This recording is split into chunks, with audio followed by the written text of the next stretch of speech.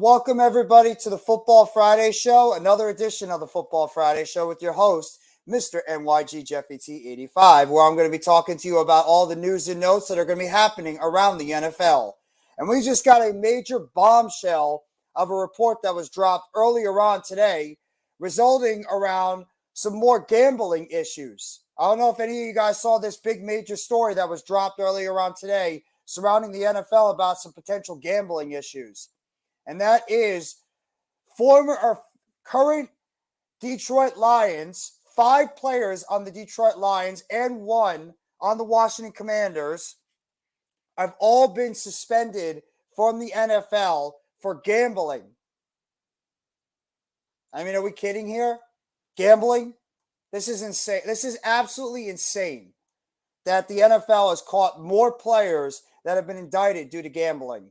I mean, who would have ever thought this would actually be the case, is that we'd see players like this, they're going to be suspended due to gambling. So the name of the players that have been suspended for 6 games, and some have been suspended indefinitely.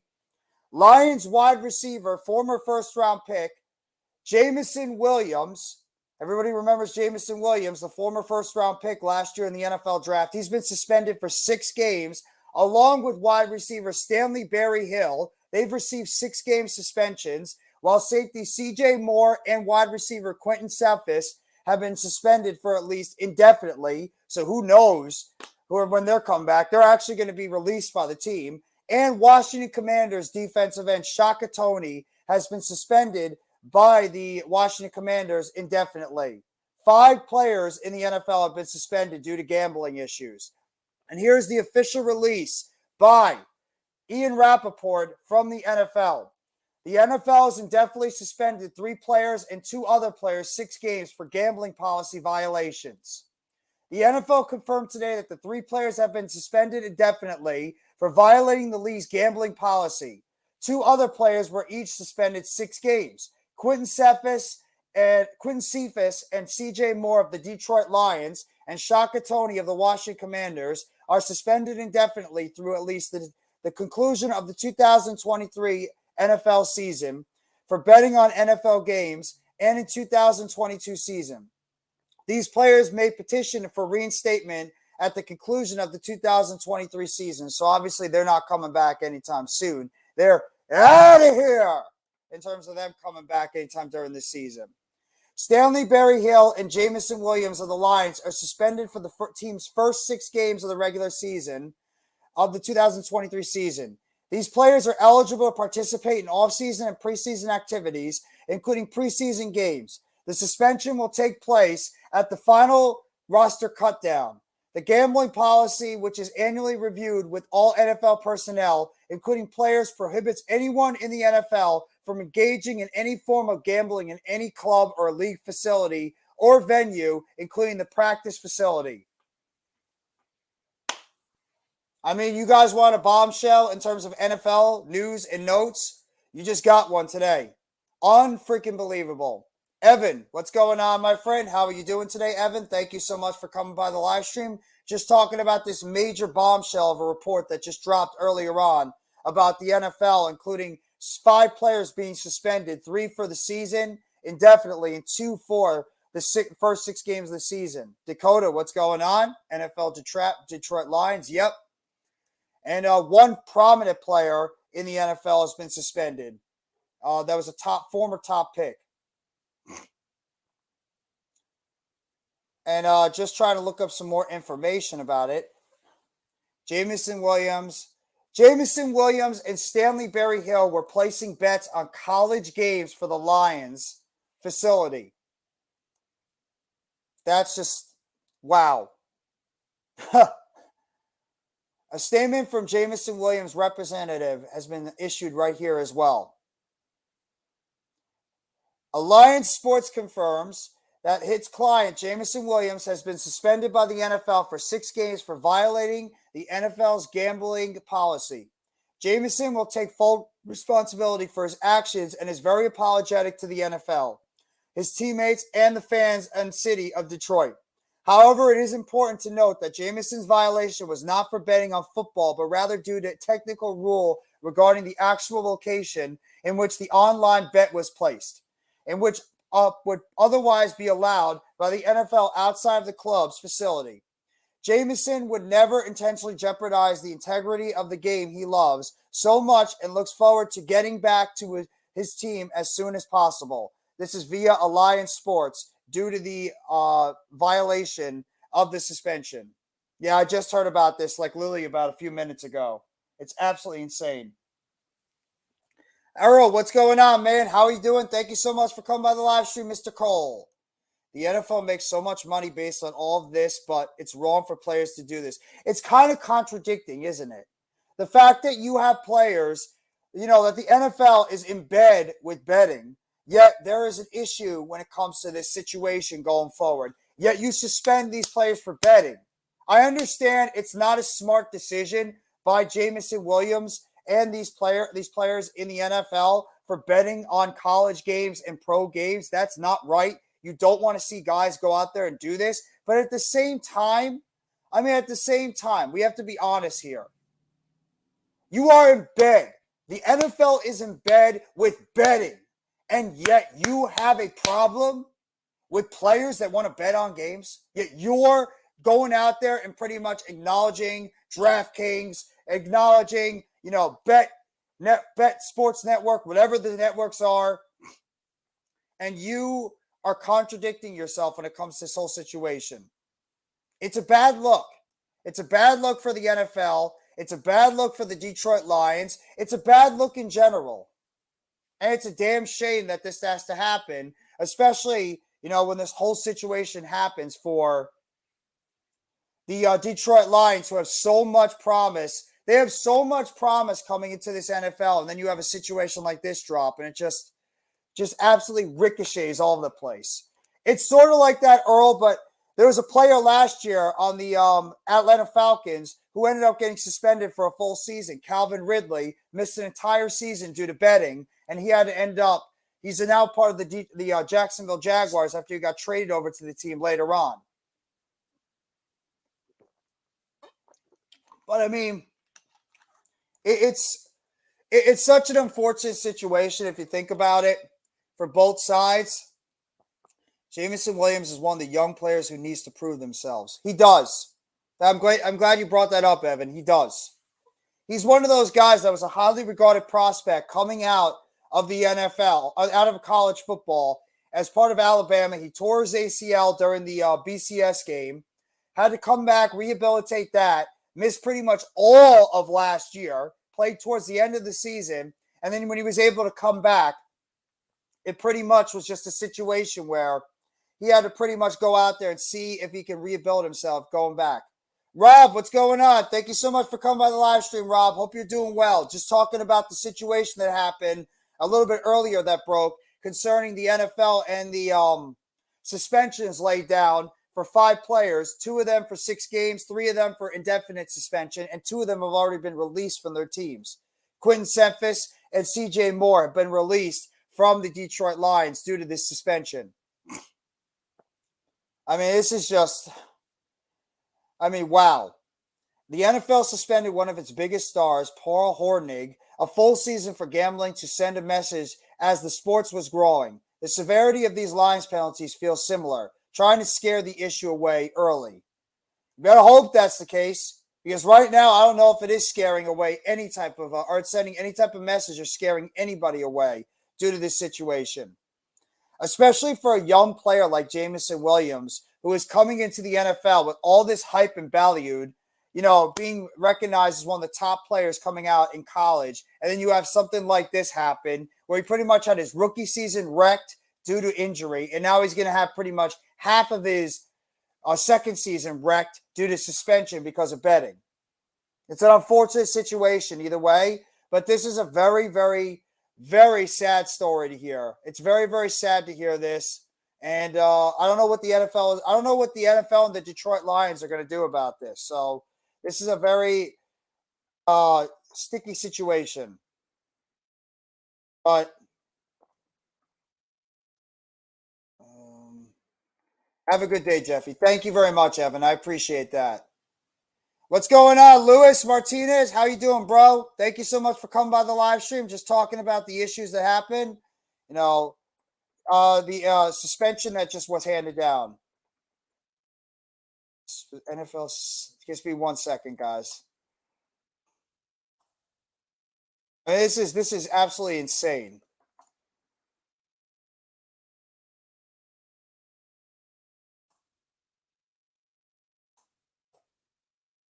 I mean,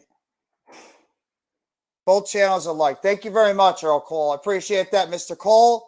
I'll let you know what's going to be happening with the Raw watch along. Right now, I have to see how the basketball game is going to play out this Saturday. If the Nets lose, they'll be eliminated, and that should be good to go for the Raw watch along on Monday. But if the Nets somehow pull off a victory on Saturday, they're going to be playing on Monday. So I'm going to have to cover that first. So I'm going to let you know when I'm going to be coming back for the Monday Night Raw watch along, just to see when the Nets get eliminated. So Andrew Brandt actually put out a tweet earlier too, saying, yes, to some, it doesn't make sense. The NFL has embraced sports betting. We fans are inundated by every NFL broadcast, yet players can't bet. They have agreed to that. It's that simple. I mean, wow. I mean, what else can you say about this situation? Reality. What else can you say about this whole situation? I mean, and there's this other news article that just popped out. Apparently, a woman from TMZ names Odell Beckham Jr. in an assault investigation, and NFL denies the investigation. Baltimore Ravens wide receiver Odell Beckham Jr. is under police investigation after a woman accused him of assault. Per TMZ Sports, police are investigating the woman's allegations that Beckham grabbed her throat with light pressure at a Los Angeles restaurant, Delilah. A representative for Beckham denied the allegations and told TMZ they haven't been contacted by the police at this point. John Terzarian, owner of Delilah, told TMZ the venue could not find evidence of Beckham assaulting the woman for surveillance footage. There is no evidence of this person even being in the area where she claims the incident occurred, Terzarian says. TMZ reported that Beckham and the woman were at the venue and remained there after the alleged altercation, where Beckham signed with the Ravens this offseason after sitting out the entire 2022 season after he tore his ACL during the first half in the Super Bowl 55 game for the Los Angeles Rams, where they ended up winning the Super Bowl. He's a three-time Pro Bowler, and Beckham signed a one-year contract with Baltimore on April 13th, and he's appeared in 96 games with three different teams in his career, obviously that being the Los Angeles Rams, the Cleveland Browns, and, of course, the New York Football Giants. Raw Watch Along returns May 15th. There you go. So, obviously, we're going on a very long hiatus for the Raw Watch Along. Maybe that might change going forward, but we'll see.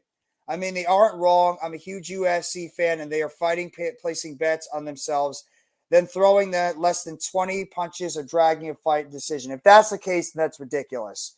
Then that needs to be addressed immediately if that's the case. I mean, you don't want anybody to really take sports betting to this type of degree where unfortunately it's going to get involved with the integrity of the game. That's ridiculous that ends up happening. So we'll have to wait and see what's going to happen going forward. Honestly, we're going to have to wait and see what's going to happen. Some of the other news that's been dropped and reported so far. Raphael, what's going on? Raph, how you doing? Thank you so much for coming by the live stream. I appreciate you being here, my friend. We have 5 in the chat so far. Thank you all very much for being here. Excuse me. The Bills have signed kicker Tyler Bass to an extension for 4 years through 2027, and the deal is going to be worth up to $21 million so far, and it's a meaningless number, but it does include a robust $12.3 million guaranteed. It's a deserved extension for a 26-year-old who has converted north of 87% of his field goal attempts each of the past 2 seasons in one of the toughest weather divisions in football, obviously that being in, of course, Buffalo. Bass doesn't have the biggest leg, but his accuracy is more than sufficient for the NFL, for the Super Bowl or bust Bills. There you go. So the Bills obviously see the value in their kicker, and they went out there and they locked him up long-term to an extension going forward so far. Some other news that's been dropped. The Cowboys have officially exercised the fifth-year option on wide receiver CeeDee Lamb for 2024. This is obviously it's a no-brainer move that is going to fully guarantee $17.9 million in 2024 for Lamb, and he's continuing his breakthrough as one of the league's very best wide receivers. While Lamb took a major statistical step in 2022 and should be in for another targets and compiling bonanza this fall, even with the Cowboys follow through on their threats to get more run heavy. I don't know how the Cowboys are going to get more run heavy with the fact that they don't really have a running game right now. I mean, Tony Pollard is coming off a major injury, and also the fact you have Ezekiel Elliott, who's currently right now a free agent after the Cowboys released him due to, his contract overall. So we'll have to wait and see what's going to happen with that whole situation, with the Dallas Cowboys and their running game going forward. Either way, it's a situation worth monitoring going forward. So some of the other news, the New York Jets, and I have something to break about the New York Jets. Jets signed defensive end edge rusher Bryce Huff to a one-year, $4.3 million deal. Huff was tendered at the second-round level as a restricted free agent, and the 25-year-old has emerged as an efficient situational pass rusher. He's good through something that can be hard to price and on an open market. Huff will need to take another step forward in 2023 to truly cash in next spring. Huff was one of those situational pass rushers for the New York Jets that was able to go out there and really be able to produce for this team going forward. So that's a solid depth signing for them, for the New York Jets. The Dallas Cowboys have signed a second-round restricted free agent tender on right tackle Terrence Steele, who's coming back right now from a torn ACL that he suffered last year in December. His health will be a big deal for Dallas' run game. The Cowboys will be counting on Steele in the walk year of his alternative. As the alternative, would likely see them using one of Tyler or Tyron Smith at right tackle. Obviously, we're going to have to wait and see what's going to happen due to health issues with Terrence Steele, and if he's going to be good to go. If not, then they're going to have to go with one of either Tyron or Tyler Smith at that right tackle position going forward. The Baltimore Ravens. Obviously, we're still waiting on what's going to happen with Lamar Jackson, but just to make them a little bit more secured, they have officially signed backup quarterback Tyler Huntley to a 1 year, $2.627 million contract. There you go. I just had to get it out. They've signed him to a deal to be back there to back up the team going into the next 2023 NFL season. And last year for the Ravens, he's throwing for 1,754 yards, 5 touchdowns, 7 interceptions, while adding another 454 yards and 3 scores on the ground. He's a competent backup, and obviously what we remember from Tyler Huntley is the fact that he fumbled the football at the goal line during the divisional round against the Cincinnati Bengals, where he fumbled the football, and then you see the Bengals defensive end take it all the way back for a 99-yard touchdown. Sam Hubbard takes it back for a 99-yard touchdown return and that ended up putting the game out of reach. And that's pretty much been Tyler Huntley's career. He was named to a Pro Bowl, though. Unbelievably, he was named to a Pro Bowl. So go figure on that one. Guy doesn't pretty much has a pedestrian year, but yet he's a Pro Bowler. That just shows the quality of quarterbacks, I guess, that were not playing in the Pro Bowl this past season. And Commanders head coach Ron Rivera said that the team feels very comfortable with their current quarterback situation, including, of course, Jacoby Brissett and Sam Howell, who was drafted in the 5th round last year out of North Carolina by the Washington Commanders. I don't know how I feel about that. I don't think the Washington Commanders at all are as secure with their quarterback situation as they might think that they are. They're going to put it out there and say that they're secure with their quarterback situation. But when we get towards the NFL draft, is there anybody that's really going to believe if Anthony Richardson or one of these top quarterbacks somehow fall, that they're not going to be very, interested in possibly trying to trade up and bring in one of those top quarterbacks if they somehow fall around that, late teens, early 20s, right range? That's what I'm starting to think when it comes to this whole situation. And some other news that just broke. I don't know if you guys heard about this too. A couple of days yesterday. Apparently, Aaron Rodgers is trying to continue his leverage in trying to get more players part of this New York Jets team, and that is including outside linebacker or defensive end / defensive tackle Calais Campbell. Another one of the players Aaron Rodgers is lobbying the New York Jets to go out there and sign to bring into the organization to try to help sway him. The ever long story that's going on with Aaron Rodgers and the New York Jets, trying to sway him to come into the New York Jets as another addition to this team before they eventually, whenever the hell that is, pull off this trade going forward. So that's another thing to look out for. Is when are we actually going to get this news about Aaron Rodgers being friggin' traded to the damn Jets already? AK, what's going on, AK? How you doing, bro? Appreciate you coming by the live stream, my friend. I mean, I'm so sick and tired of this Aaron Rodgers situation. I really am. It's like the ever going story of Aaron Rodgers and the New York Jets. Can you just please get traded to the New York Jets already? I mean, I'm so sick of this goddamn story already. It's just repeatedly every single second. Aaron Rodgers should get off those perks instead of trying to join the Jets. How funny would it be if this ends up happening and you see another team swoop in and end up trading for Aaron Rodgers, and the New York Jets are sitting there at the altar, like, the famous quote has been said, and the Jets end up having to play Zach Wilson as their quarterback, unless they get desperate out there and they decide they want to trade for a guy like, a Lamar Jackson. If Baltimore still has no idea what the hell they're going to do with their quarterback situation going forward. It's such a tricky situation right now. Who the hell really knows what's going to happen with this whole situation? But I'm just waiting for Aaron Rodgers to get traded already. Please. You ain't wrong. I have a special guest on the panel right now. You guys all know him.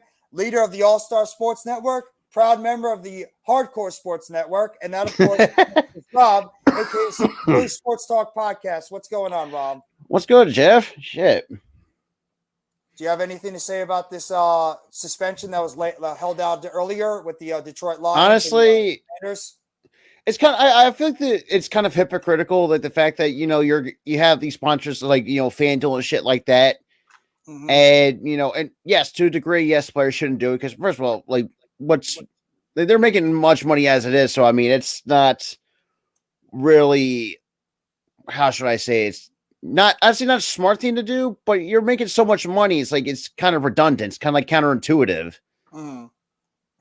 Do you think that the suspensions though for like Jameson Williams, these guys are warranted? Because I heard they were gambling on college football games at a certain facility, and if they were at a different facility overall, I would say it would have been warranted. It's like that's kind of the new norm nowadays. It's like, I don't know. It doesn't make sense to me. Also, then at the end, the NFL has been very inconsistent with the punishments because, like you said, look at last year, Calvin Ridley missed the entire season because of betting. Now you got Jameson Williams and some other schmuck. Was it Shakatoni? I think is his name. Shakatoni of the Commanders and another wide receiver on the. And for 6 games, it's like make it make sense. Like the punishments has been very. It's like a broken wheel of the NFL punishments. I mean, it's very suspicious how this happened. I mean, I'm very confused by the whole situation. I mean, I just don't understand why you're the NFL. We understand the NFL is in bed with betting, and then these players end up getting suspended. Maybe I just seem like completely off the grid on this whole situation. I have no idea what the hell I'm talking about. It's a very odd situation with this whole thing, especially when we know they're in bed with DraftKings. They're in bed with all these different other types of betting organizations. It's ridiculous. Yeah, you ain't wrong. You're not wrong. Because, I mean, I use FanDuel from time to time. He says it right here. AK just lines it up. AK said it best. Yeah. AK, if you want to pop on too with us, you're more than welcome to pop on the live stream with us if you want. And glad to hear that you're doing well, bro. But, I mean... how would you feel if you're Jameson Williams right now? You're talking about a kid that had so much promise coming out of the college football. The kid was going to be a top-rated wide receiver easily coming into the NFL draft. He was a top 10 pick. Then he ends up tearing his ACL during the BCS championship game. And then he ends up missing pretty much all of last year, comes in, doesn't play as good. You know, he seems to be a little bit full of himself. He's just one of those types of players, but then starts getting his footing a little bit as a deep threat, and then ends up having this situation where now he's going to miss the first 6 games of the NFL season. That kid just can't catch a freaking break right now. No. And you have to wonder, like, what's next? Like, what's next for Detroit? Yeah, I mean, shit, you already dealt. Shit. I'm unfortunately had to put up with this torn ACL, which, can't blame them because, it's kind of out of their control. It's just like, and speaking of the Lamar thing too, it's just like, man, I know Raven fans are going to be fucking pissed if somehow they're going to let Lamar might consider walking. The Ravens are not going to get his money. Mm. So because we took care of what we needed to do, and not have this kind of same situation with Jalen Hurts. And we look at the contract, he took less guaranteed at signing, $110 million, than what Lamar was projected to get. It was about 130 some odd million guaranteed at signing, whatever the number was, for a 5-year, $255 million contract, and with the AAV at 51 mil. So it's pretty much it's pretty much in a way you could say team friendly. Yeah. And do you think that Lamar Jackson might be sitting on the side right now? He might be waiting for what's going to happen with the Aaron Rodgers situation before he lets it play out. So that's another thing you got to think about. Is he waiting? And too, you just got to take into consideration that Burrow and Herbert need to get paid as well. Exactly. And that's what in the Hurts contract kind of reset the market. Mm-hmm. So he might be waiting on that whole situation to play out. But look who's we have another guest on the panel, of course, one half and co-founders of the Hardcore Sports Network. You all know him as one of the Eagles leaders of the nation. He's not afraid to shit talk to you. It's all good. Yeah. And that, of course, is Mr. AK Eagles. AK, what's going on, bro?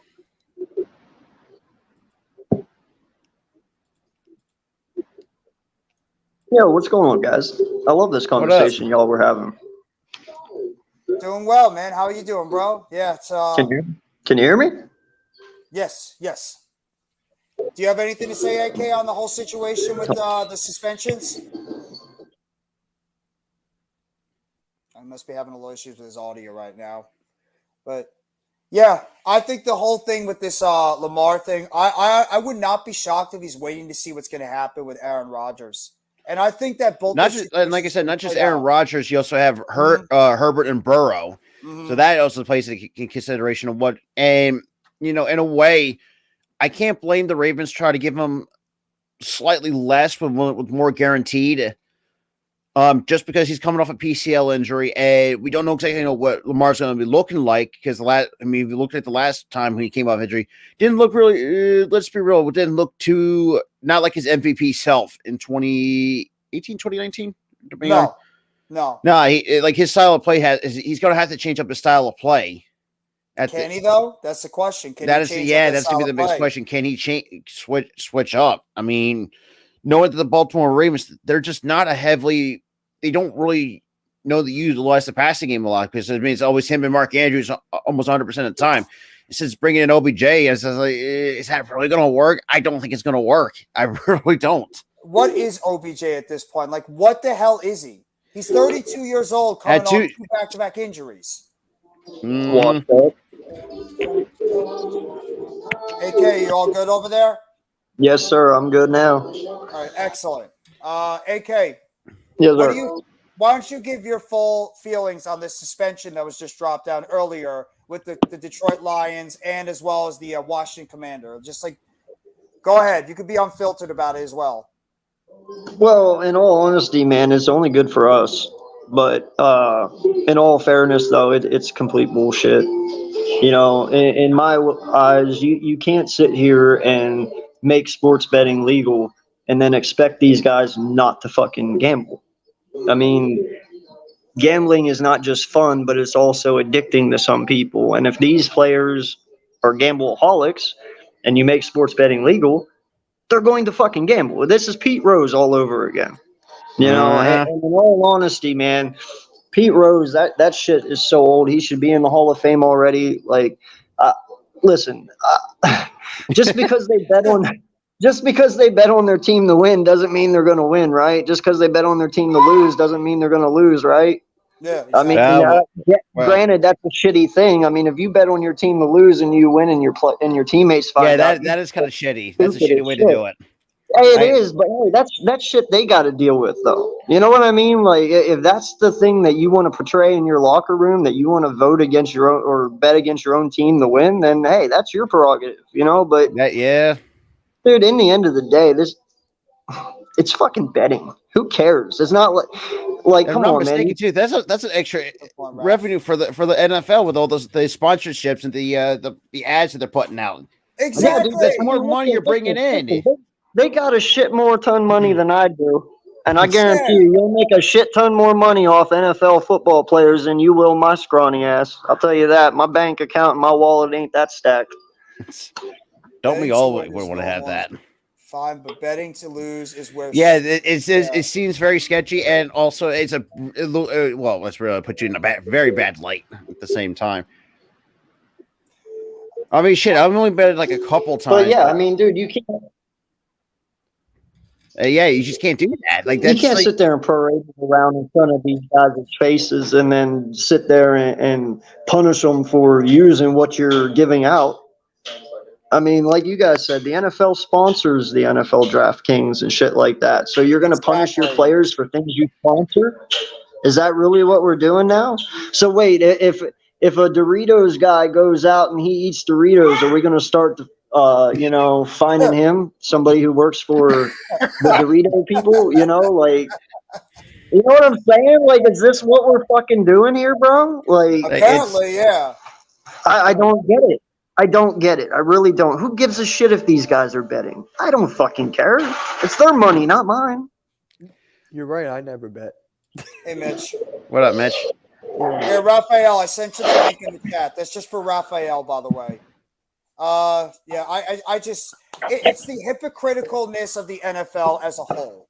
The NFL is such an ass backwards organization. We all love it. We all bleed the NFL. We all love the NFL as a sport. Even though, and at the same time, we do like to shit on them for being being hypocrites. They're so hypocritical, a damn organization. Everything they do is so ass backwards from what they should be. Because think about it, because you're seeing like a lot of teams, or like one perfect example. The one thing that was actually working is you can actually challenge the pass interference calls, but when they took that away, that pissed everybody off. Yeah, and see how well that worked out well. And the concussion protocol, it's well, that's a whole nother story for a whole nother issue. But holy crap, they're getting new helmets, Rob. They're getting new helmets. Let's see if it's actually going to work. I doubt it, but. Speaking of concussions, though, I don't know if anybody actually picked up on this. Tua actually did consider retirement last season. Actually, thought about walking away after this. I think it's after his second concussion against the Bengals. Like that really kind of, put that in consideration. Like he was ready to step away from the gridiron because after that. So I mean, it's just like I'd be worried about him playing again. I really would. The question is, with the Miami Dolphins, what are you going to do? Because I don't know who's the backup right now.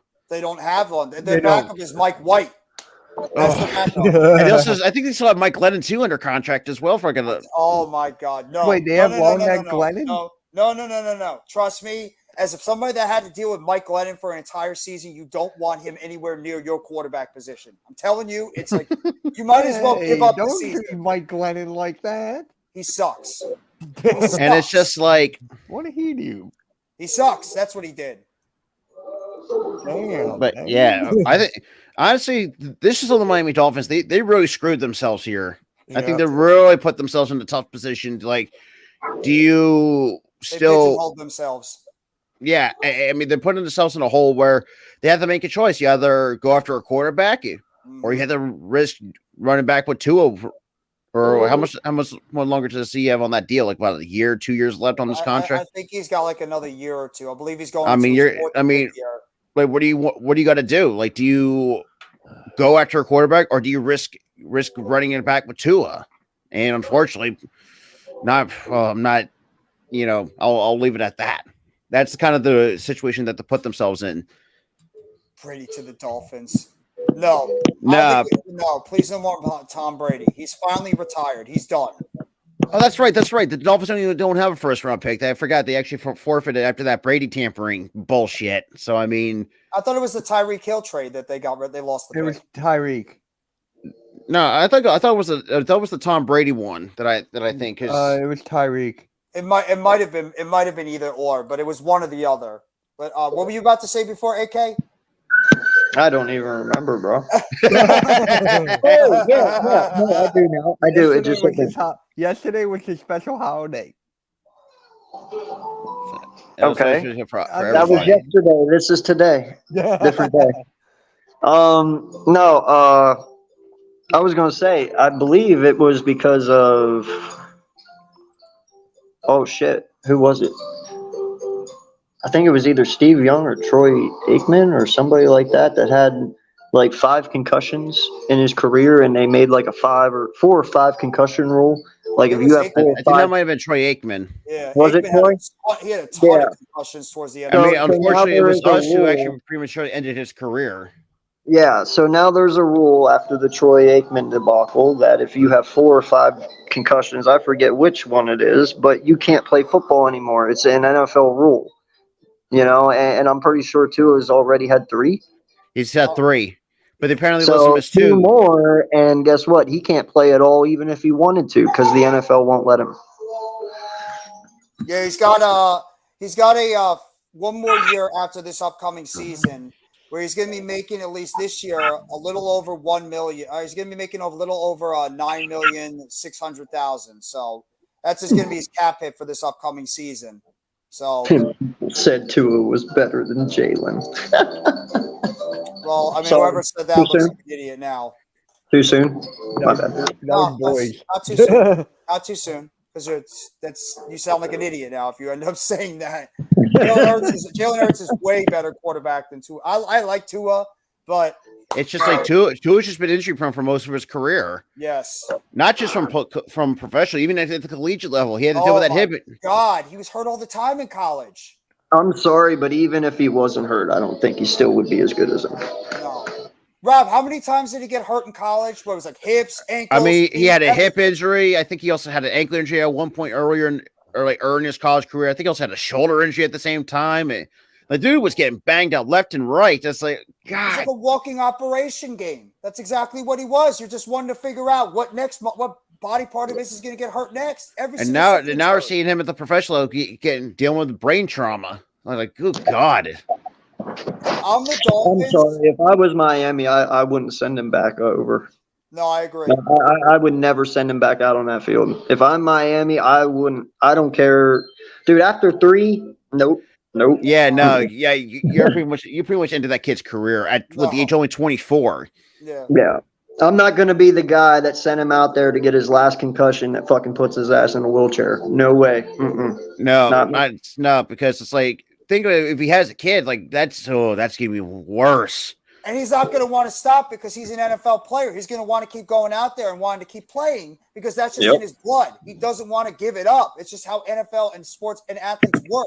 Even when you get, you're told maybe it's not the best idea to play. Maybe it's the best idea to stay off to the side and take it easy. They're not going to do that. This is just in their blood. This is what they've been training for all these years. So you fear that this kid is going to end up getting himself hurt in the end. And he's going to find a way to, and that's going to, and it's proven AK's point. Like he might force himself into a wheelchair if that was the case. And you don't ever want to see something like that. Oh, dude, especially at a very young age, at the age of 24. No, absolutely not. Dude, you can only take so many. You can only take so many concussions before your brain can't stand. I mean, shit. Look what happened to Junior Seau before. That infamous incident, or who's another one I can't think of at the top of my head. There's been a lot of. Well, I'm not saying Antonio Brown, but even though that he might be dealing with some stuff after that. I think that Vontaze Burfict hit really knocked the screws loose out of him. And Absolutely. there's a few other ones that went. Let's be real. Did some horrible things, and obviously, and we come to find out they were doing with CTE, and it's was just, and yet, and that's where one of my hypocrisies I want to really point out is the player safety bullshit. You've been trying to be asking for player safety for over a decade, and where's the change? I mean, helmet change is not going to do anything. 16 games, 17 games, 18 games. Keep adding on games. Don't expand the roster. No guarantee contracts. Don't even get me started, Rob. Like, I mean, there's a lot. Yeah. The NFL is such a hypocritical business, but you understand they're going to do whatever they can to make the most money possible. But it's so damn hypocritical, some of the things that they do, especially to their athletes. These players don't have guaranteed contracts. Look at Damar Hamlin, for crying out loud. He's not protected by the NFL over the pension program. In which he should be, after what he had to deal with over the past few months. The dude. But the good news is, though, he's already cleared for football activity. But then again, they always did say that situation is it's very slim to none in terms of the risks. Hey, Jeff, I have a question. I have an answer. Where's your locker in that locker room? Ladies and gentlemen, that's a Mitch Kofsky-ism right there. Hey, You know what? I'll let you see if you could point it out and you can identify where my locker is and where everybody else's locker is. You know, Mac's locker, Adam's locker, Zion's locker, maybe Big Pat's locker, Lou's locker, Joel's locker. You could Miz's locker. You can find it somewhere. But it's there somewhere. But wait, are you feeling better after last night? don't even get me started about that. Please don't get me started. I really don't want to get mad about that. I had to deal with that crap last night. I don't want to get mad about it. I'm ready fuming. I couldn't sleep after that game last night. I was that pissed off. But I'm people say, well, and that's the thing too with Hurts though, and looking at his contract, his new contract isn't kick until next year, so we don't know exactly what the numbers are looking like.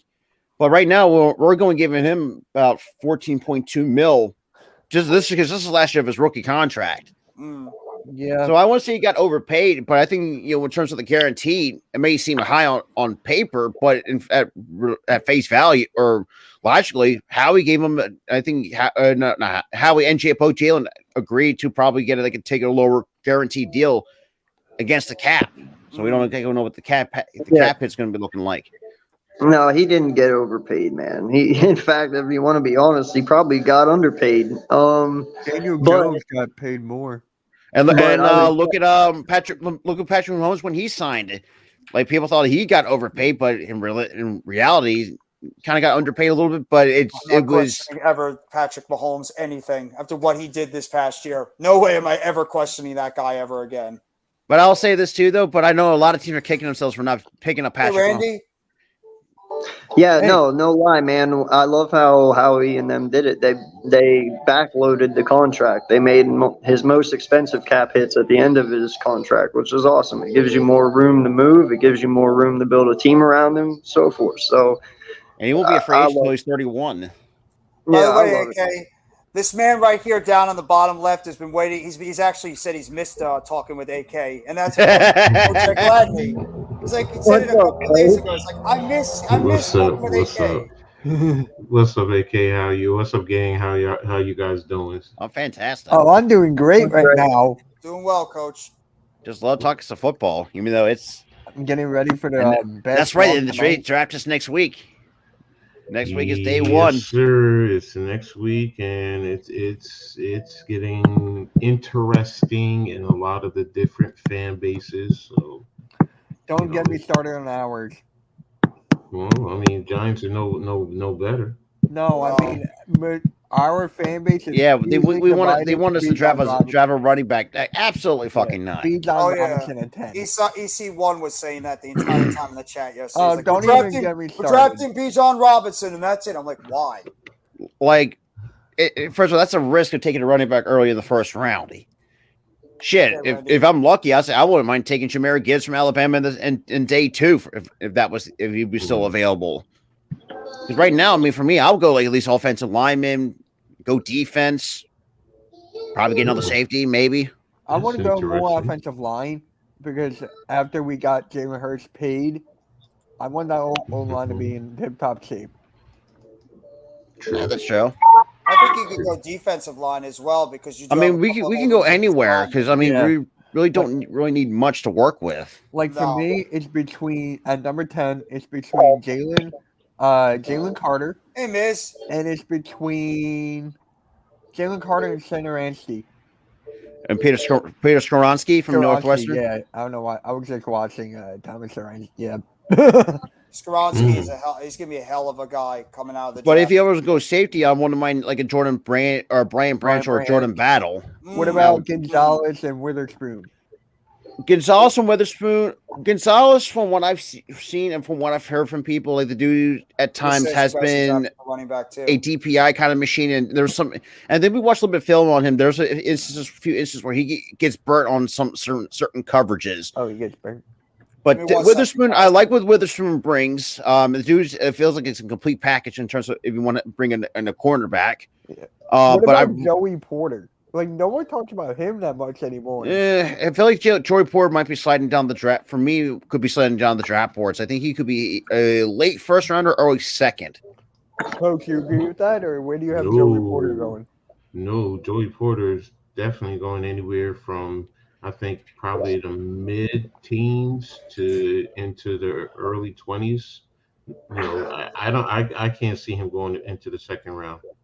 I just can't. I mean, he has too much talent. First of all, he has good length, and nowadays everyone's going with the bigger cornerbacks, especially with when you're trying to jam off the line of scrimmage. He does well getting with the jams. And he's competed against some of the top cornerbacks in the country at the Ohio States and across the spectrum. So second round, I'd be shocked if he was a second rounder. Now, if you said he was a late first rounder, okay, I can understand that. And late, like mid-teens to late first rounder. Yeah, at best. If you're talking about nowhere past the Giants, okay, yeah. But second round, anybody who told you that, I disagree personally. So like I said, that's what I've been like.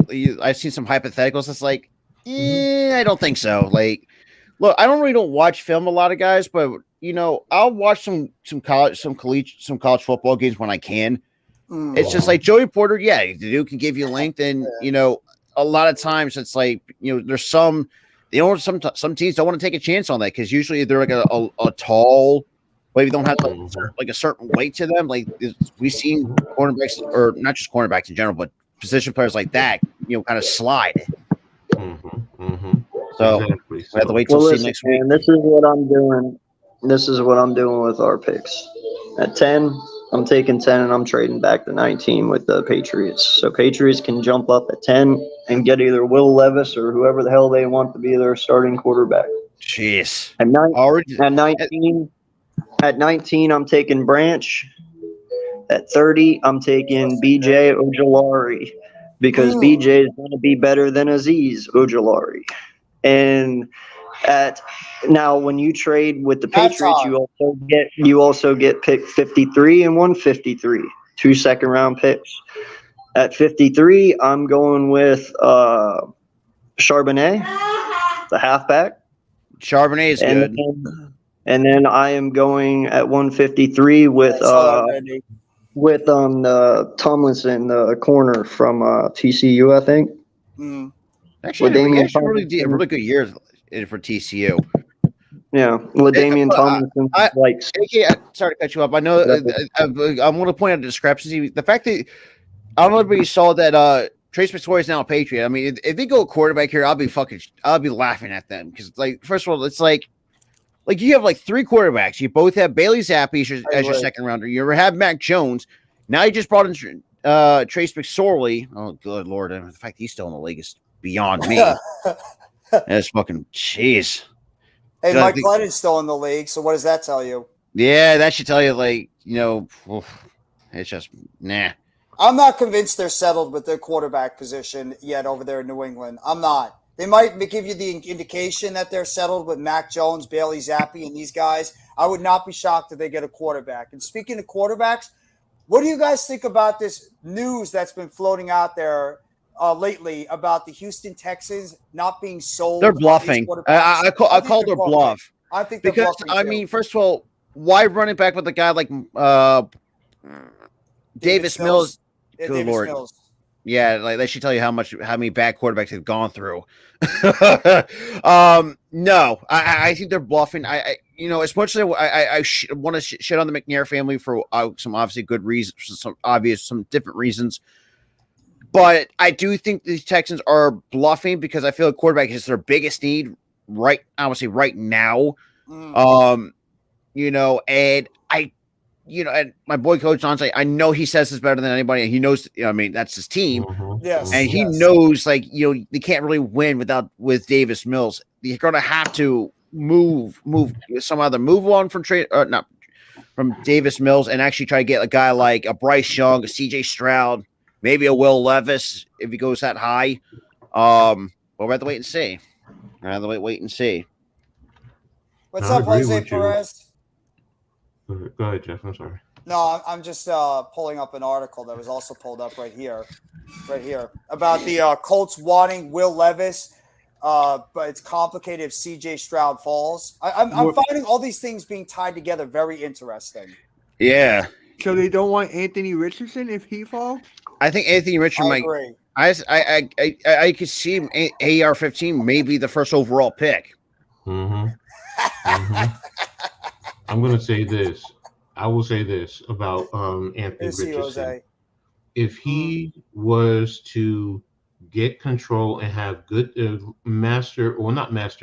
being able to put good touch on his passes and work the mid-range as well as the intermediate, short range and intermediate, he could actually end up being the best quarterback out of this group down the road. I agree with but that. he has to, and he has to be able to read the field and make sure he puts the football in the proper places for his playmakers to make plays on the ball. Because if he does that, we all know he has a cannon of an arm, and his athletic ability is just out of this world. So if you were to add that to it, then he could, in a short period of time, eventually elevate himself to being the best quarterback out of this draft, and in the right situation, probably end up being one of the top 5 quarterbacks in the league. But he has to, I can't hammer that enough.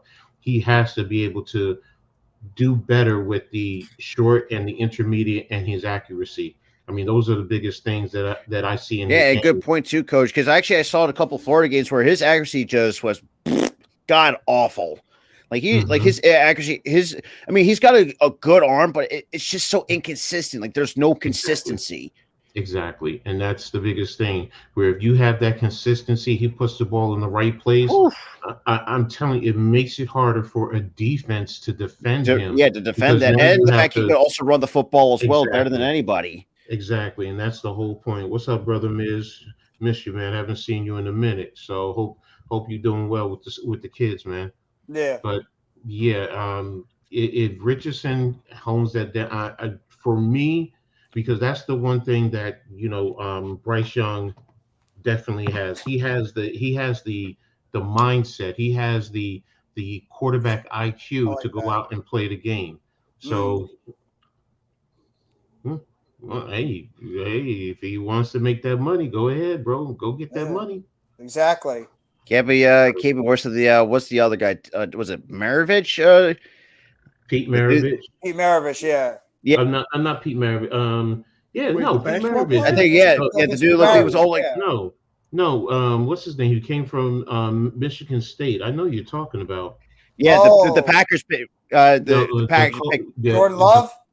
Yeah, this was years ago. Colts. Oh, wait. The offensive lineman. He was Robert got drafted. I'll look him up. Hold on a second. Hey, Raph. Hello. What the hell is this? He was a big guy that was drafted by the Packers way back in the day. Oh, it's gonna bother me now. Is it in the 90s by any chance, or was it in the it's in the 90s? 90s. Tony Mandarich. Awesome to hear, Miz. Keep doing what you're doing, man. A lot of knowledge that you can bring to these young kids out there. Well, that's just like Robert Gallery too. Remember Robert Gallery? I gotta get going. Oh. Okay. panel Well, just Jeff, I got to get going, bud. No, I know. The panel Oh, just got sad okay. because AK's got to go. Hey, Oh, East West no. tonight. Yep. East meets West tonight at 9. I'll be back. And if you're a Cubs fan, I got you guys too with the Dodgers and Cubs Okay. later at 2:20. 9 o'clock. All right, I'll make sure 2:20. Oh my I god. catch you there. It was Yeah, good right. seeing you guys. Love Good to see talking you with you too, for a little bit. Missed you, All bro. right, AK. Yeah. I'll Hey, be, Gav. I'll be Alright, around more. All right, much love Later, and guys. respect, Have a brother. good one, AK Eagles. Take care of yourself, AK. Yes, sir, Coach. Take care, buddy. All right. Big Knicks game tonight. Don't get coach started, or he's going to Jeff and I and Randy are Oh speaking my tonight. god. Oh, Hey, I sounded that too. Me and Tyler are going into the wrestling time machine. We're going back 24 years, back to 1999. Oh, I Yeah, love this. Raphael knows what I'm talking about. We're going back to the very first episode of SmackDown on August 26, 1999. Oh my God. Yeah, me That and Tyler, was the we're month- busting that it. was the month that We're I going was back. born. We're going to go through the wrestling time machine over the years. It's going to be a lot of fun, especially at 7 o'clock tonight as well. Oh, by the way, Randy said in the chat before. Apparently, the Raptors fired their head coach. Yeah, Yeah, they did. 20. That was expected to happen. Yeah, Yeah, that was but see, expected. surprised. I was texting Randy. He was like, wait, what did he text me earlier? He was like, yep, y'all overlooked me constantly. Oh Because my he called it a God. couple weeks ago. Mm. I'm not really surprised by that at all. That was Yeah, that was They're coming. going to get Ime Udoka. Yeah, I think that's where they're going. I think it's exactly Yeah, what they they're Nurse doing. is going to the about that. Raptors. Not really shocked. For the Eagles. You mean Jose, or for the Giants running back in the third? If there's a running back in the third round, shit. Jimmy I would not be Spears an out eight- of no. Tulane. There's several running backs in the third round you can get. You know, you got Spears from Tulane, McBride from UAB. I don't think Gibbs will be there, but you have what's his name from Tech A whatever his name, A Chain or A Kane from Texas A&M. So I mean, you do have You got some we're going decent, running some good back. value out in that third round. Jose, I don't Yeah. think we're going running back in the third round. I think that if we go running back, it's going to be towards the mid rounds, if anything. Like fourth, fifth, sixth round Wait, there. do you guys have a pick in every round? yeah. Yes. Like, We have one in each of the first, second, third, fourth. Do we have two in the fifth? No, we have one in the fifth. I think we have three in the seventh. Yeah, I know think we have a three- couple in the seventh, Coach. I think we do. Yeah, so Hey, we have a total of 10 picks. So Mm. I'm trying to remember the order because we had 2 thirds, but we gave up one in the Waller trade. yeah. Hey, can And- we do Yeah, a mock so draft don't worry. and I'll get further on here? Okay, whatever y'all want, bro.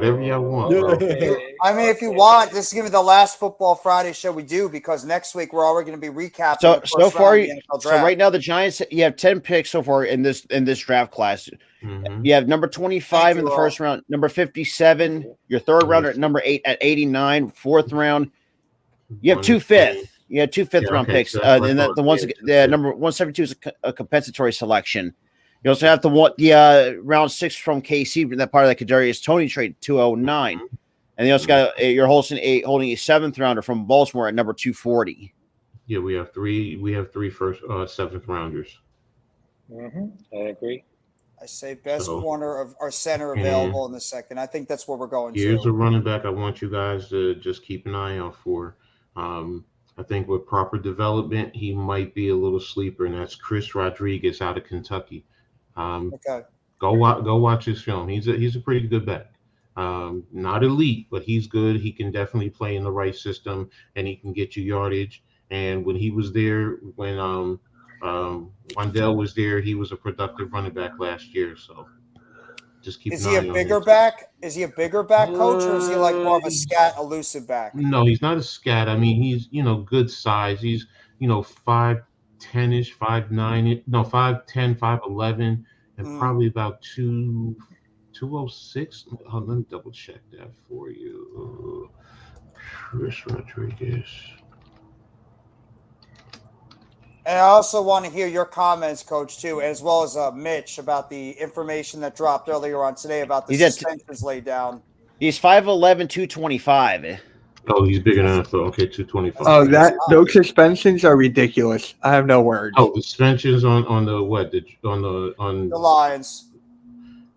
Yeah. Not just the Lions. You also had Shaka Tony get suspended for it. Yeah. I mean, And another wide receiver. They also suspended members inside their organization. I mean, they let go or suspended or let go of members in their organization. So it's not just the players. So I mean, if the rules say you cannot, if the rule says you cannot bet when you're on the facility or when you're traveling with the team, or you can't bet on football, then it's real simple. Don't do it. If you do it, then you know what? You pay the price. I mean, look at Calvin really a couple of years ago. Exactly. So, and that's the thing. The NFL, because they're going to crack down, and we get it. Players are people too. They like to bet and all of this, but you're like it's and that's what I said earlier. Like so counterintuitive because you're making like millions of dollars. It's like why the hell would you want to bet? Like that's kind of intuitive. Because it's just think about Michael Jordan. Michael Jordan likes going to Atlantic City to yeah, I remember that story. He had a huge gambling problem. That's the whole point. And when you have more money, you're now looking to bet and make more money off of that money. So if you're in a big stake game and there's $500,000 on the table, you're not going to want to sit there and win that. Yeah, you're going to want to do that. We're at a low spectrum, so that's a lot of money to most of us. To them, that's like, know what, we're making a bet and it's like $5-10, all right, Thank you, whatever. Lewis. Thank you, Luis. I get it. And and how many of us also think about it when they do the Mega Millions and the Powerball and they're up to $1 billion? You don't think everybody and their mom is in there throwing in some money? Yeah. Exactly. So come on, we're around it on a consistent basis. So I get it with them. They're people. Yes, we will say you're making millions of dollars, but when they make and with those millions of dollars, sometimes we forget that everything gets eaten up between the taxes, paying your agent and all of this. You got your house, your mortgage, your mortgage payment is more than what we are looking at. They pay their bills. They get bills. Look at how many athletes end up washing out because they're going bankrupt because. I mean, shit. Like another perfect example that I remember clearly. Look at AI. Exactly. Had everything in hand, but had surrounded himself with the wrong people and went bankrupt, basically. So that's when I see situations like this, the bottom line is, don't do it. If that's the rules, if the NFL says these are the rules, it's just like with supplements putting into their bodies. They're responsible for what goes in their body. Well, guess what? You're responsible for your actions. So if you good point. I mean, and I think that was look at the MLB. Like there's some players I say, oh, I didn't know. It's like you knew what you were doing. I know that, and sometimes I see those. Look for like Tatis. I can see right through the bullshit. It's like if you knew that shit was man, why the hell would you do it? And that's kind of like you're saying, like it happens in all leagues. Exactly. So I mean, it really happens, and well, for so many reasons, I never bet in my life because I never bet money on that one. But I think for the draft right here, I think because we need to look for the cornerback, the linebacker, because the full position of wide receiver is totally stacked with Devontae Adams, Jacoby Myers, and of course there's Hunter Renfrow. But we need to improve the defense because last season we just went to the worst because they had two games that they passed out, which is the Kansas City Chiefs and of course the Arizona Cardinals. It didn't went good for the third and fourth quarters, so we need to boost it up, more defense and of course more offensive linebacker, defensive tackle. There's one kid that I've been studying the last night, and his name is Tony, but he was pronounced like Adewale. He was from the Minnesota. Oh, he was from Minnesota, Northwestern Wildcats. Oh, he was really impressive. Go for it, Miz. He was really impressive because he has the more speed, he had the intensity, and he's He's like I hear 6 what you're foot. saying, He added Jose. 1,000 pounds. And that kid is really, really incredible when it comes to defensive tackle. He had the ability, that speed, and everybody needs to about it. Mhm. I mean, look at and Chris Rodriguez too. I mean, so far in 2022 he had 175 attempts on 900, almost had 1,000-yard season with 6 Mhm. touchdowns. Mhm. I mean, his best game came against Louisville, where he carried the ball 24 times for 120 yards, as long as it was a 20-yard run. Check last year when Wandell was there with him. Last year, because 2021. By the way, guys, Yeah, what's I'm up? sorry. Go ahead, Coach. Finish what you No, were go ahead. saying. No, I was just saying the year. Go ahead. No, I was going to say real quickly, do you think by when we get to this time next week, are we going to have a solution on the Lamar Jackson and Aaron Rodgers situation? We'll see. I'm not holding my breath over it. Aaron Rodgers will not be a New York Jet.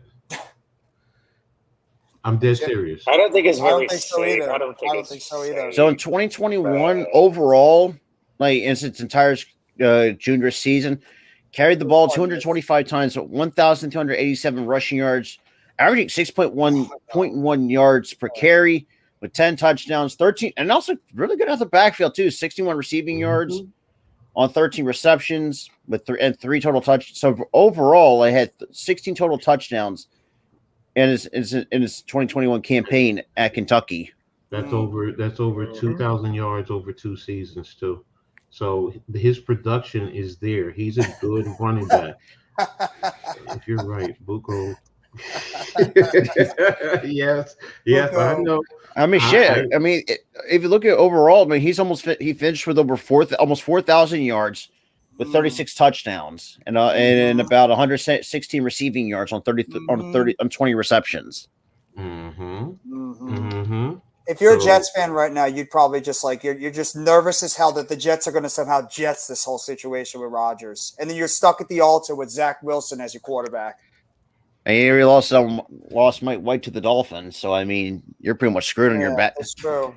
Who is their backup right now? I don't know. I don't think they even have one. No, I don't think so either. It's Zach Wilson and wow. I mean, that's the only thing that you can ever about it. Wow. Oh my god. That's the whole point. It's okay. Who is it? So they're betting their whole entire stake on getting Aaron Rodgers. That's the problem right now. If they muff this up, they are screwed beyond belief. They have to get this done because would any of you guys be shocked? So right now, so I'm looking at their depth chart. They have Tim Boyle and Chris Streveler. Oh, I see Streveler play too. Streveler, he can run, but he can't throw. Yeah, it's just. Ugh. Oh my god. Here's the breakdown on Rodriguez. What's up, Adam?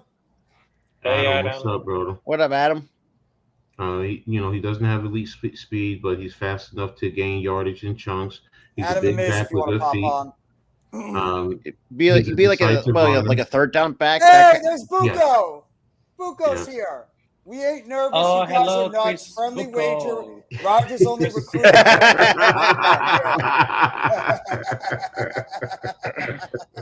What's up, Buko? Buko. Look, bro, I Buko. have doubts. I'm not gonna lie to you. I have my doubts. What you talking about? We're talking about Aaron Rodgers to the Jets. Yeah. So It's funny that Buko, Adam, and Miz are all here at the same time when it comes to the situation. All three of them are intertwined in this. Hey, boy.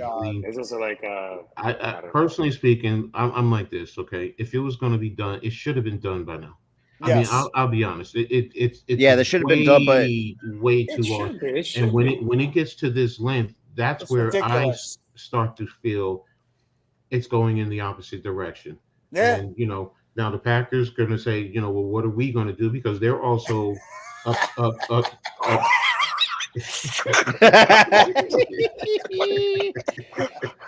almost dropped on my earphone. Poor Buko. But they if I mean, in both sides, that's why it's important for both sides to get it done. But the way this haggling is going, I mean, eventually in negotiations, you start one at each end of the spectrum and work to a middle point. It's just that That's true. simple. So why are they that's not true. getting it done? Packers are just delusional thinking. Hey, I get you He's with right that. about I that. understand He is that. right about that. Yeah, you're right that they're I mean, he's delusional right. for that. The Jets also set up getting the two second round draft picks, which we all thought, okay, that's what they're going to use as Yeah. part of to get Rodgers.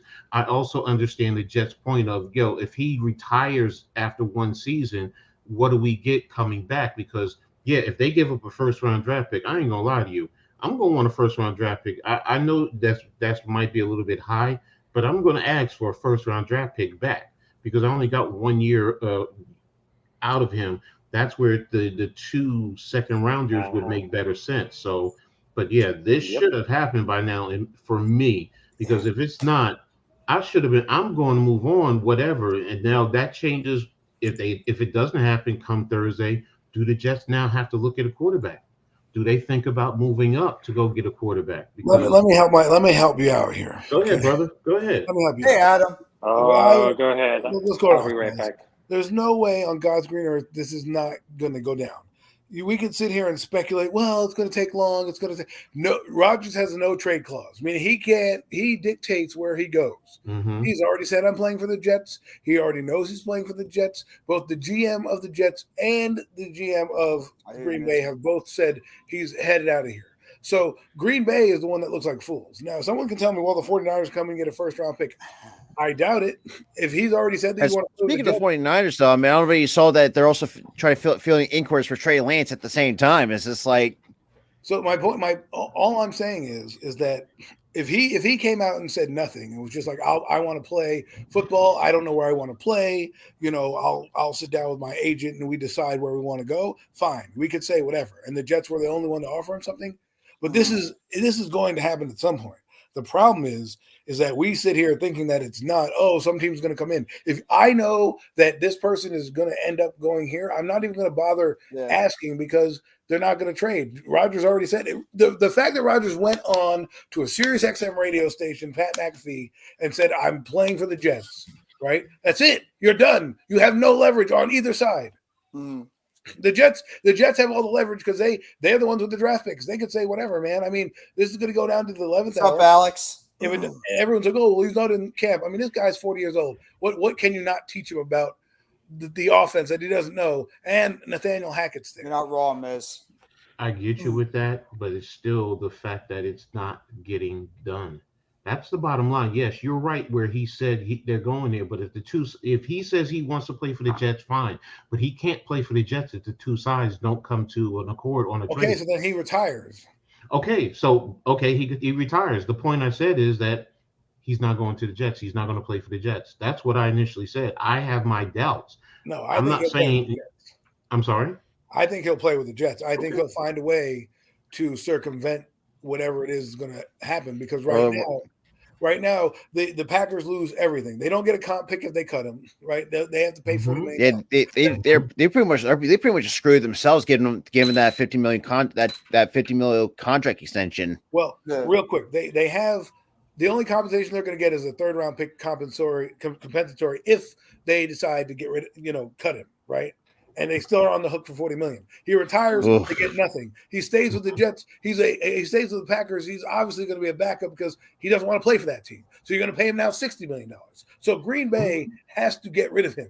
Now the problem is that Green Bay entertained the Jets' offer and negotiated with the Jets, and then Aaron Rodgers said, "I'm going to the Jets." If Aaron Rodgers just was wanting to be traded, like Russell Wilson was, you probably don't have this issue. And somebody can come in and get him. But because they're dragging their feet and they're spiteful and they want to hold out for a first-round pick for a 40-year-old quarterback, they're going to end up losing value. And right now, I look at it like this. The closer it gets to draft time, the less value you're going to get out of him. Yes. And plus, too, I mean, if you look at Aaron Rodgers, too, like how much longer can his body hold up? Because, I mean, the dude, he had a few injuries last season. Like, he had to go through, like a thumb problem. He also cracked with some cracked ribs at the same time. Like, at some point, like Rodgers got to consider, it's like, do you want to continue playing? And, because let's be real, your play style hasn't what it used to be in the last few years or so. I mean, and I'm with Adam on this one. It's just like, either way, if you do get the compensatory pick, you're still screwed with that damn cap hit, which is let's be real, it's not great if you're a Packers fan. Like I said, the way because of how long it's been taken, that's why I have my doubts. Okay, that's it. You guys are all right in what you're saying. I don't dispute that. I just think it's difficult right now because to really get anything done. I just think it's one side being a bitch and the other side just waiting the waiting game, right? And I think that's what kind of what Coach Ed's pretty much saying. Like it's pretty much one side. It's like there's come September when they kick the ball off against whoever they kick the ball off, Aaron Rodgers will be there. That's what I believe. I'm sure they've gone through every scenario possible. What happens if he retires? How he can recoup some of that money? Can he retire and come out of retirement a day later and go play for the Jets? Like there's so many different things that they can probably work out. You know what I mean? That if he said he came out of the darkness and was like, I want to play football, but I don't want to play for Green Bay. Somebody come get me. Great. It would have been like, all right, we can get the best offer. We can hold out. We can squeeze this fucking lemon until the juice runs out. The fact that he said it is, I just think the Green Bay is just being spiteful. Like, Do you agree with what Buka says right here, where he says the only reason I think it's not done is maybe multiple offers depending on who's there on draft day. For instance, a player falls to 13, Jets swap to 15 and give a little less. Well, see, the thing is, Chris here, we've had this conversation. He calls me up. We have a lengthy discussion about this, and I agree with him. This could be the ploy right here. Like, all right, well, let's say they want the DB or something like that, Gonzalez, or some player that's on there, right?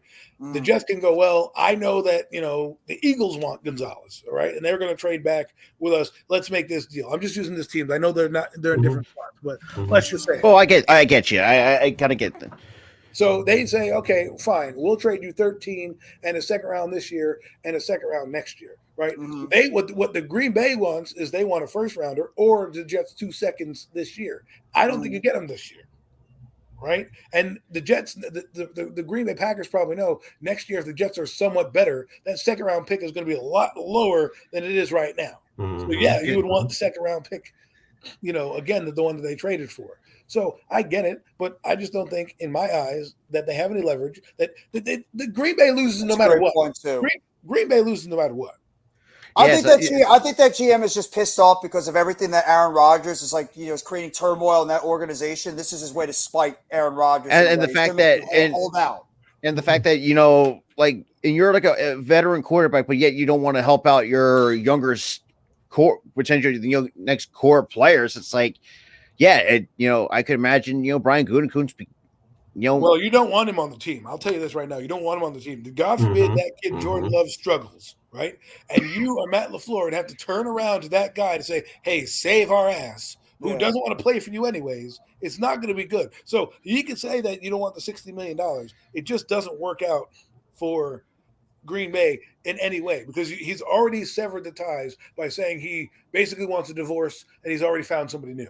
Okay, and the fact that they want to hold out for alimony payments for the penny is what they want to do. I'm just saying that's what they're doing right here. They're like, well, you're leaving us. We want to get this for you. And also take into consideration too. After they moved I think when both Rodgers and Devontae Adams were up for a contract extension, they chose. I mean, Devontae Adams didn't like what I don't think from my understanding Devontae Adams I think got an offer, but he didn't really like what they were giving him. So he decided to walk to Las Vegas. And I think ever since then, I think that's when kind of where I feel like everything kind of went to shit, basically, so to speak. And I don't disagree per se. I see where coach is coming from, that he won't play for the Jets. But I thought Brett Favre would never play for the Jets, and he ended up going there too.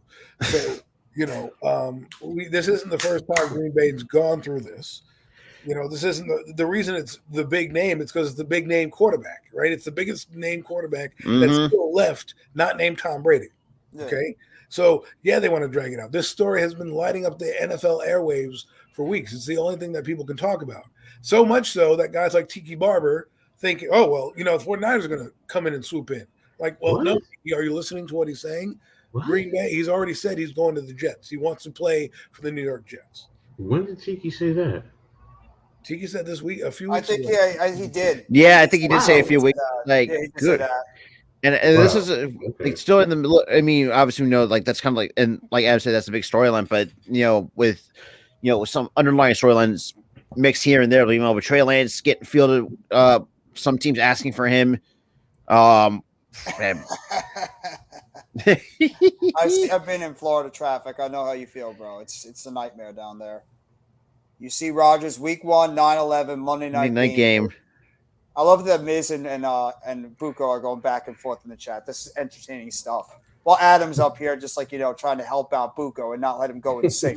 I mean, we're on a three-way text. I hear these guys all day. This conversation is just an extension of what's going on in my text messages all day, every day. You're like the mediator. The fact that we have all three, this is what happens. Miz comes on, drops a nugget like the Jets are a shitty organization. They're clowns. You suck. 55 years not championship. Buko comes up and talks about the Giants, and it's an ongoing thing. And I sit here and I say one word, I get called a clown by Miz, and then all hell breaks loose. That's how exactly. You're the man in the middle. You're the guy that's the man in the middle, the mediator of this whole what thing. it is? You don't even want to be. I don't even want to be. I'm like the divorce lawyer that's nickeling. Exactly. It's like he's like, I want the kids on Saturday at 8 a.m. I want the kids on Saturday at 10 a.m. I'm like, bro, just take the kids on Saturday. Who gives a shit? You know what I mean? And trust me, it happens every day. So I came on here because he was like, hey, Jeff's on. Go on there and yell at him. I'm not going to yell at no Jeff. I just want to see what you guys are doing. Yell at me? What the hell were you yelling at me for? I didn't say anything controversial. If anything, yell at me. I'm the one you want to yell at. No. But the thing that's funny is just like, Buko and I, like I say, Buko and I have hour-long conversations about, when's this going to happen? No, I think this is going to happen. Don't read into this media. Don't read into that media. And I don't read into the media because that's what they're doing. They're trying to get you to keep going. But it is kind of funny that this is the same story we've been talking about, right? I guarantee you they had a deal in place probably at the combine. And then the Packers walked away trying to think that they could get more leverage. Meanwhile, they know that they can't because he has a no trade clause.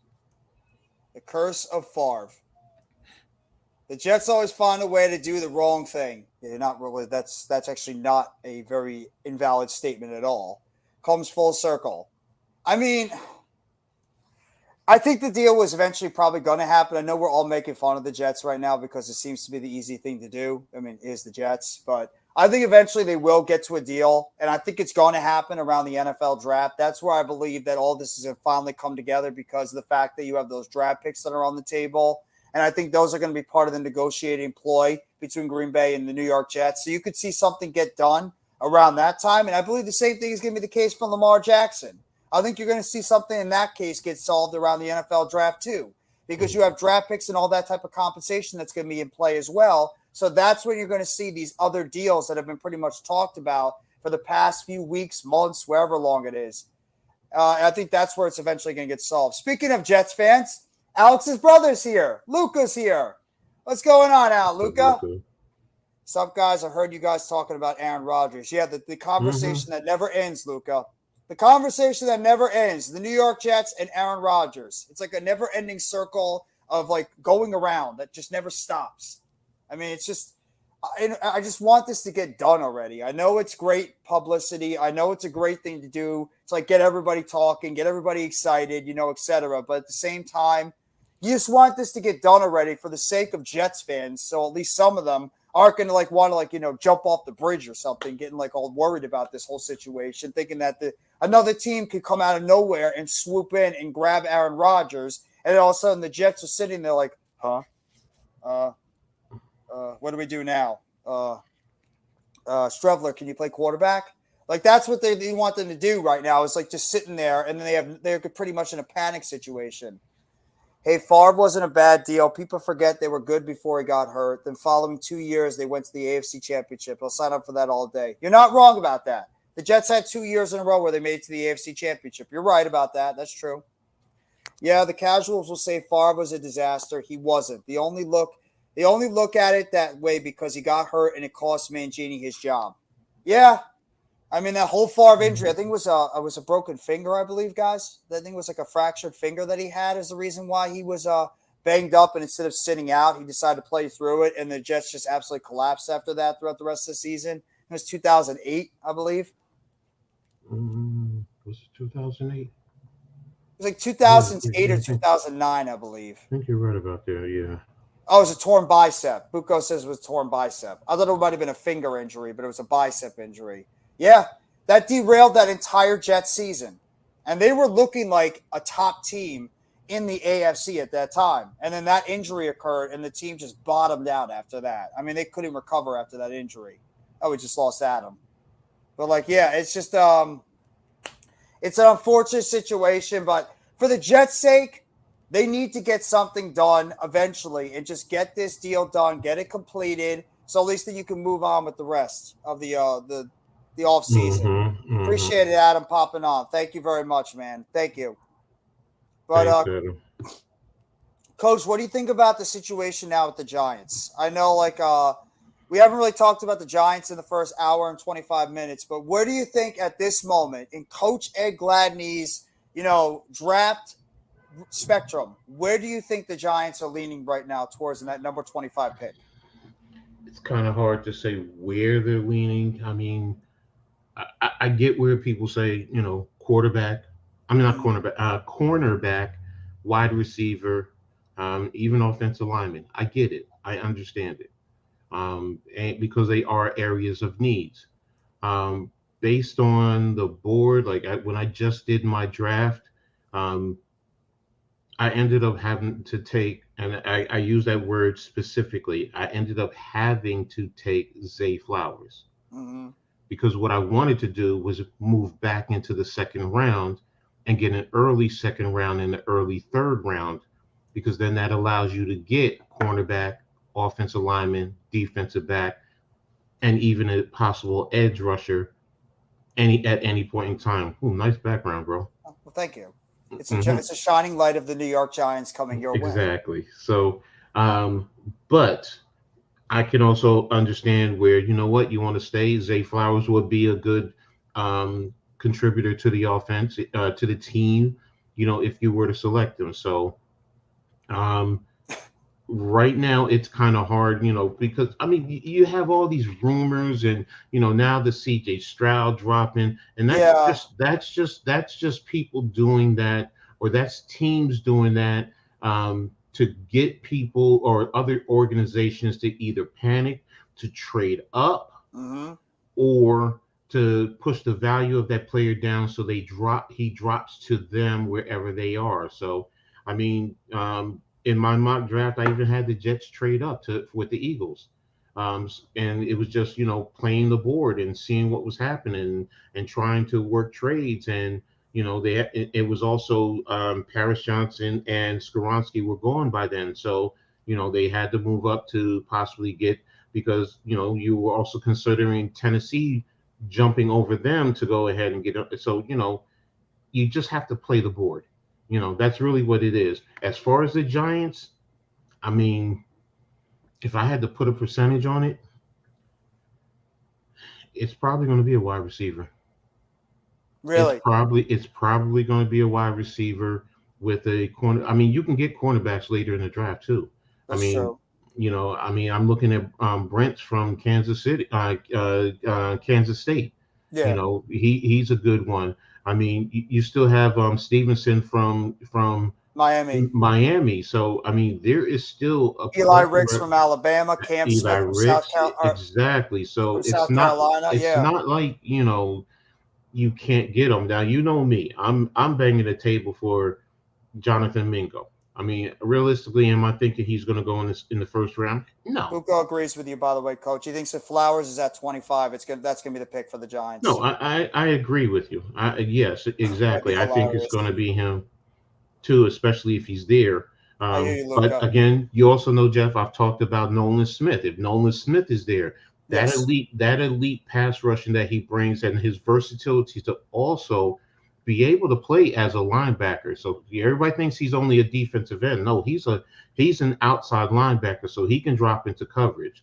So, there is that possibility because, those elite pass rushers, I mean, some are arguing Ojulari in the second round. Yeah, but he's going to go. Ojulari. Yeah, but he would probably go early in the second round, if not late in the first round. So that's why I'm saying, and there are good pass rushers, but they're more situational after a lot of the elite ones go. So, But I could say the same thing about the wide receiver position. I could argue the wide receiver position I think is deeper than both those other two. I mean, you look at the wide receiver quality in this draft. I think there's not really a lot of great, top level game breaking wide receivers what we've seen in the past drafts. But I think there's a lot of good quality wide receivers that you can get in the second, third, fourth round, like a Wheaton out of, I believe, West Virginia. You have a Vicks out of Virginia, Tim Scott out of Cincinnati, obviously Mingo, who we've all talked about, out of Ole Miss, Hutchinson out of Iowa State. You got the two kids from Maryland, Demas Jr. and Jarrett.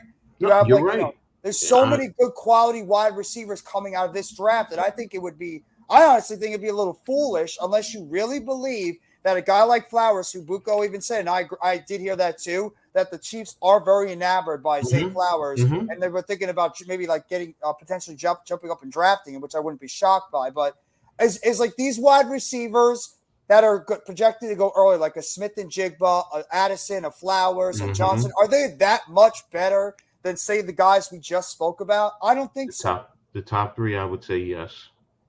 And who's your top three? Johnson, I'm not high on. Actually, I think Mingo's a better receiver than Johnson.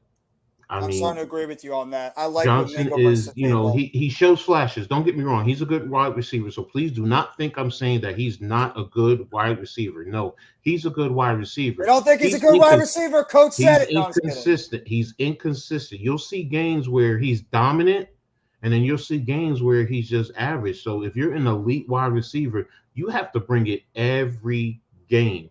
Who's the one player in this draft you guys are pounding the table for? I say Jonathan Mingo. I just said it. I've been pounding the table for Jonathan Mingo. Do I think he's going in the first round? No, I don't. Now some mocks have had him go in the second round. Schrager from the NFL Network did have Mingo go in the first round, but he's the only person I saw.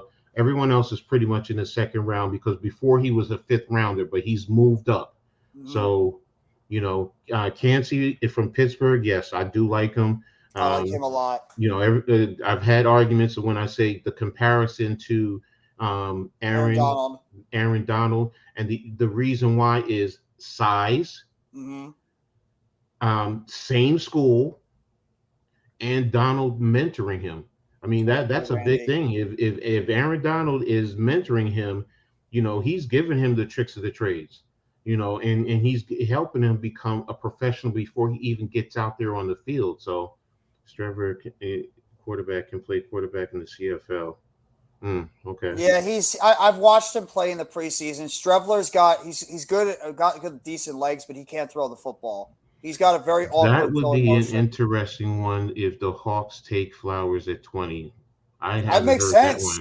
It makes sense. Yeah, it makes sense. I get Lockett is getting older, even though he's a great receiver still. He's still getting up there in age. So that's a good move.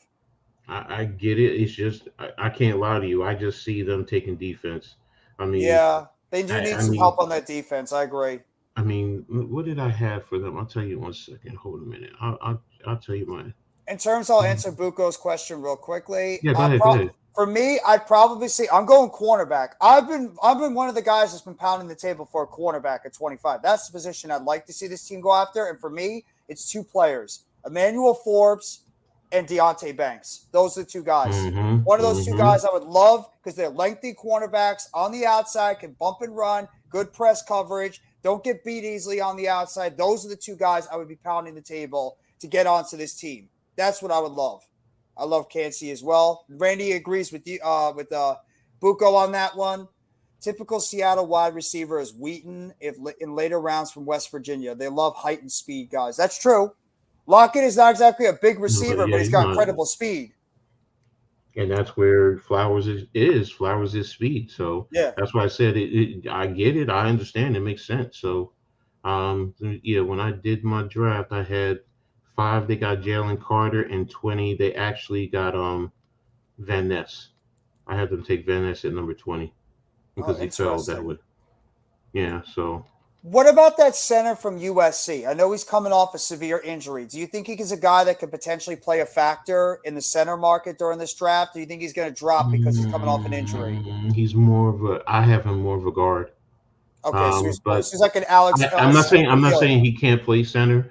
I Okay. just have him more of a guard. So my concern is the injury. I mean, now if you're going to stash him for a year, then yes. Yeah. You're right. If you stash him for a year, he'll come back fine, and he's a good offensive lineman, very good offensive lineman. So if you get him, he's a good pick. For any team that's willing to stash him. So it's kind of almost like us with McKeithen, because McKeithen got hurt early last year. Yeah. That's this year coming back. We're going to see him work. It's same thing with this kid. He has the injury. You got a tough break, especially the way it happened. But you can get him, you can stash it. So next shift is pounding the table for Noah Sewell. Okay. I think he's going to be all right. I'm not as high on Sewell as some of these other linebackers. I think he's going to be solid, but I could see him maybe as like a third, fourth, maybe like fifth round pick. He's a two down. For me, he's a two down linebacker. Yeah. I mean, and he does have some. At times, for me, it's the angles he takes to close in on coming for his tackles. Sometimes he comes hot and heavy instead of trying to temper and come to balance when he gets there, so that way he can make a good tackle if he's there in enough time. So and then of course you can beat him in pass coverage if you attack him. Whoever it is going to be able to make a play on the ball. So exactly. So that's my only concern with him. So especially if you have an explosive tight end that could expose him in the middle of coverage. You have a Michael Mayer whoever team drafts a Michael Mayer, or even if you have a Mark Andrews or any of those types of guys, Noah Sewell is going to struggle when it comes to that type of coverage over in the middle. So I like him, but I'm not as high on him. I mean, I think it's going to be a player that a team might draft him and try to develop him for about a year or so. See if they can maybe get the most out of him. He might be a type of player that he needs to go to the right system to really get the most out of his skill set.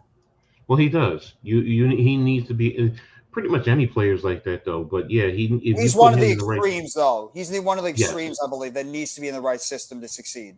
Exactly. So you need to put him in the right system, and once you do that, he's perfectly fine, and he'll be productive in that system that you have for him. So I agree with you. It has to be the right system. He could be a stud. You never know. You put the kid in the right system, he could end up blossoming into a terrific player. I agree with you, Randy. I say like this. Okay, you're 1,000% right. Next year in that, because it's like, think about Sam Mills. When Sam Mills came out of college, little guy, Division III, came in out of nowhere, and what did he turn out to be? He turned out to be a Hall of Famer. God rest his soul. So I get you. Yes, you're right. It's just right now, he has the talent. I'm not saying he doesn't. It's just right now he's not. First of all, he's not a 3-down back. Linebacker. He's not.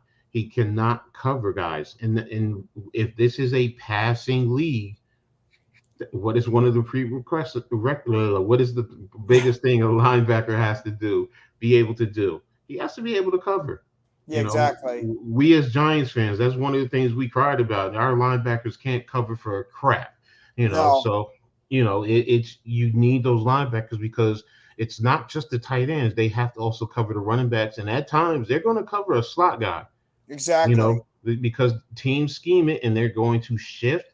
And based on what coverage they're in, that linebacker is probably, because now you have Mike linebackers or off-ball inside linebackers who have to shoot out to cover either a flexed out tight end or a slot receiver or a running back who's been flexed out into the slot. So, that linebacker has to do it. It has to shift out to be able to do that. So, and I don't think he's the greatest at pass coverage. With time, can he develop? Sure. Yeah. Sure. So I honestly believe, also just getting back to like the top of the draft, I don't believe any of this BS going on with the quarterbacks. I don't. I mean, don't either. When you hear about the Colts saying that they don't want to pay Stroud, they would rather go for Levis. The Texans are not interested in this. It's all smokescreen. It's very difficult to believe anything going on right now in the NFL when it comes to all these rumors going out there because it's classic smokescreen season. Like you said earlier, Coach, like Rob said, Adam, all these teams are floating out these rumors right now to make teams scared. So they're going to panic and try to trade up and make some of these moves. And it's going to benefit some of these other teams throwing out those smoke screens. So you have to be very careful right now on what you believe and what you think is fabrication because of the fact that we're so close to the beginning of the NFL draft. So it's really just like, what seems like it has some substance behind it and what just seems like it's just an absolute blatant rumor thrown out there just to make you think one thing. But in reality, it's just something completely different. Agreed with you. Where you at? Cover, but to say he's going to be okay is cap. We've had guys come out and we're supposed to be studs and get exposed. All I'm saying he's going to be a good linebacker. He could be. I'm personally not saying he's going to be a bad linebacker. I'm not, Randy. I just said he's not good in coverage right now. He's a two down linebacker. He's better suited to play the run and pass coverage in short. No, not right now, Randy. I'm probably going to go for like another. I don't want to go. I'll probably go around 3.5 hours. I'm probably guessing. Sorry, go ahead, Coach. Come on, bro. Come on here. We got love for you. You know that. Get on here, Randy. Come on, Randy. Randy. Oh my God. Everybody else just popped off randomly. He'll be home. He'll be home. Okay, I got you. Okay, so we still got a little bit more time. Mitch is out there suntanning right now. His glasses on there. But hey, I got to take advantage because next week it's gonna be cold. Is it really? Yeah. God, the erraticness of New Jersey weather is just absolutely ridiculous. It's gonna be in the 60s. That's not cold. That's cold? That's not cold. It's like lower 60s, I think. That's not That's cold, not though. cold. Compared to what it is now? Yeah, but I mean, cold would be like 20, 30, 40 degrees. And 40 is stretching. Okay, Monday 60, Tuesday 60, Wednesday 62, Thursday 59, Friday 62, Saturday 62. You can't even guarantee, too, the weather is going to be that way when we get to this point next week because it could change on the drop of a dime, on a whim. Yeah, 78 tomorrow. But, yeah, I don't believe any of these rumors coming out with these quarterbacks. I really don't. I think a lot of it is fabrication, especially the Texans. You know for a fact the Texans, why in the world would they want to get a quarterback? I know I like Davis Mills. I've always been a fan of Davis Mills since he was in Stanford. But at the same time, you need a quarterback. You would not be in the position you're in right now if you're not drafting one of those top quarterbacks. You could say you're not sold, and maybe DeMeco Ryans and that staff over there is not completely sold on those quarterbacks coming out. But at the same time, I mean, then just take the pick, trade out of it, and get some more, more picks going forward. Is there a bee behind you? No, it's someone's cutting the lawn. It's landscaping. I was about to say. If there was a bee behind me, I would have just hey, I think it's a super chilly 82-degree day here. Well, I hope you enjoy that football talk. I feel the love at Coach Jeff. I'm walking along the yellow brick road. Yeah, let me mute. Follow the yellow brick road. Follow the yellow brick road. Follow the yellow brick road. It's like the little orange. It's like the little orange things in Charlie and the Chocolate Factory too. Yeah. Oompa doopa doopa dee dee. Is it really snowing? Wow. All right, nobody should, he says it's snowing by him. It is a little different in Canada. Yeah, I keep forgetting that. I do. I keep forgetting that he's up north. So, It's- all right, bro, be safe then. Yeah, because I know you say you're driving. Be safe, man. Seriously. Stay on the road. Be safe, Randy, okay? Stay on the yellow brick road. Oh, my On God. the road again. I can't wait to get on the road again. I'm gonna get to never see you again. I just can't wait on the road again. Got to put my hands away. Oh, my Lord. We already had that conversation last night on Lou's stream about the hands. We talked about that last night about the hands. Gotta be worried about those hands, guys. Oh wait, you went on his after the. Snarf. Yeah. Snarf. Yeah. Snarf. Snarf and Ref. Apparently, they're going to be having a pre-boxing match going Yo, on. Jeff, I screenshot the image that has those two with the mask on. Oh my god, that was so good. That was so good with the Raphael with the Rey Mysterio mask, and then you saw Snarf with the Sin Cara mask. That was, oh my god, that was great. I thought I was watching like a. I love how I'm Luchador sitting match. here in the dark and I'm like, what's going on here? It's What happened last night? Yeah. You had to be there. I'll It watch was- it back. It was hilarious, man. yeah. I mean, they had me literally crying the whole damn time. So Yeah. Coach was like about to fall out of his chair. He was laughing that hard. yeah, It was like it was out there. We all were laughing that hard. Pat was just like cracking up in his car the entire time. It was just classic. I put my hands away. My lord, that was another what you always get for the big. I blue will say, pearl. if you just have to be prepared for what you're going to see. That's all I'm going to say. And, I can only imagine. I will say this: you have to be prepared for what you're going to see from Snarf. I'll say that. Really, I was gonna say you have to be more prepared to see what you're gonna see from Raph. No, because what Snarf did is just like I've never seen that before. Thank you, football talk. Good luck to your Hawks, by the way. Hopefully, the Seahawks Good are going to luck. be able to make a good pick in the NFL draft. Maybe you're right about the Zay Flowers thing too. Yeah. I mean, it makes sense. It does make Makes a sense for lot them of a little sense. bit. It I makes a love lot of Lockett. I love Tyler Lockett. I've been a Good. big fan of that kid for a long time since he Jay came out. Flowers with DK Metcalf and Lockett? He was Kansas State, right? I think it was Who? Kansas State. Who? Lockett, Tyler Lockett. Yeah. Okay. I get mixed up with like Northwestern, TCU, Kansas State. They're all purple and white, so I like get confused by the colors. But I thought it was Kansas State.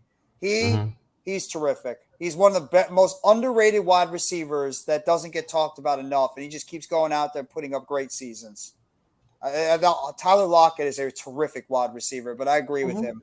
They do need to think about maybe getting another younger receiver in there because in reality, they need a third receiver. You got Metcalf, you got Lockett, but Metcalf is, Metcalf's terrific, but Lockett is getting up there in age. You need to get yourself a younger receiver. And I wouldn't be shocked, but anybody be shocked if the Seahawks maybe go quarterback in the mid rounds to get themselves an insurance beyond Geno Smith?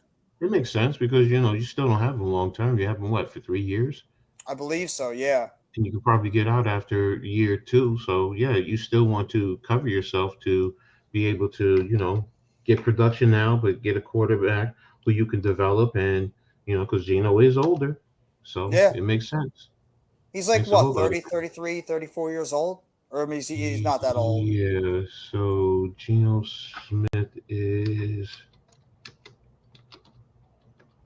1990, so he's 33, I think. Yeah, my oldest is 34, so yeah.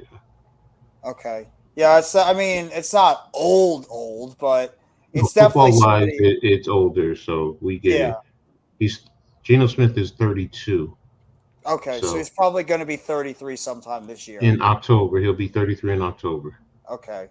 I mean, he's got a lot of I don't think he has a lot of wear and tear on his body because of the fact he's been a backup for a lot of his time, so that could actually help him out too.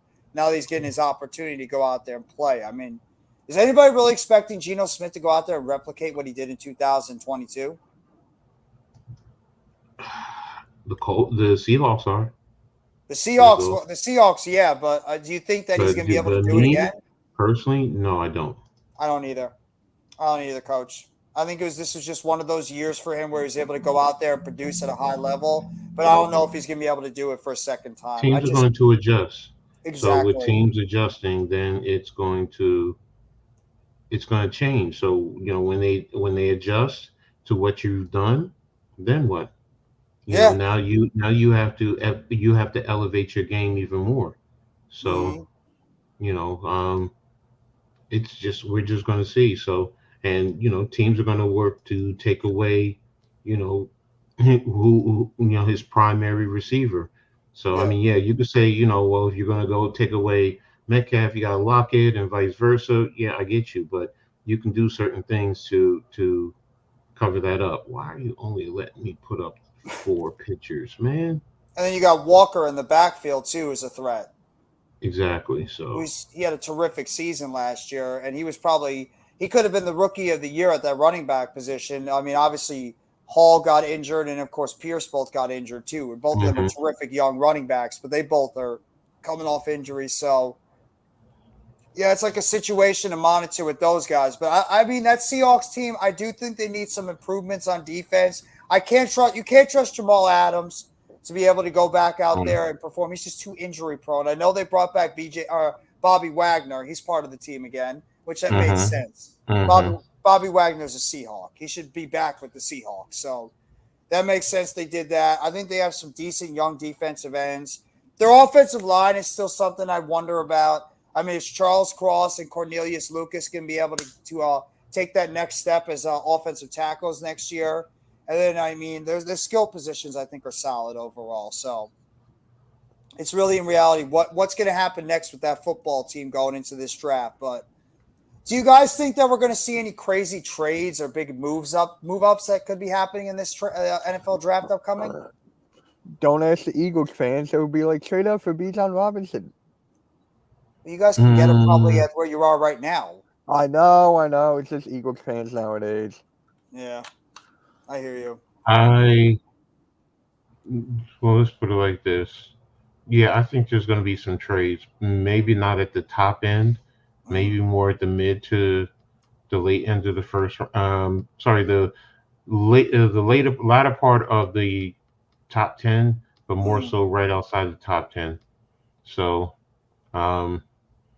because again, with weight, I mean, if you look at the teams and and their draft needs, you have 4 quarterbacks who probably can go in the top 5. Yeah. Hell, I mean, now if Arizona trades out, that'll be the one. Then you can have 4 quarterbacks go in the top 4. But realistically, you probably have 3 quarterbacks go there, and then one that'll go right in the teams. So, you could even have another quarterback go if Hendon Hooker starts catching some eyes. Many trades. I mean, to me, the biggest trade candidate, I think the trades are going to start with Philadelphia. Really? Yes. Why do you say Philly? Because they have 2 first-round draft picks, and it makes sense for them to probably trade back and get more value for their draft picks. That makes sense. You don't think they want to stick with where they are right now because of the fact they can get themselves a high-level player at that 10th pick? Here's what I did. They traded with the Jets in my draft. Okay. All right. And they got a 2nd and a 4th round draft pick. Was it 2nd and a 4th or 2nd and a 5th from the Jets? And who did they pick at 13? And they took Brian Branch at 13. Wow. I don't know if that might be a little bit of a reach, but No, he's not. You think Brian Branch is worthy of a top 10 pick or around there? No, he got taken at 13. Oh, 13. Okay. Remember, I said the Eagles traded with the Jets. The point I'm making, he's not a top 10.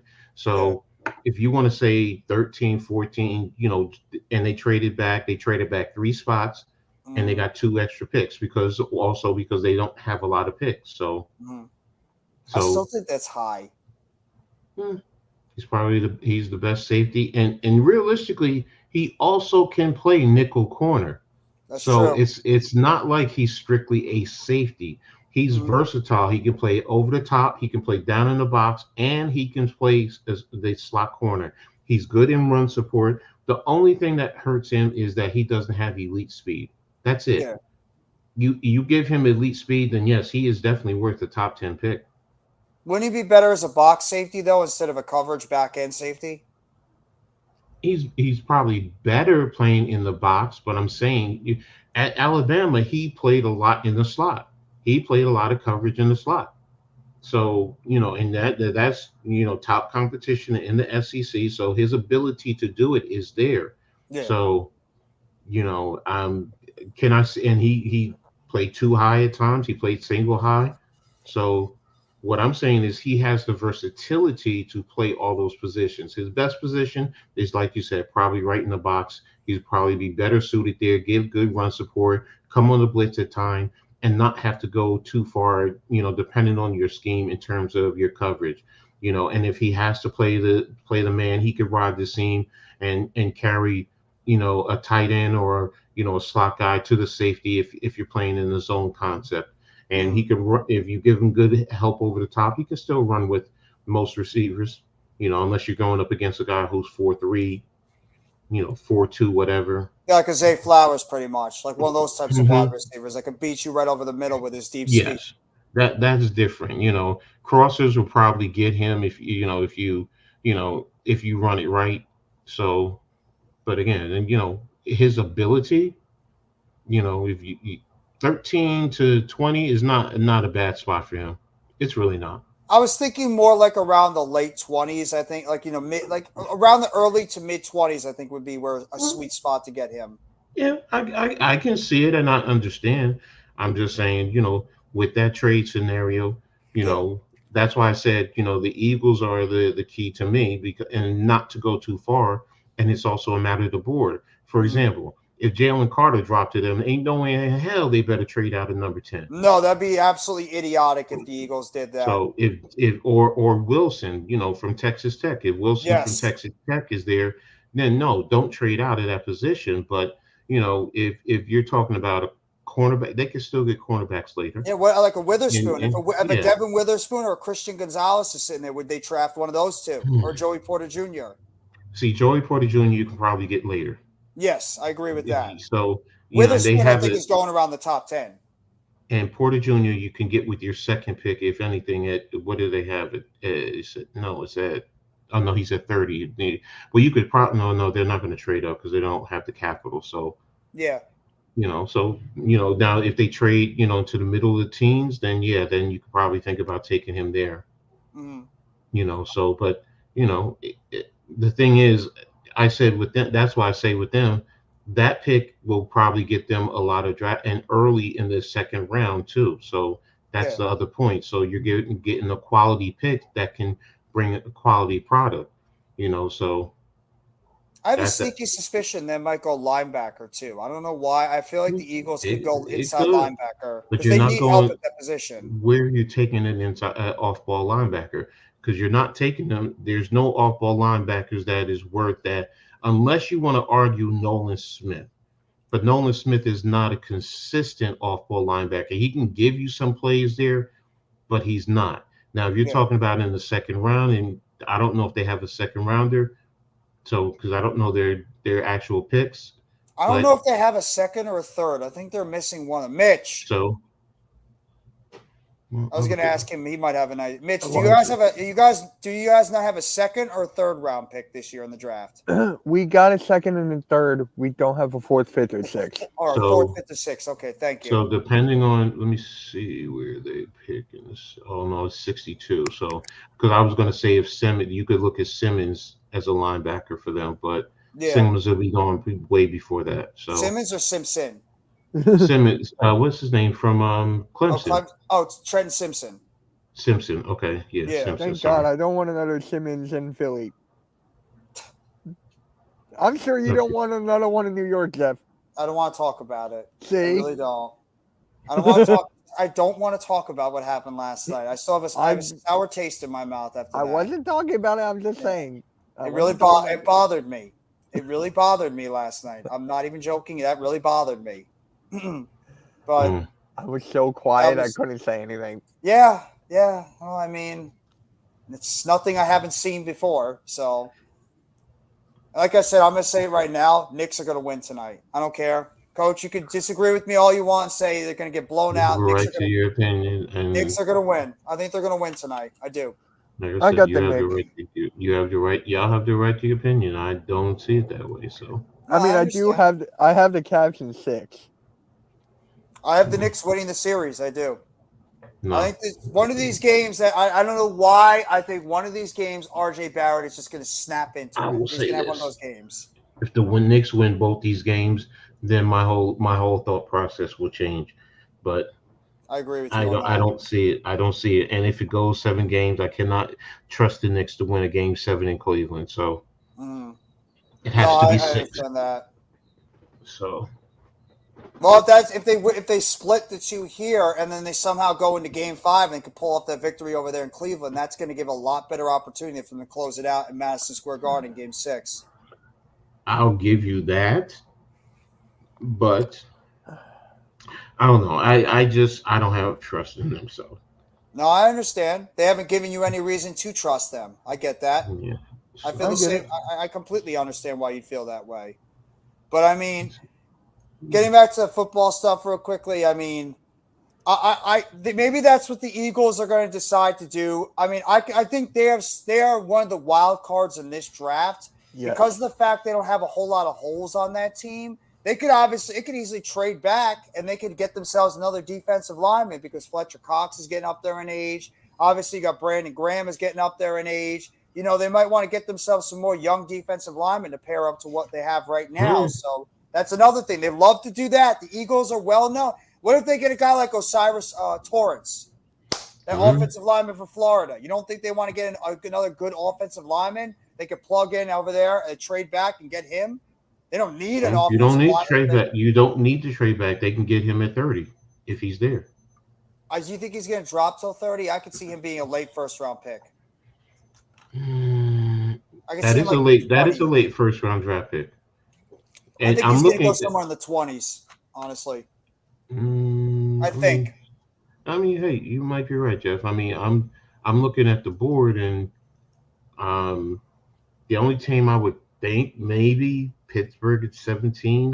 I mean, Detroit doesn't. Tampa Bay doesn't. Detroit now might be on the ball for a wide receiver now with everything that's going on with them. Yeah, with Jameson Williams being suspended, and they need some wide receiver and help. the other receiver that they had to let go. So now that changes. Clark.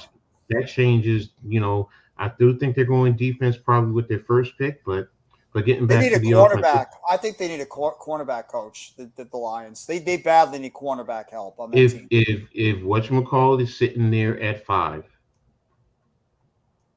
Jalen Carter. I do not see them passing that up because look at the top 4. That's true. You know, quarterbacks because go if the top Cardinals 4. if the Cardinals stay, they're probably going to take Will Anderson. The other 3 are going to take a quarterback. So that's Jalen Carter right there for them. So what's up, Miz? What up, guys? What's up, Miz? How are you, bro? Looking at the rest of the teams, offensive line. Other than maybe the Giants, I don't see another team. That's why I said the Eagles probably get him at 30. Unless does New Orleans need an offensive lineman? I don't believe so. Maybe an interior offensive lineman. I don't know if they need tackle. I feel like they got a safety. They got Ramczyk, and then they got the guy they drafted last year, Penning, I think. Trevor Penning. So they're good. I think they're okay at offensive tackle. I believe they need some interior offensive line. Okay, so then that might be the only team. You know, like I said, maybe the Saints and maybe the Steelers. I can't see another team. And the Steelers are at 17, so that might. I mean, is he? I mean, he could. I mean, because he is a good player, but I can't see anyone taking him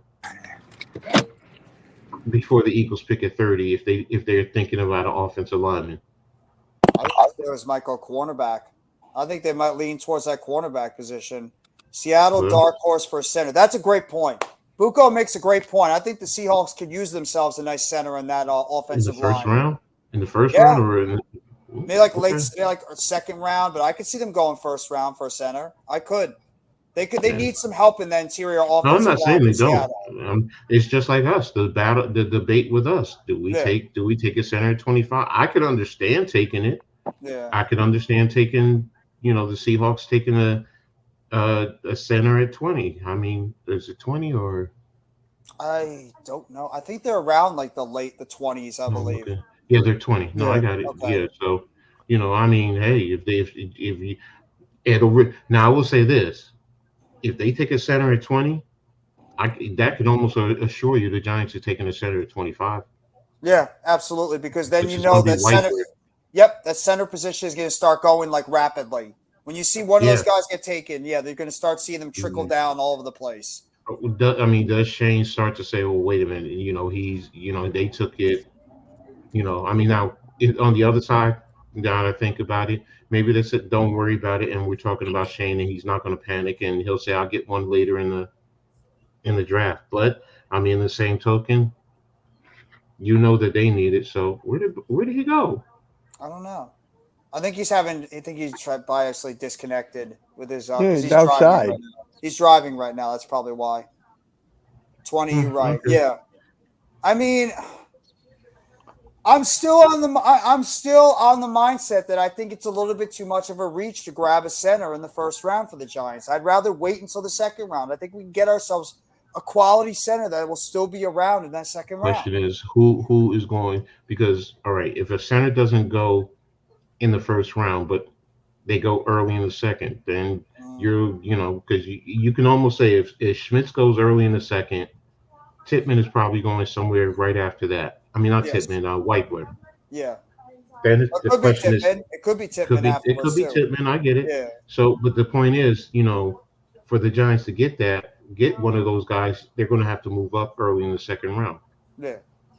So Shane did say he'll move up if it's somebody he wants, but I can't see you having to give up maybe, your fifth round draft pick or even a 7th round draft pick to go get a center. Because if you do that, you're also putting a lot of pressure on that kid. That's Because true. you gave up good value or good spots to go get him. So It's another one. Steve Avila could play yeah, center as no, well. I know he could play center, but he was more of a guard. He played Yes. more guard at TCU than he did center. I'm not saying he can't play. It's just like us with Bredesen. Jeff Bredesen can play center, but do you want to put this kid coming into the NFL after playing most of the time at guard to play center right now and learn a little bit more because it's different than playing in college? Mhm. Can he develop? Yeah, I believe he can. But he'd be a beast of a center if he can come in and handle that spot. Now being that I think he's like 325, 330. I think so, yeah. The only question I would have is he able to pull out and like Feliciano did last year on the traps and on the sweeps? Yeah. But it's the same thing I say with Schmitz. Some have told me, oh, he can pull and get out there. I've only seen film of him doing zone concepts. He's good with the zone concept. Yes, he can open, especially if you extend for the outside zone. He can do that. Schmitz, he's good at sealing. But the other factor is with Schmitz, he's at his peak because he's 25 years old. That's a grown ass man. Whiteplayer is like 20, 21 years old, so he has a greater window. Oluwatimi has a bigger window to grow. So, Yes. that's the only thing with now Schmidt, plug and play, ready to go. Boom, there you go. He's older than Andrew Thomas at that, so you can adjust. So, but with the centers, that's the big key for me. Where do they go in this draft? And also, too, you have to think about it. When we get towards that second round, which position do you feel more comfortable? You're going to get yourself a quality depth player when it comes to cornerback, when it comes to wide receiver, when it comes to offensive line. Bless you. Like you have a bunch of quality players in that. Like, what position would you feel like, we might have to grab this player at this position in that first round because we just don't believe there's as much strength in terms of depth in that second round compared to this other position? If you go with that theory, then it's going to be a position that we're not even looking at. Yeah, I think you're right. I think you're absolutely right on that one. And that's only if Nolan Smith drops to us. Otherwise, it's going to be the three positions. The cornerback, it's going to be four things. It'll be cornerback, wide receiver, center, and the last thing is trading out of the first round. Yeah, which I think is a distinct possibility of happening too. That's the best thing because of the depth in this draft. That's the whole thing. You can get more and still not lose by drafting in the first round. We could still we've talked about it so many times with the wide receivers. It's just that I will say that because in Jigba, because of what he brings, and because of Zay Flowers, with his elite speed, Mhm. if you want to consider Addison, those are the top three. Not. I mean, everyone else will probably include Johnson. I get it. I Yeah. don't. I don't. I even think that Mingo is better than Johnson, but that's me. That's me. That's just me. That's my stupid, you know, ideology, thoughts, That's not whatever. How stupid. Maybe he might be a better quality receiver. Could be more developed. Johnson, I think, is a limited route tree. Yeah, no, I mean, like, you know what I've said about Johnson. Yes, when I first saw him, I was amazed, but once I broke down more of his film, yeah, he's inconsistent. So Exactly. and his route tree is very limited. Vertical goes, yeah, with his height, and initially, he was 6'4", 6'5", but when you find out he's 6'2", almost 6'3", it's like, oh, okay, so he's really not that big per se. I mean, you know, 6'3" is still big. I mean, that's still a no, big I'm not receiver on saying the that, but outside. but Yeah, he's not like an Isaiah Hodgins or a Colin Johnson type size. yeah, it was just that 6'5", you start to get in your head, initially you think about Calvin Johnson Yeah, and DK receivers like Metcalf. that. Yeah, you start thinking like that, but then when you see he's closer to 6'2", 6'3", it's like, oh, okay, he's still a big receiver. Yes, he's Yes. still a fast receiver. Yes, he can still make plays after the catch. There's times when he drops the balls.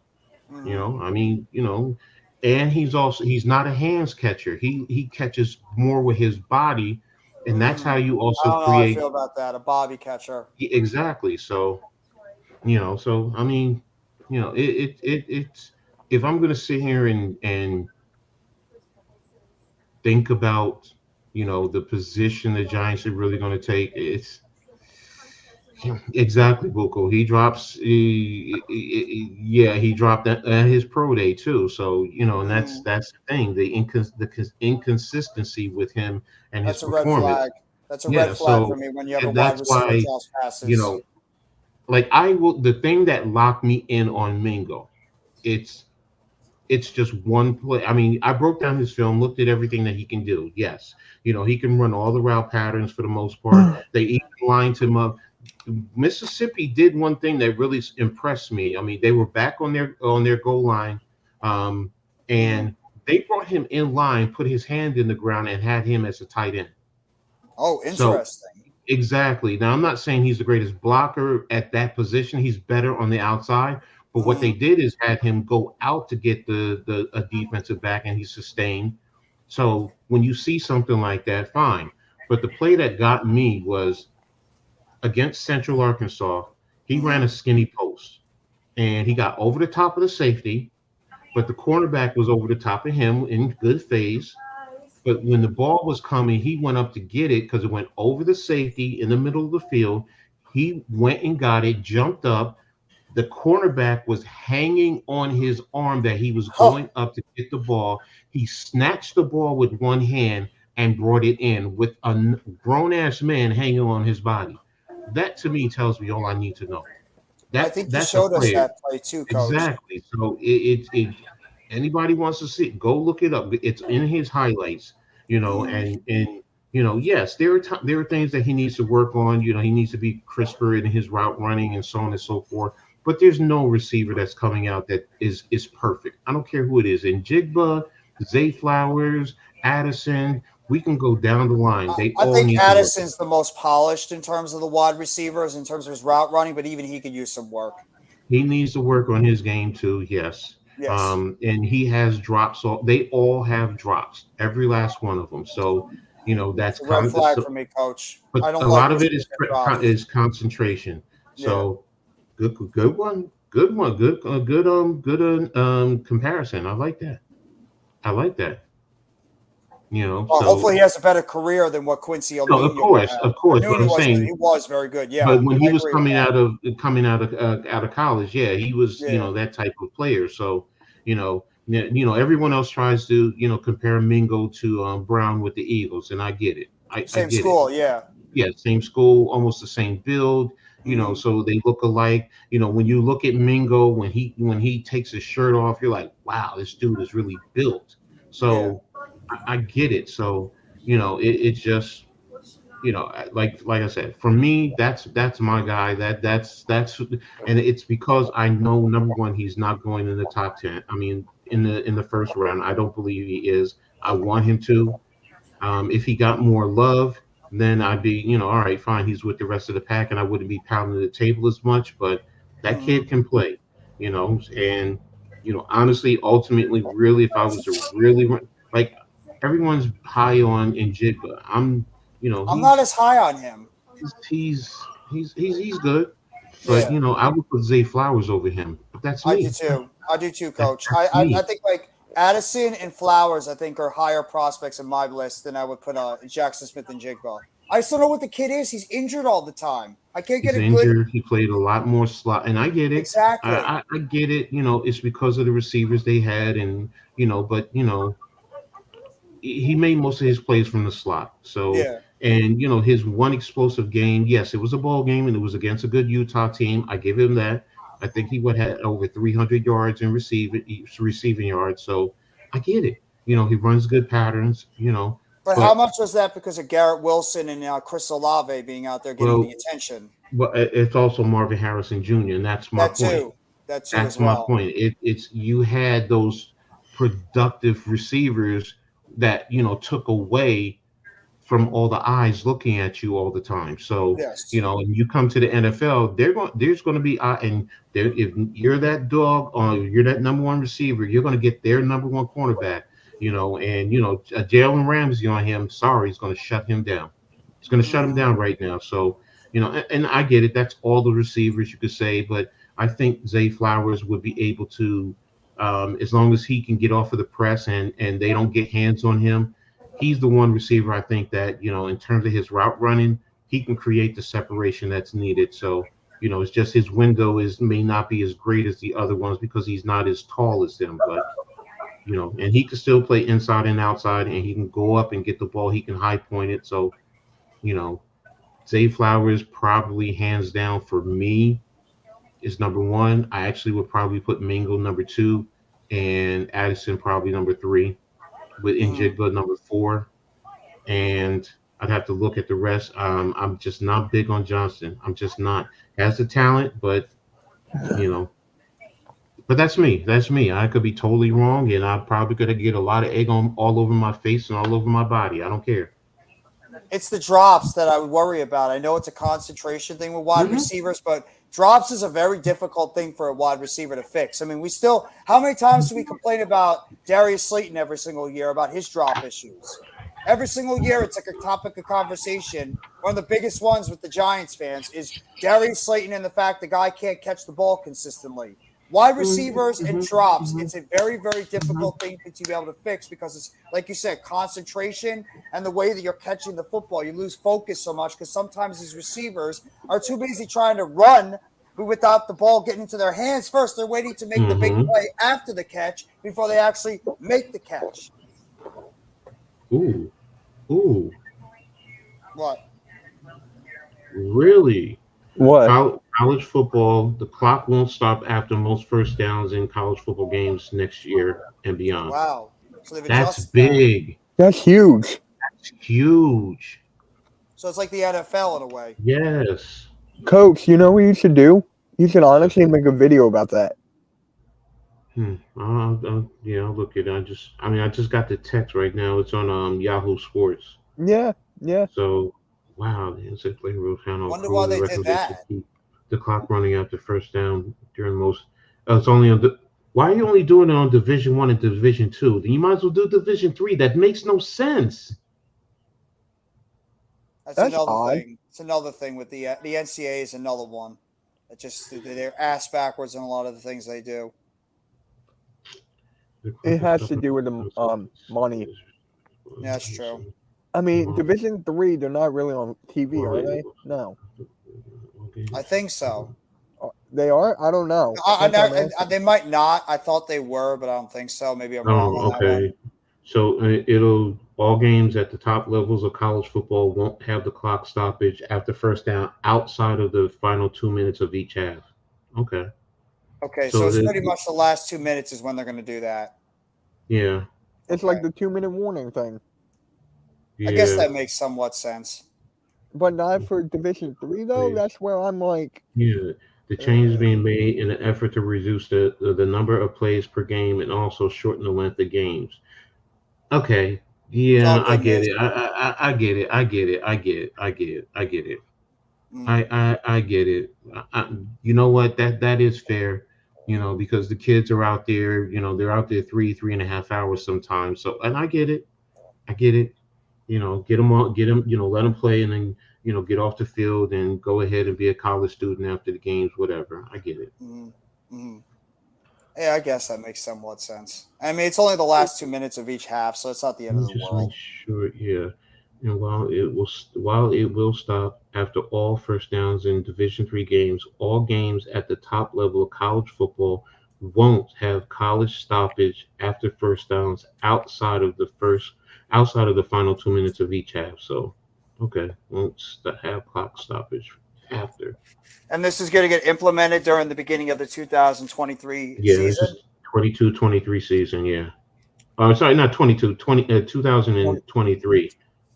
23, When's this? 24. When's the alignment going to start changing up too with college? USC and UCLA in Texas and Oklahoma are all in 2024. Cincinnati, BYU, all those schools are actually in the Big 12 this year. If I'm not mistaken, it's this year. Yeah, Cincinnati is this year, so the others are this year. So they're going to have 16 teams, and then when Oklahoma and Texas leaves, then they're going to drop back down to 14 teams.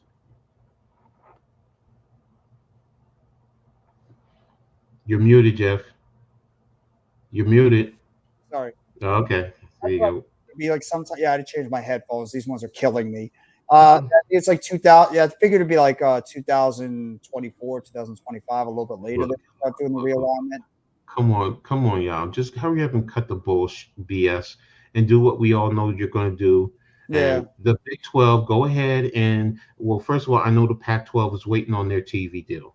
That's the whole thing that's holding everything up. If the Pac-12 doesn't have a good deal, Utah, both Arizonas and Colorado are headed to the Big 12, and I really think that Washington and Oregon are going to end up in the Big 10. USC and UCLA as well. Yeah, no, they're going to be first. What I'm saying is that the Pac-12 doesn't get a good TV deal because that's what everyone is waiting on. Yeah, that's true. That's true. They were supposed to have it, I think, last week, and they pushed it back. So Why? I think what's happening is they're still trying to find the right, because they're not getting a good TV deal, and they want to try and get the best TV deal. They want to bring someone else in, because if not, they're going to lose their teams. They're going to lose those teams if they don't get a good TV deal. Because, you think about it, okay? If you go to the Big 12, you can probably get, close to $50 million as opposed to $25 million in the Pac-12. You go to the Big 10, that's $75 million to $100 million, depending, because now you also bring those TV markets, because that's the thing about the Big 10. The Big 10 has the LA market, they have the Chicago market, they have the New York and Pennsylvania markets. Yes. And then they have Baltimore and I think DC because of Maryland. So those are some big time, and don't forget, you have Detroit, you have Minnesota, you have Green Bay, they have good markets, and you bring in Oregon, which is Portland, and you bring in Washington, which is Seattle. That's more money. That's a good point. So that's why I'm like, yo, just hurry up and do it, man. Just hurry up and do it. The ACC is lucky, and that's only because of their grant of rights deal, which is till 2036. So bottom line is, if one of those teams leaves, then that money that they make goes to the ACC. So it makes no sense. Or what's up? Arku, what's up? Hey, I Arku, don't think they are. I don't know what to think about this. I don't know right after now. what just happened with the Suspensions. and you're not getting Williams. Williams. I mean, he's missing for what, 6 games? Yeah, and that's not even a guarantee he comes back during week 7. Yeah. So, and there's a lot of. I mean, there's a lot more going on. See, to me, it's not just the players. When you're firing people behind the scenes who are doing the same things, then that's the culture. Yeah. That's culture. So now it's like, for me, I'm looking at Dan Campbell, and your general manager. What the hell are y'all doing over there? Because now, if you're talking about one player who did it, okay, fine. But what it was 3 players and then staff members. That's a lot. Yeah. That's a lot. That's not, especially for somebody like Jameson Williams, who was trying to, get himself together after what was a very, unfortunate 2022 because of injury. And now you have something like this pop up. It's not a good look for a top prospect like Jameson Williams right now. It's not. Exactly. So it's I think, what was it, you who said it earlier? I mean, why even put yourself in that position, man? I mean, I get the money part. Yeah, they all have a little bit of money. I think it was Rob that said that earlier. Oh, yeah, Rob. Yeah. So, I mean, I'm just like, why put yourself in that position? Mm-hmm. Yeah, you have a little bit of money. You might want some more money. I get it. It might be an addiction. That also leaves me questioning what's going on in college too, because what a lot of people don't realize, gambling has been going on in college for decades. When I was in college back in the 80s, you'd be surprised how many kids had a bookie. And I went to a small Division III school.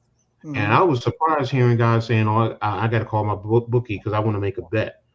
And I'm looking at them like, "What?" I'm 19 years old. I'm like, "Okay, nah, bro, you go do your thing." But and that's the thing. So if they're doing that in college, and think about it, you got fantasy football, you have all the betting apps now. That as long as you're 18 years old, these kids get addicted to it too. So and that's why, to me, it's like, control, bro. You got to really control yourself. Don't put yourself in that position. Don't. So peer pressure. Unfortunately, peer pressure has something to play into it too. Yeah, because it is a group of them. Yeah, when you have a group of them, it is peer pressure. So and it's just. Especially this is a young kid too, Coach. This is a young kid coming into his second year of his NFL, like early 20s. He doesn't know better. I'm going to say this. I know I shouldn't say this, but look, if you want to bet, get the money to somebody else and have them bet for you. Yeah, it's a good point. I mean, come on, man. Don't. No, you're right. Don't. If more than anything, you just got yourself hurt. Those who got kicked off the team, you lost a job. Yeah. Because you're not being smart. If you really want to do it, be smart about it. Look, bro, hey, somebody who you really trust, heck, if your moms will do it for you. I'm not saying, everybody's moms will do that. That's not what I'm saying, please. I'm just saying, moms will cover you more than anything. So, be like, Mom, can you make this bet for me? Baby, yeah, Mom, all right, I just want to make the bet. All right, Oh, I'm in trouble again. Help me. Bail me out, Ma. Yeah, so, I mean. That's exactly what it feels like right now. I don't know. It's just, I've never bet on games, The only type of betting you'll see me do is if the lottery is like at $1 billion or close to it, I'll throw $1 on one of the, on a ticket or whatever it costs, $2 now. You'll see me do that. That's about it. No. I saw what it did to people in college. Nope. Can't do it. It's a very, very tricky situation to get into when it comes to betting or gambling and stuff. It can lead you down a very, very, very dark hole and dark road. You don't want to get involved in that kind of stuff. I've never bet in anything either. I don't do FanDuel. I don't do DraftKings. I don't do any of that kind of stuff. I don't either. Exactly. I'm not with that. And I like, somebody will ask me points. Look, I'm not good with that, man. I mean, I get the concept, but I'm not really good. Yeah, dude, you get the, connections on Twitter, and then, all right, fine. That's your thing. You bet. All right. You have all the point spreads and all this. Nah, man, and think about it. They give you the point spread early, but you know what? People will jump on that early, and next thing you know, Joe Schmo is not playing in the game and the point spread changes, Exactly. then what? You're stuck with what you originally picked. You can't Yeah. change it. So nah, it's You're not just worth sitting there it. like going like this, like, what do I do now? Like Exactly. you're in a way you're panicking because the original bet that you made you can't go through because of the fact that the player that you bet on is not going to be able to be available because he's either out due to Mhm. injury or something else. So Mhm. yeah, I've never really been. I don't get the betting concept when it comes to sports. I know it's like a huge thing nowadays. I mean, the NFL is kings when it comes to being able to take advantage of betting nowadays compared to like some of the others. But I don't know. Maybe Money, it's Jeff. just Jeff, well, it's money. of course, Jeff, it's everything. money. It's always about money. That's all it. It's That's all all it's money. about. Yes, I know, and that's the point. It's money. It's like this. It's to be honest, it's like the stock market. Oh yeah. How many people are just so hooked up and they want to take the fast, quick stock instead of if you're going to do it, buy something that's what is. I say if you're going to do stocks, best case scenario is do something like telecommunication, electricity, things like that we need on a consistent basis. And worst case scenario, those will be the last thing in the infrastructure that'll be YouTube taking over Sunday Ticket. Mm. Yeah, How I many heard of about us? that. I haven't seen Sunday Ticket in what, I don't even 10 know. I years, don't. Yeah, I don't have 10, Sunday 11 ticket. years. I've never had it, but anybody who did I have got it, Red Zone. yeah, because you got Red Zone, you got your phones. It's like You have basic games on Fox, CBS, and yeah, NBC. You don't need and, it. and by the time you get so many, it's like for me, that's for me. And when I lived in Central Jersey, like the funny thing is, I actually got the New York games and I got the Philly games. Exactly. So I used to be able to watch the Eagles as well as the Jets and Giants all at the same time. So, Hmm. I get you with League Pass, and that's the other thing. I mean, think about that. We have, the NFL had. That's why to me, okay, so they're taking off Sunday Ticket. I mean, It's every time I get ready for the NFL season, I always know that most of the time Jets will play on CBS, Giants will play on Fox, and then you get your night game, and then sometimes you get double up the games during the middle, like the 1 o'clock games and the 4:50 to 4:25. Most of the time, though, if like the Giants or Jets are playing, they try to have those teams playing primarily alone on that market, and they try to keep the other channel open. But sometimes you get those double up games, which is fun. Like you usually get at least, but every time Giants Jets are during the week, and then you get the NBC game at night. So exactly. So it's that's why to me when hearing Sunday Ticket, I'm just like, to me, I haven't it's not thought that about great. I had it Mhm. before, and it's expensive as hell with And DirecTV. that's the whole thing. See, and that's the thing. I've heard that, and then with DirecTV, with the signal always going in and out, Oh my you used god, to it's be so, annoying. because it's raining or snow outside. I mean, Yeah. people used to complain, and it's like, I'm right in the middle of the game, and the whole thing goes out, and I'm just like, oh my gosh, and Yeah. you're trying to you wait till it clears, and I'm just like, when I used to hear that, I was like, okay, I damn sure know I ain't never getting satellite service, not for me. No, and you get it for like what, a few months, and then you just want to cancel it immediately because the ridiculous prices that it's going to cost, like $200 some. And the Exactly. markets know this because they know a lot of people, they want to go out there and get an NFL Sunday ticket because they know how big the NFL is when it comes to those few months of the season. So they're going to take full advantage of it. And no people are going to be gullible enough to go out there and shell that kind of money because they want to watch all these games on Sunday if they don't have a particular team they root for, if their team, by any chance is not playing at that certain time or if they're on their bye week. So look, I look at it like this, just like we talked about. And then don't forget, you have the NFL channel. And what does the NFL channel usually do too? Also, they do the replays. Yes. So it's like to me, it's like, okay, so and they have games too. Sometimes exactly, they have games, and then with the replays, it's like, okay, well, I want to see the game. I want to see the game. I know who won, whatever, but it's not great when I have exactly. So when you know you're going to get the replay, okay, fine, I'll sit back and I'll watch the replay. I love doing stuff like that. It's just like with the college games. With I don't see all the college games, but you know what?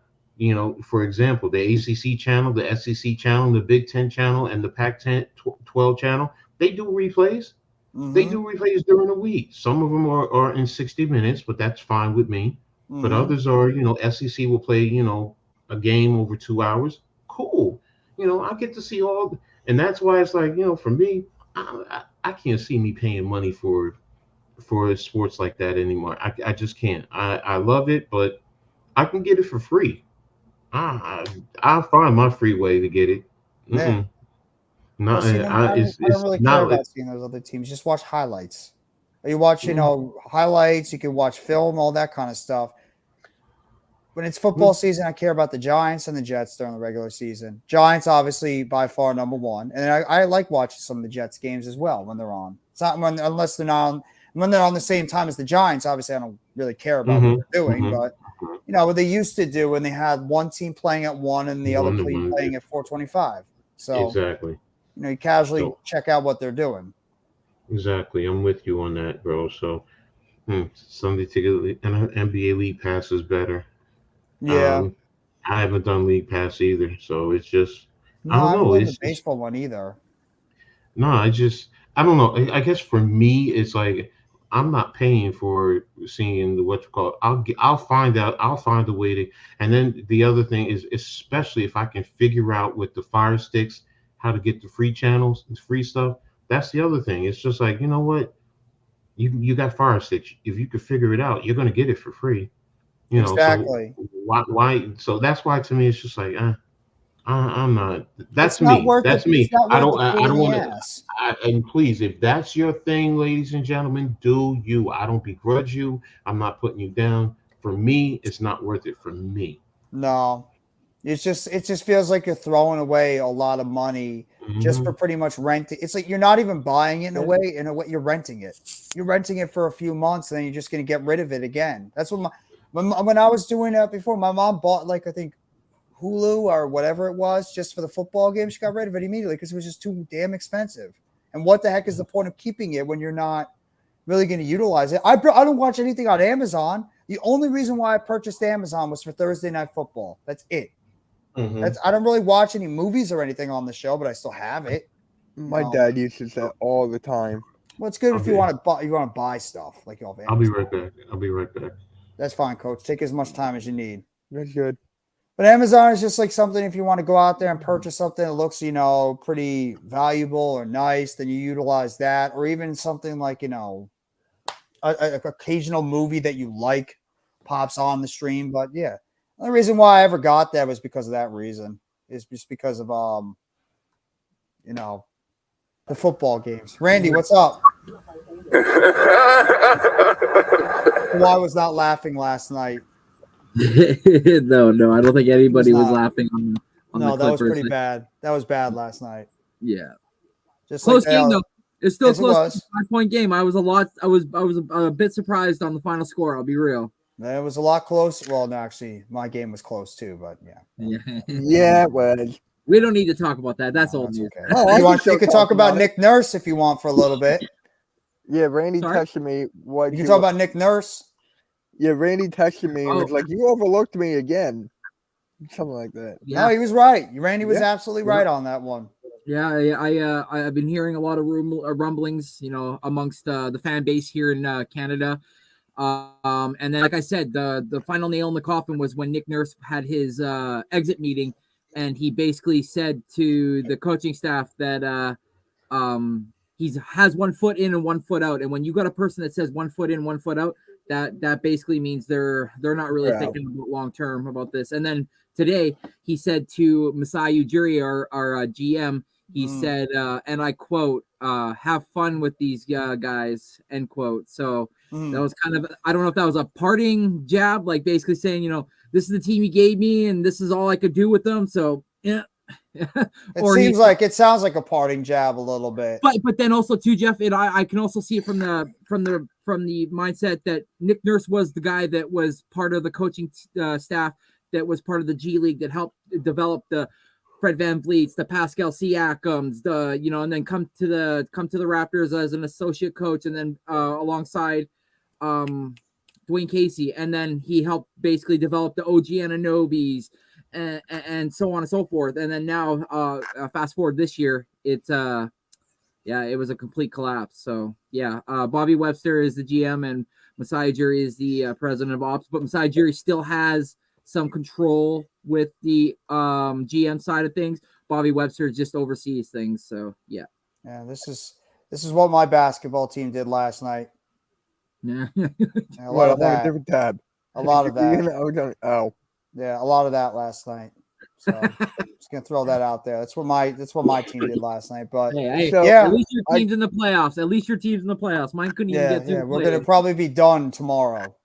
That's probably what's gonna happen. We're gonna be done by tomorrow afternoon. We're gonna be swept out of the series, and then we have to think about rebuilding too. Because I was just talking about it with who the heck was I talking with? Blake. Oh, Blake was saying like that we should rebuild. Like he thinks Yeah. that we should trade away Bridges. We should let Johnson go in free agency and just trade away our veterans to just completely rebuild. I disagree with that because I think that Bridges is still a key player. You keep on this team, you build with him. Yes. Plus, it took you a lot just to get him. And the fact that the head coach of the Suns was crying because he didn't want to let Johnson and Bridges go, that just shows how valuable the two of them are. I'm not trading them. I would keep them on my team long term. And I say the same thing. Yes. I agree, Well, that's Arthur. I mean, Yeah, some I think agree. that we should retool and some think Yeah. we should rebuild. I think we should retool. I think we still have a good young core. We just need to add. We need a goddamn bench. We have no bench. Our Yes. bench is horrendous right Yes. now. I mean, See, now, I'm just saying this as a comparison, and I'm not trying to say that you guys will go and do this and then look out NBA title. But look what happened with the Raptors and of course LeBron leaving had a big issue, a big factor into that. But look at our core. Our core was constant in getting either to the conference finals or potentially the second round and then losing. So our GM looked at it and was like, I need to make one or two moves to retool this squad to see if there's a chance. And he did that by trading DeMar DeRozan and Jakob Poeltl to San Antonio for Kawhi and Danny Green, and then obviously subsequently trading and getting Marc Gasol, and then we went on our playoff run, and then the rest is history. I'm not saying that's what might happen with you guys, but to just blow it up after all after this, no. You got some good pieces. Hold on to those pieces and build around it, retool around it. you want me to be honest, Randy? I don't trust my general manager, my ownership. I don't Okay. trust them. What they've done so far, I don't trust I them. hear you. I don't. He doesn't, Oh, his sound's not working. he doesn't trust him. I don't trust my ownership. I'm sorry. I don't trust after what they've done the past couple of years, the trades for Harden and then Simmons and then all the other stuff. I don't trust my organization to go out there and make the right moves to help retool this team. They haven't given me a reason to trust them. I mean, they detonated this entire basketball team in the middle of this season for obvious reasons. And I want to have that faith, but what in this organization, this team gives me the faith they're going to make the right moves right now. Sean Marks destroyed this team Yep. with the moves that he made. I'm sorry, he did. Hey. I'm right there with you. I I just mean, got to bounce. I'll talk to you guys later. Okay, now I can hear you. Now I can take hear it you. easy. All right, I'll see you No. guys tonight. Take it easy, Mitch. Yeah. No, I was saying, Randy, See you I later. don't trust my organization. I don't trust them. Okay. What the hell are they giving me right now to trust? I mean, I know Coach talks about how he doesn't trust his Knicks, and I completely respect that. I wouldn't either. Why do I trust my basketball team right now after what they've done over the past couple of years? How can I trust them? True. How Yeah, am I you- not going to be shocked if they trade away Bridges and they let Johnson go, and they could even dangle Claxton and let him go? Yeah. I don't know. Yeah. I really don't know. I can feel for you, but I mean, Yeah. you know, I mean, like I also want to say too, though, this is no stab at you and your team, Jeff, but you had divas on your team that were trying to Stab control away, because I agree. So you know, with the Hardens and the Kyries and the KDs, when the going was getting tough, the tough wasn't getting going, and they wanted the hell out of Dodge. So for me, that's why I kept saying when I heard the rumors, oh, the Raptors are going to give Pascal Siakam and Scotty Barnes for KD. I was like, no, I don't want that, Yeah, because yeah. when it comes to shove, he's going to bounce, and then I'm Yeah. left with nothing. Yeah, exactly. Look what he's doing. I mean, like I said, the coach on the Suns was crying. He didn't want to get rid of Cam Johnson, Mikal Bridges. They didn't want to Yeah. get rid of those two guys, but he understood his team has a chance to win a championship this year. So he had to make the necessary move and get a guy like KD to put that team over the edge. But am I absolutely. confident that this team is not going to do something stupid to get rid of Bridges or trade or let Johnson go? Yeah. No. I have no confidence in this organization. I hate saying it. I don't. Yeah. But after what they've done the past couple of years, how can I have confidence they're going to make the right moves to help make this team a viable team in the Eastern Conference? I don't. I'm sorry. The Nets fans out there, I'm sorry. They have given me no confidence. We have a guy that's making the most money in our team that has barely played basketball for our organization in 2 years. They detonated our damn youth on our team. They have veterans that can't play off the bench. Give me a reason to feel confident, and I'll change my mind. You're I can't, because you're right. You've nailed everything, bro. And all I can say is that maybe the past is the past, and then maybe that at some point your GM woke up and is having an epiphany. But again, like you said, they haven't really done much. He's not having an epiphany, Randy. He's on desperation right now because he knows his ass is on the line. He's pulling that chair, heartstrings. that seat is on fire right now. It's blazing hot underneath Sean Marks, and he knows he's got to make the right moves or his ass is gone. Period. And to bring it back to football, look at your team. Look what your team did. You went out and got two coaches that are respected in the game, and bring that it factor to your squad. I said to you right from the start when I heard you guys got those guys, I was like, "Fuck." Mark Whittendale and Dable are no slouches and coaches, man. So and Joe Shane is a great GM too. And Joe Shane is a great GM, exactly. So maybe something like that might have to happen for your squad in the Nets to potentially appreciate it, get out of this rut they potentially have themselves in. But you're right, they haven't shown you nothing. No, if they blow it up. What about Nick Nurse? Oh my God, yeah. He's a good defensive coach, man. I mean, like he definitely he strides on defense wins you championships and offense wins you games. Yeah, but I don't see them parting with Jacques Vaughn. They just gave him an extension. I don't see them blowing it up just like that. They just, I like Jacques Vaughn. Oh, I thought y'all were talking about blowing it up. I'm sorry. No, he means the team. Like they could keep the coach, but like the roster. Gotcha. Yeah, because that roster is just not getting it done. Isn't that a product of the GM then? The GM not doing a good job? All my vitriol is going towards the GM and the owner. If the GM is gone and you get a new GM, wouldn't a new GM actually probably say, I want my own coach? That's true. Yeah. Yep. That's why I think Marks is not going anywhere right now. I think they're going to give him at least one more chance to see if he can fix up this team. Because you look at this roster right now, it's full of veterans that are in like their late 20s, early 30s. A lot of them are one-dimensional type players. Some of them are here longer team. Exactly, overachievers. And you look at the core of this roster. I mean, Claxton, I think, is a good developing player, though I'm starting to worry. He's starting to get a little arrogant side to him.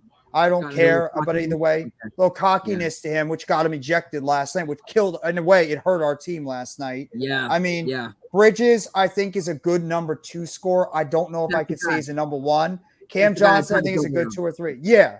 Johnson, I think, is a good 2 or 3 as well. The rest of that roster, I would have no problem if they get rid of them. I really don't. I love Dinwiddie, but I would get rid of him if they have. It's the best for the team. Dorian Finney-Smith, same thing. Is expired. It's no longer an experience. I love Joe Harris. But Joe Harris has been with this organization since he's like the Sterling Shepard of the Nets. He's been here since 2016. But let's just be honest, the road has come to an end. I mean, it's time for us to move on. Joe Harris had opportunities last night to make 3-point shots, and he bricked like 4 or 5 shots of them open. That's right there. If you can't hit your 3-point shot, and he is really a 3-point specialist, that's it. You're done. And Curry and also Jeff, if he's a 3 guy, he has to be a 3-and-D guy. If he can't bring it on the offensive side, he's got to bring it his lunch pail at the defensive side. Yes. And he's been proven time and time again to get beat to the basket and or get out rebounded. So you're right. He's one-dimensional, and he's not even working with that with the 3s. So that's why I like Royce O'Neal, because at least he brings some defensive intensity to the floor. Even though his shot has been off so far these first 3 games, the one thing he will bring this team is defense. Screwed the game for you guys last night, but I mean, some think that it was a bad job by Bridges because he went the wrong way. He turned the wrong way, and then Royce O'Neal. And then he thought he was going, but exactly. I thought it was Finney-Smith, but I guess it was Bridges that did it. But yeah, the Nets are a mess right now. I don't know what they're going to do this offseason. It's going to be a very, very intriguing offseason, starting with what they're going to do with Cam Johnson. Like that's a Yeah. big deal now because they can't let him go. I mean, No. who you're replacing him with right now? And you let Exactly. him go. Bridges is not going to be happy about it because the two of them are tight. So Yes. Mhm. we're in a Yeah. tight bind right now when it comes to our basketball team. Much like How- coaches, I don't know what the hell the Knicks are going to do this offseason too when if they get eliminated. Clean house. Yeah. If I had my way, clean house. Well, yeah. Tibbs out. You say, Coach? Tibbs out. This is fine. Honestly, if I'm the Knicks, the first thing I would do is I would get Julius Randle the hell off that team. Trade him. Get his value is high. I don't care how you feel about him. You trade him and you get the most value you can get back for him. I've been saying that it makes too much sense. As Yeah. good as he's been, you are not going to get better play from Julius Randle. Trade him in the offseason while his value is high. If you Yes. keep him and he starts regressing, then what are you going to do? Exactly. Then you're left holding, paying all that money. Yeah. for nothing. Exactly. And you're blocking Obi Toppin, who I believe has good upside on that team. You're Yeah. killing his value. Yeah. Yeah. He's dying mean, on the bench. Yeah. you're right. Exactly. And he Yeah. showed some good play on the floor. He's just not getting the opportunity. And then what I think also is really hard, also hurting him too, is like he may have a Mhm. couple bad shots or something, and then Tibbs will take him out, and he'll never see the court again for that remainder of the game. So in his head, it's like it's digging in his head, and it's starting to get mental. So every Exactly. time he's on the court, he's like, I gotta make this shot because if I don't make this shot, I might not see the floor for the remainder of this game, let alone with some foul trouble. So it's like it's starting to play a mental. Cam Thomas too. Cam Yeah. Thomas was the same thing. He went in there, made a couple of shots last night, turned the ball over once or twice. Jacques Vaughn pulled him and didn't put him back in the game. Didn't put him back the rest of the game. Wow. You don't think that's going to play something mentally with the kid? Yeah, totally. Yeah. And he's probably Especially- wanting to say, he's probably saying, I don't want to be here. He's probably thinking right now, Cam Thomas probably doesn't even want to be here anymore. He wants to get the hell out of this organization. Oh, I just came back. What's going on, Raph? Mhm. Welcome What's up, back. But yeah, Hey, look at Nick the Shift. Wolves. Yeah. What's up, bro? That's But a good yeah, point. and then look at the Wolves, like Arku said, exactly similar situation. Look at Okay. that. They, Oh, that's that team. That team made a really risky trade getting Rudy Gobert, and it's just not worked. yeah. It's And just then now the not worked. drama, and now the drama. I know the players are all saying the right things, but now there's drama amongst the crew and the clique. Yeah. So. Kyle Yeah. Anderson and Rudy Gobert playing Fight Yeah. Club in the middle of their bench. But did you see? I don't know if not a lot of people are talking about it, but did you see when that happened? How many people went to the defense of Kyle Anderson, and nobody except for training staff and coaching staff went to Oh, Rudy Gobert. Yeah, because they I know he's an noticed that, ass. I was like, that's a telltale. Yeah, they know he's an ass. They know Yep. that Gobert is an ass. That's why they did it. Yeah. Because they know, and Yeah. Kyle Anderson, I believe, is a long-term wolf on that team. They're going to go defend the guy that's been there longer than Gobert, who was sort of self-destructing that team in a way. And it's a shame because Gobert is actually a very good defensive center. Towns has been off with his shot. I mean, I thought they were going to pull off that game 2 victory, but you know, they're going to have to regroup going into game 3 for them. I mean, it's just a very tricky situation. I love how we transition to basketball, but Yeah, it's I'm sorry. basketball. No. It's Mhm. fine. It's a football show, but we can talk basketball. It's still the We always playoffs, talk so it's everything hot else. and heavy. I don't just make it specifically just with football. I mean, so we'll be having a lot of football talk during next week. I mean, it's gonna be hot and heavy football talk all over the place. Oh So, yes, especially for the draft. And Yes. trust me, I've been studying since like January because that was the beginning of the year, and I've been studying like the more the draft prospects, and of course for some football, and of course last night I did a film study about Tucker Kraft, which is a tight end for the Tight South end. Dakota, yeah, and of course a name Kaitani for the Northwestern Wildcats, which is a terrific beast mode when it comes to defensive tackle. And I guarantee you that the Raiders need more like I said before, Raiders need like the boots from defense. Yes. Like for example, the linebacker, the offensive, and of course the defensive, like the tight end, because the wide receiver position is fully loaded because we had Jacoby Myers, Devontae Adams, and Hunter Renfro to be sure. yeah. As long as Renfro stays healthy. Last Yes. year was, a bad year with Exactly. Yeah, If they need to keep healthy, that's great. Yeah. And you signed Dorsett too as a number 4 wide receiver who's a deep threat. So he's like your Yeah. wide receiver room is the one thing that's absolutely loaded. But with the Raiders, you guys need offensive line help. You guys need defensive help. I You think guys we need- have a lot you of have a positions quarterback to too? fill. You need a quarterback as well, long term. It depends. It depends. Yes. Do you have confidence in who's your backup Jimmy quarterback? Jimmy Garoppolo. Garoppolo is the starter, but who's the backup? Garoppolo is the star backing up. I think we had Garber, but I think we got to draft the quarterback just like, for example, like the second and third round. To be honest, because right now we had to focus on about the defense tackle from Christian Gonzalez or Devon Witherspoon at the first round. Yeah, you guys badly need a cornerback. And the one thing you guys need to start doing is you need to start hitting on those picks. Yeah. I mean, you go back with the Raiders. How many first and second round picks did that team miss on over the recent years? Every single one of them are gone. They are not even on your team anymore. Yeah. Some of them are recent picks. And Some of them right. self-inflicted. we're not talking Chase about Garbers it. is their backup. Chase Garbers is his backup. Yeah. Okay, thank you. That's what I thought because I think they had and Brian Hoyer. Brian Hoyer is the third guy. I mean, come There you on, go. Brian Hoyer to the rescue. Yeah. Yeah, I'm not just sure saying. who Raiders backup. But you're- I could have but sworn it he's was Jim down to the rescue. Oh, Henry Ruggs. We're not talking about Ooh, it yeah. because last night I Yeah. was talking about the situation with Or Jalen Arnett. Carter. Yeah. Yeah. Damon Yeah, Arnett, Henry Wuggs, Abrams, Jonathan Abrams. But I The think in that offensive line one- you had Leatherwood. Yeah, because they Mm. don't have they have a great season. But I guarantee you about that because we're not gonna have the same mistakes, except for anybody, because Dave Zilli, he got all eyes on the draft. Yeah. And possibly we're gonna make it like hit the jackpot from the draft, and of course for the first round, because we're not gonna do like the same mistakes like years ago with Jamarcus Russell, because we're not gonna do about that. We're not gonna do about it like a bust. We need to hit the all jackpots secure, including the defense. And of course, and I guarantee you, because all for the case, because they want to draft CJ Stroud or Jalen Carter. But look, Jalen Carter is a generational talent. Yes. But he really sure about that because after he Yeah. done like the card issue at that accident, I mean it could happen at like a drop for the top 5. He could Yeah. immediately drop for the top 5. And we're not gonna say the go follow the mistake. And Dave Sliger is the only choice to give it those eyes on that Mhm. draft because we're not gonna say the mistake. No mistakes, no excuses, but all the eyes on the draft to see what play is the best available, and Yes. that's it. Oh, by the I way, think you real guys- quickly news too. I don't know if you guys heard about it. I'm sure you did.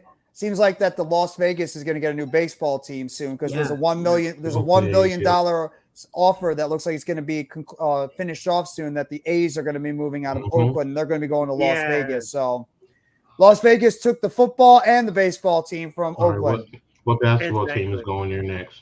That's exactly what I'm thinking next. You- Golden yeah. State. Yeah, that's exactly what about it because I can't see Golden. Remember, Golden State just built the Oracle Arena. They're Yeah, not I was leaving just that. Oracle just got built, Jeff. Yeah, Yeah. that's true. That's true. Yeah. I I mean, don't know. Yeah. Which basketball team could be going Sacramento. next? Sacramento. Oh, I don't see it. I don't see it. no, I Sacramento don't is see it, I don't see it. Sacramento represents that city so well. I mean, you saw how those games were these past couple. Mhm. I don't know if they're going to move that team out of Sacramento. I could Portland. see them. It's not Portland. No.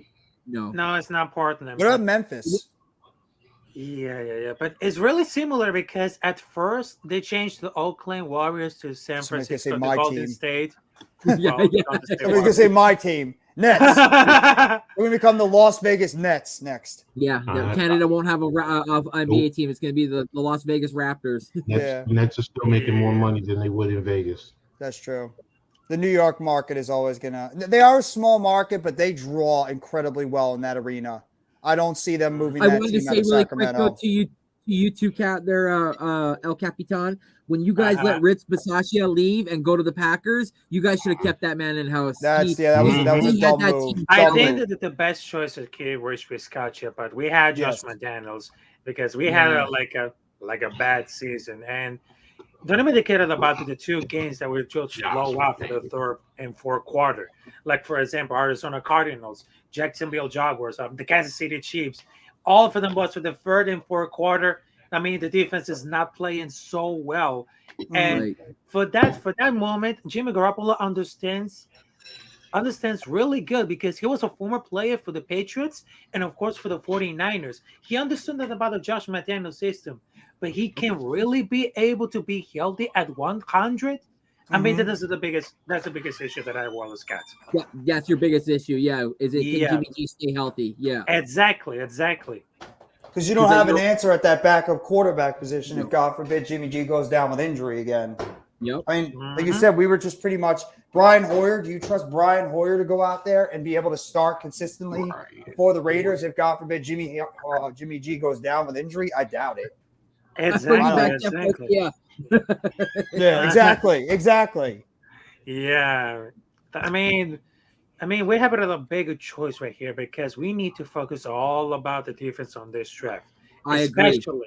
especially because we had some really have issues with the red zone, Mhm. defense. Yeah. And of course, because I had to go to film study because we need some good players that we had a lot of speed, intensity, athleticism, which is the only matters, and of course the point of view he can play at different spots, at the different positions. Mhm. No, I agree with that. Do you trust, though? That's the thing with the Raiders. Do you trust your organization? They're going to make the right moves, Raph, after what they've done recently? I mean, Well, shit, I if they're really- Be smart, brutally honest. Be brutally honest. if they're smart, they would team somebody up with Max Crosby and what's his name? Well, Chandler Jones. Yeah, Chandler Jones he's getting up there in age, but he's Yeah. still solid. And Crosby's a stud at the Yes. defensive end position. I mean, for that case, that Max Crosby is really good at stud. But I think over those That's years, I probably think the what's true. organization it's mainly like a look at a disaster because we just wasted like a draft picks, the movement between Auckland to Las Vegas, the change of coaches.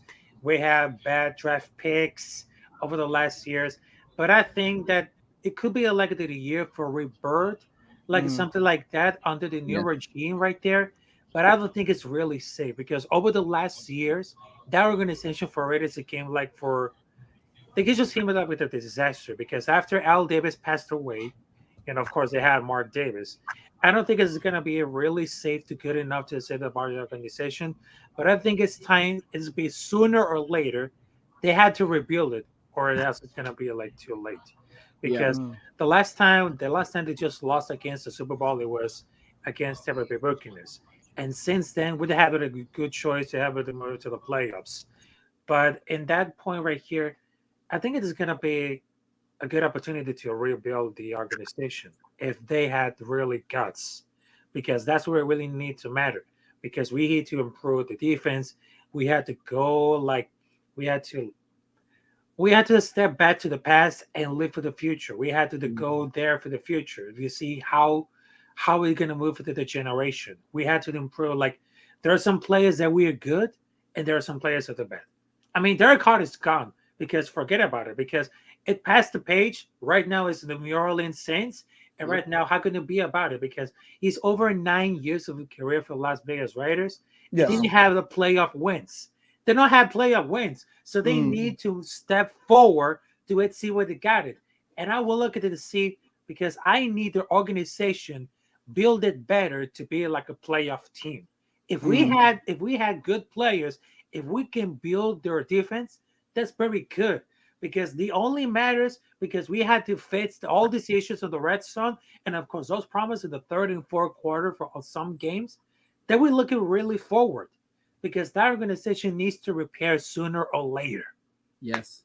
I know. I don't know how many times I watch your guys' games and I'm like, wow, it's still competitive. And then all of a sudden the third quarter comes and then the fourth quarter comes and your team just collapses. And it's like, it's like watching a train wreck coming happening. It's all over the place that they're missing a guy Exactly. or two right there, right? It's like, I feel honestly, I feel bad for your I do organization. too. Every time I had to look at Raph or we had to see Eric SC Experience, they're like dejected every time. They're waiting for it to happen, but I have to check in on you guys to make sure. yeah, you're exactly. okay. Yeah, you got to see if they're okay at that point. Exactly. Because of exactly. every time this team like just pulls out your heart. But Arku, just to answer your question real quickly, if there's an expansion team that's coming out first, it's going to Seattle. I want the Seattle Supersonics back. Get that organization back. They should have never lost their basketball team in the first place. That's the team that should get their team back first. And baseball, same thing. Get back the Montreal Expos. Yes. And I want this. If you go back to baseball, get me back the Montreal Expos. Yes. Period. Get me back those organizations that never should have lost their team in the first place. Period. Yeah. If And they if have St. it Louis like a gets their suspension football team back too. I would love to bring back Montreal Expos because right now Canada has only one team, which is the Blue Jays of Toronto.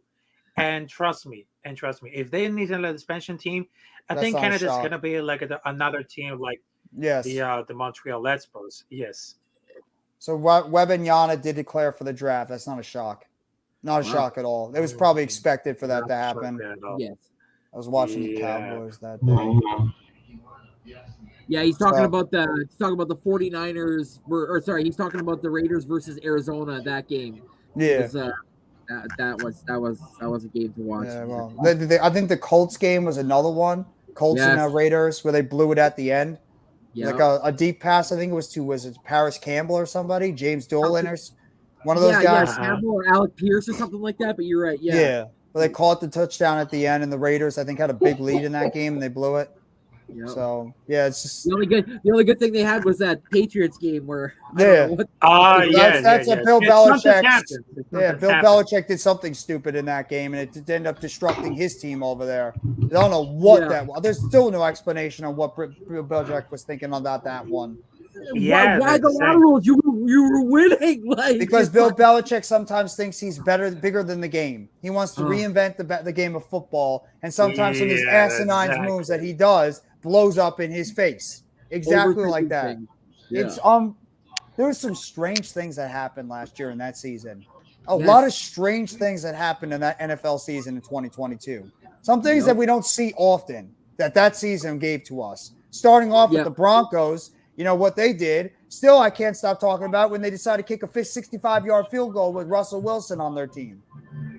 That's just pretty much that's saying exactly. we give up. We're Yeah. not going to try. We don't care. We have Russell Nathaniel Wilson. Hackett. Who cares? Yeah. Twice. Try to kick the field goal. They call a timeout. You get an opportunity to put Russell back out there. Nah, we're just gonna kick the field goal again. Forget we have a Hall of Fame Even though the quarterback on our first kick team. did go up and it missed horribly, so Yes. what? You're gonna get a second redo and he's gonna nail it down the middle? Yeah, well, that's Nathaniel Hackett trying to reinvent the game too. We see how that worked out. One and done. Now he's over there trying to help out Zach Wilson and the Jets.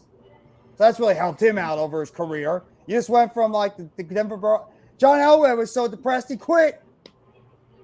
Yeah. He quit. John Elway's like, I'm Yep. done. I can't take it anymore. I can't stop And you wanna drafting talk about quarterbacks in somebody that organization. Yeah, and you want to talk about somebody who had dealt with like pressure and stuff playing in Yeah. the game? John Elway has dealt with it. He's like, I can't deal with this organization right now with people. This is Brock crazy. Osweiler, Paxton Yep. Lynch, Trevor Simeon. I Yep. mean, John, was it Locke? Yeah. Like, how Yeah. many quarterbacks can you fail in that organization with recently until you're eventually just like, F it, I'm out of here. Yeah. Like that's just, I feel bad for John Elway. Talking You about kinda one of the do, greatest quarterbacks in the history of the game that couldn't take being part of that organization because of the fact they couldn't draft.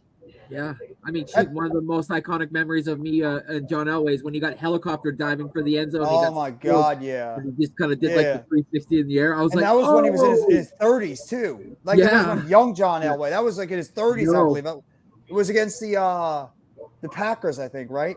Was it the first Super Bowl or the second one? It was the Packers one, or if it was the Falcons one. Do you remember, Coach? Yeah. Was it No. the Do you I'm remember trying which? to remember. I'm trying to remember off the top of my head, but I don't remember. I think it might have been the Packers one. I think it might have been the Packers one where he got helicoptered in the end zone. Yeah, you're right. It was Packers. Yeah. It was the Packers. Okay, It So was the first it Super really Bowl. was. Yeah, Okay. that's right. That's right. That's right. That's what I figured. I thought it was the first memory. Super Bowl they won. Good memory. Yeah. Yeah, and the Falcons, they get to the Super Bowl the second time with Mike. I think it was Michael Vick. Was Michael Vick the quarterback at that time or no? I think. Let me check. Maybe it wasn't Vick. No, Vick didn't come out until 2000. Was it 2000 or 2001? I think Vick came out of the draft.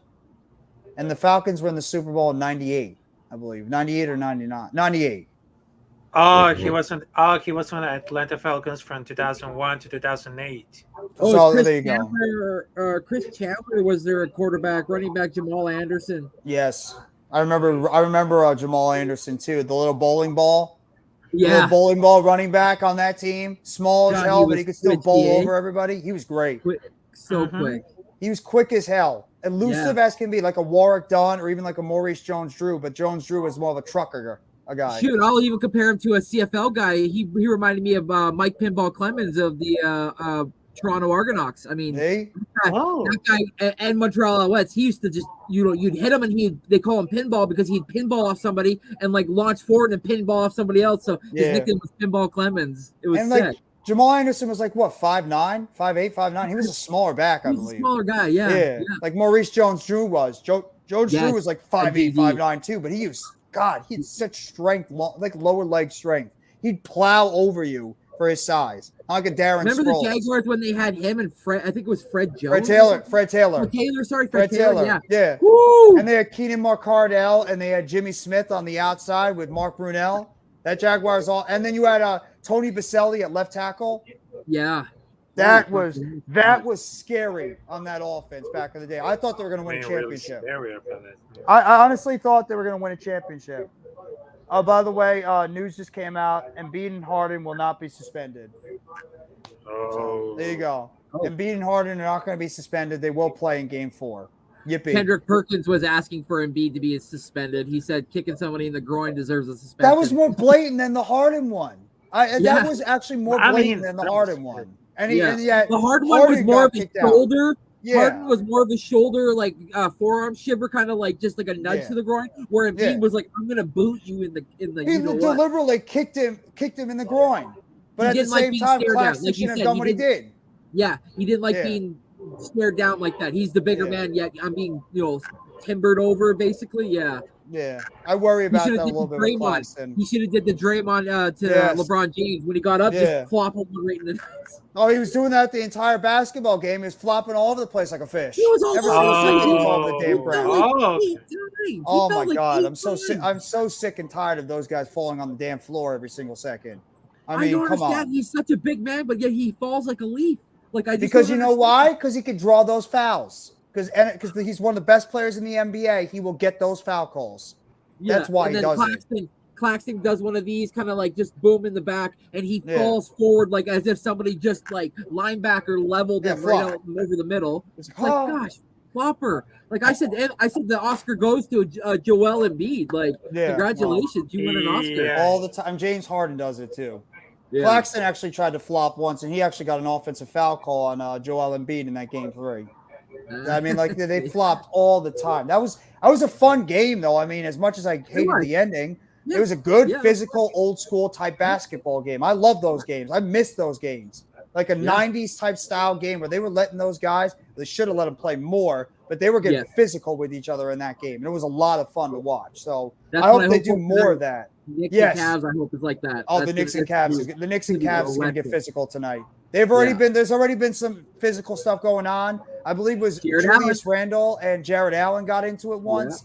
And then Donovan Mitchell. Everything that happened with Mitchell in the offseason, and he's coming now to Madison Square Garden. The Garden is going to give it to him in that arena. It is going to be electric in that arena tonight for the Knicks and the Cavs. So I mean, like, I'm curious to see how the dynamics are going to go with one another, because that's been a physical series as well between the Knicks and the Cavs. You see these guys beating the hell out of each other all over the place. Coach is probably like, I don't want to hear about this friggin' team already. I'm sick of them. I mean, I think it's going to be great. It's going to be a great game tonight. I do. So we'll have to wait and see what's going to happen, but we'll probably go for like another 15 minutes or so. I want to end it at like 3:30 because we're obviously going to be streaming again tonight. So I make sure you tune in for myself, Randy, and Mitch. We're going to be doing the Knicks and the Cavs tonight. If Coach, if he's not busy, if he wants to hop on for a little bit, and if Raph as well. Yeah, and if the guy to send me a link to a private chat, I'll do it, because right now tonight is the SmackDown, and I'll be like the present for Knicks versus Cavaliers, so I'll be there for sure. If the guys give me like the name to call a name, but yes, I will definitely. Kawhi would not be happy with that.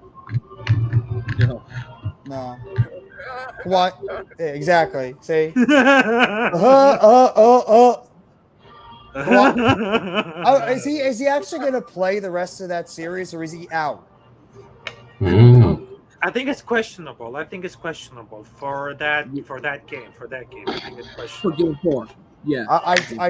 I've never seen two players in recent memory that get hurt as much as Kawhi Leonard and Paul George. Every single second, you have to like cross your Anthony fingers Davis. they play. Anthony Anthony Davis is Davis. another one. That's right. That's I was true, just gonna Coach. say, Coach, street clothes.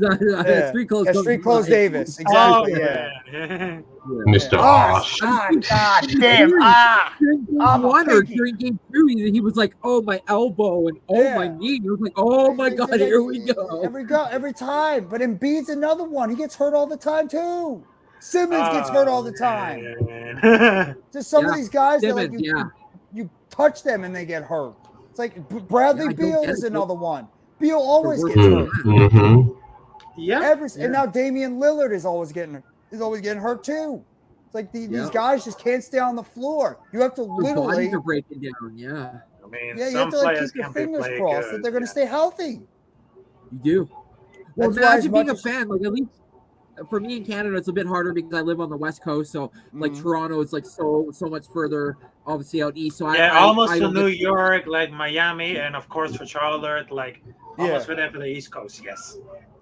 Yeah, and imagine being a fan of these teams and like you're questioning if you're going to go to because you're not sure if the guy's going to be healthy or not. You don't know if Yeah. you're going to watch a bunch of bench players versus each other. Yeah. It's like, could you imagine? We being in just that talked. predicament? We I mean, just talked about that before. I'm glad you brought that. We just brought that up before about betting and how betting is like Yeah, it's such a tricky situation. And why we don't bet? I don't know if I'm not. I'm I never don't. asked. Like, yeah, No, It's- I don't bet it's anything.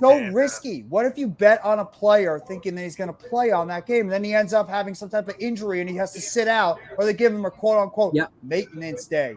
Then It's what? really risky, and you might be Yeah, a lose maintenance money. day. Then what do you do? yeah, What do you do then? yeah. You're just sitting there Yeah. like Like, twiddling you your know what? thumbs, like, what do I do The- now? The only betting I do is like with like a local, like a coworker. I'll be like, hey, like $20, $100 on tonight's game. Who do you got? Like Yeah, the that. But friendly I'm not bet. like gonna like you like the parlays where like, oh, Donovan Mitchell's gonna get this many points for this game, but I'm gonna parlay that Exactly. for this week with like maybe like a Kupo getting this many points. It's like like you said, you don't know game to game if they're even gonna be there. So the betting Exactly. gets kind of messy. Yeah. Exactly. Good point. You don't know what these players are going to be doing from a game in and game out basis. They could sometimes play, and then the other time they might be out for a while. You just don't know. And that's the major issue when it comes to these guys is the health, and also because these stupid ass maintenance days. I'm sick and Yep. tired of that too. Oh well, I don't know if this is going to matter, but Jericho Sims will not be available for Friday's game against the Cavs due to soreness in his right shoulder. Mm-hmm. I mean, he hasn't really played, but No, but I mean that's a body down yeah. that you need, especially a big body. And Especially if somebody gets in foul trouble. Giannis sat out team portion practices, though he did individual. So I don't know what his status is going to be for their game coming up because they need Giannis Well, he back. did land even on though his they- back there. He landed on his back pretty hard there. When you watch it Yeah, he back, you're like, did. damn, he did kind of put all his weight on there, right? But shit, A lot of there you go. stars There's getting another hurt in this series. playoff too. Yeah, all these stars Yeah. are getting hurt in this playoff. Every single one of them Yeah. are going down with injuries. It's like you're just Mhm. waiting. You're I mean, hoping that nobody's going to get Good. hurt. A series or two could be changed because of that. Yeah. Shit. Well, then you just see the I Memphis Grizzlies I in eat the it all the time. yeah. I get it with my 2019 NBA run when Klay Thompson went down and then KD went down subsequently, Yeah. and then obviously with those two going down, it was huge for them, and we ended up winning the championship. So many people, well, if we had a healthy team, we would have whooped you guys. There wouldn't have been a chance. Blah blah blah. And I'm like, All you gotta do is just go I like mean, this with your ring. we You just don't show know. them the ring. That's Yeah, all that yeah. matters. That's I it. I do. I just go. Let's talk. just show them the ring. Talk to the ring. Yeah, it's like doesn't matter, if, ands, buts, what's doesn't matter. Things happen, and there you go. Exactly, you have that on your finger. You know what? I can make excuses and be like, well, Kyrie Irving and Kevin Durant or Yeah. James Harden didn't get hurt that one year. We would have won the championship in 2001. No, 2021. No, KD they got doesn't hurt. step on the line. Who Yeah. knows what happens last year? Exactly. It's what are you Yeah. gonna do? It just happens. I mean, it happens in all sports. Exactly. I mean, Yep. if what do you call it? Everything. I'm not going to go down the Knicks route. I'm not going to torture Coach like that. But I'm just like say like Bro, say what you if- want, bro. all right, Charles Oh. Smith didn't miss that layup, or Patrick Ewing dunked the ball, or Ray Allen didn't hit that 3-point shot in the corner for the Miami Heat against the Spurs, they would have won that series. That. Spurs had that Mhm. series won, and then Ray Allen hit that big 3 in the corner for the Heat, which ended up putting that team over the top against that Spurs team. Oh, That's I another remember one that happened. Yes. If Jose Valentin didn't strike out in the bottom of the 7th inning with the New York Mets after Andy Chavez made that incredible catch in left field and doubled up Scott Rowland. I in the remember seeing Andy 2006 Chavez. AL That was just like one of the championship most series incredible. when we were clearly the best baseball team, we would have won that game. Or 2015 when Terry Collins decides to leave Matt Harvey in the game when he was clearly gassed. Then we ended up having that backfire right in our face too. Trust me, I can go down the line with everything of what's happened with all these sports teams, with all these moments. If, ands, buts, candies, nuts, you can't predict it. It is what it is. Things happen. Oh well. Hey, Ray. I hey, could even go Adam. 2018, the NASCAR championship. Dale Earnhardt Jr. could have won his very first and basically cemented himself alongside his daddy as an NBA or a NASCAR champion. And Jimmy Johnson won because his team decided to go and get 2 tires, and he didn't need to. So there's that as well. Exactly. That's a good point there. There's so many variables in every sport that seem to happen that it always works itself out against. Robert Ory doesn't hit that game 5-3 to basically solidify that win. I don't know. Maybe Sacramento does beat the Lakers and end up winning the championship. Who knows, please. right? They probably cheat. There was some salty stuff that went on during The that refs, time. the refs killed that shit. The refs did that shit to them. You know? Exactly. Same thing with the Portland series. There's a lot of questionable calls there too. Oh yeah, absolutely. I mean, shadiness. Remember, there wasn't that long ago. A lot of these NBA refs were caught betting on some of these games. Yeah. Mm-hmm. Throwing series certain ways just so they can get a certain payday. Yeah. Oh, Lakers. Oh, Lakers. Excuse me. It was Tim Donahue or whatever that ref's name was. Yeah. Yep. Back in the day. Yeah. Well, I don't know if it was him solely. He's the guy, the fall guy that they landed on, but you could clearly see some guys and some series were slanted. I mean, it just happens all in the NBA. It's more so than any other sport because the NBA can take a player out at any given moment. You know, the T or anything like that. Or I mean, look what happened. Look what happened in the Cleveland series against the Golden State Warriors with Draymond Green. I mean, they don't win that series if they don't kick Draymond Green out the game. It changed the whole complexion of that series. Yep, that's a good point.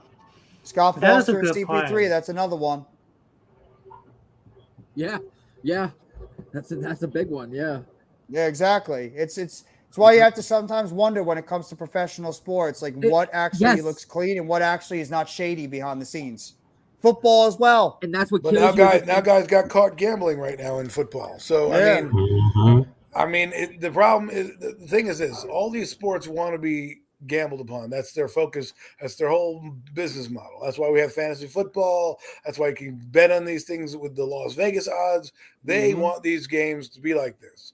The problem is that when you have referees out there, they have to use discretion. Now, if they're getting some money under the table, guess what they're going to do, right? They may not call it as fairly as you think. So, they're trying to legalize that. They're trying to legalize that sports betting. 4 Detroit players and 1 commander was involved. Detroit's wide receiver Quintus Memphis, Lions safety CJ Moore, and they were cut too. And Chaka Tony. Well, the thing is, they don't care if you bet on staff members. Don't forget staff members. Yeah, coaches got point. Well, staff members were also fired. You can bet on like baseball. You just can't bet on your football team. Yeah, because that they think is a conflict of interest, right? Because maybe you go down with a knee injury, a Fugazi knee injury, and you lose the game, or whatever the case may be, right? I mean, Calvin Ridley had this problem the other day. They weren't mad that he gambled, but it's mad that you gambled on your team, right? So I mean, you have a good point. Yes, it is. Nobody likes the Rockets. No. James, hey, normal guy. What's going on? Hello, normal guy. No, man. How are you? Hey, they won a championship. Something I'm probably never going to see in my lifetime. I'm convinced right now.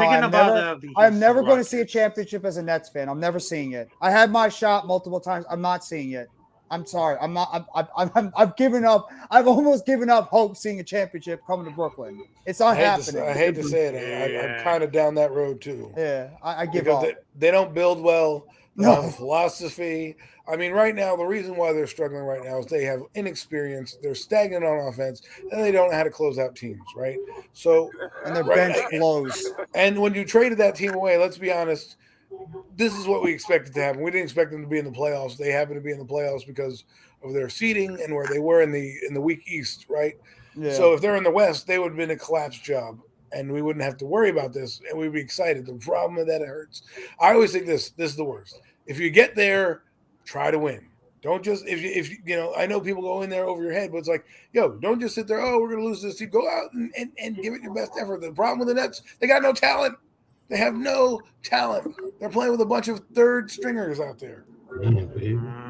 The only two guys on this team, actually, well, there's three guys on this team I like that could be part of the core, and that's Johnson, Bridges, and Claxton. The rest of them, you can get rid of them. You can get rid of them immediately. But like I mentioned earlier, I don't trust this organization. They have not given me any reason, and I'm sure Adam probably agrees. This organization has not given any reason for us to trust them. What the hell have they done over the past couple of years that makes us Nets fans say, "Oh, Sean Marks, we have faith in you. You can Couple fix years. this team."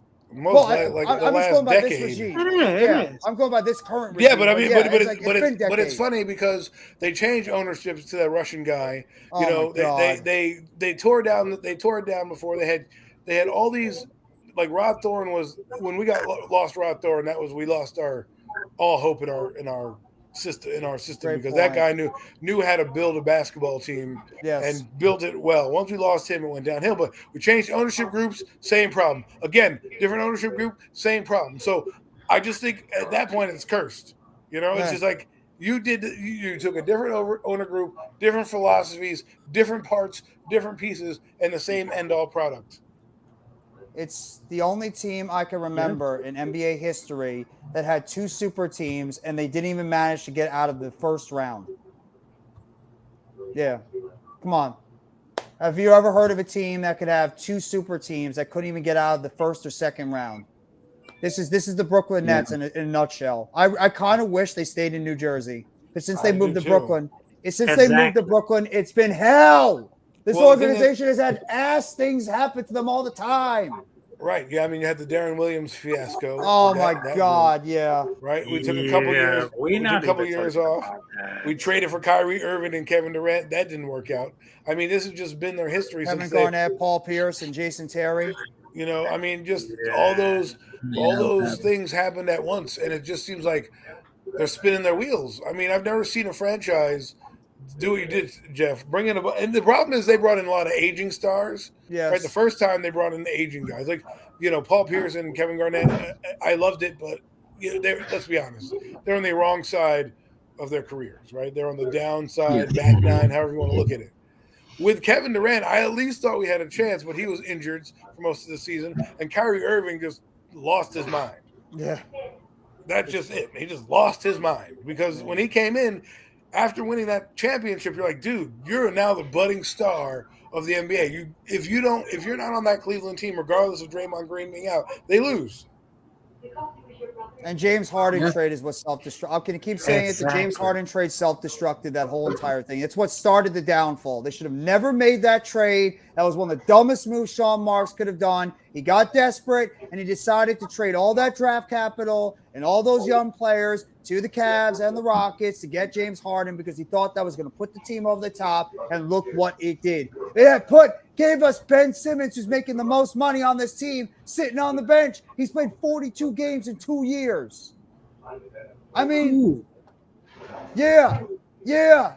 42 games in 2 years. You could understand why I can't stand what this team does to me as a fan. Why I bitch, why I complain, why I vent all the time. Whoa. This team has killed me, my heart and soul, over and over and over again. And then I get sucked back in like an idiot. And then they just keep beating me down once again.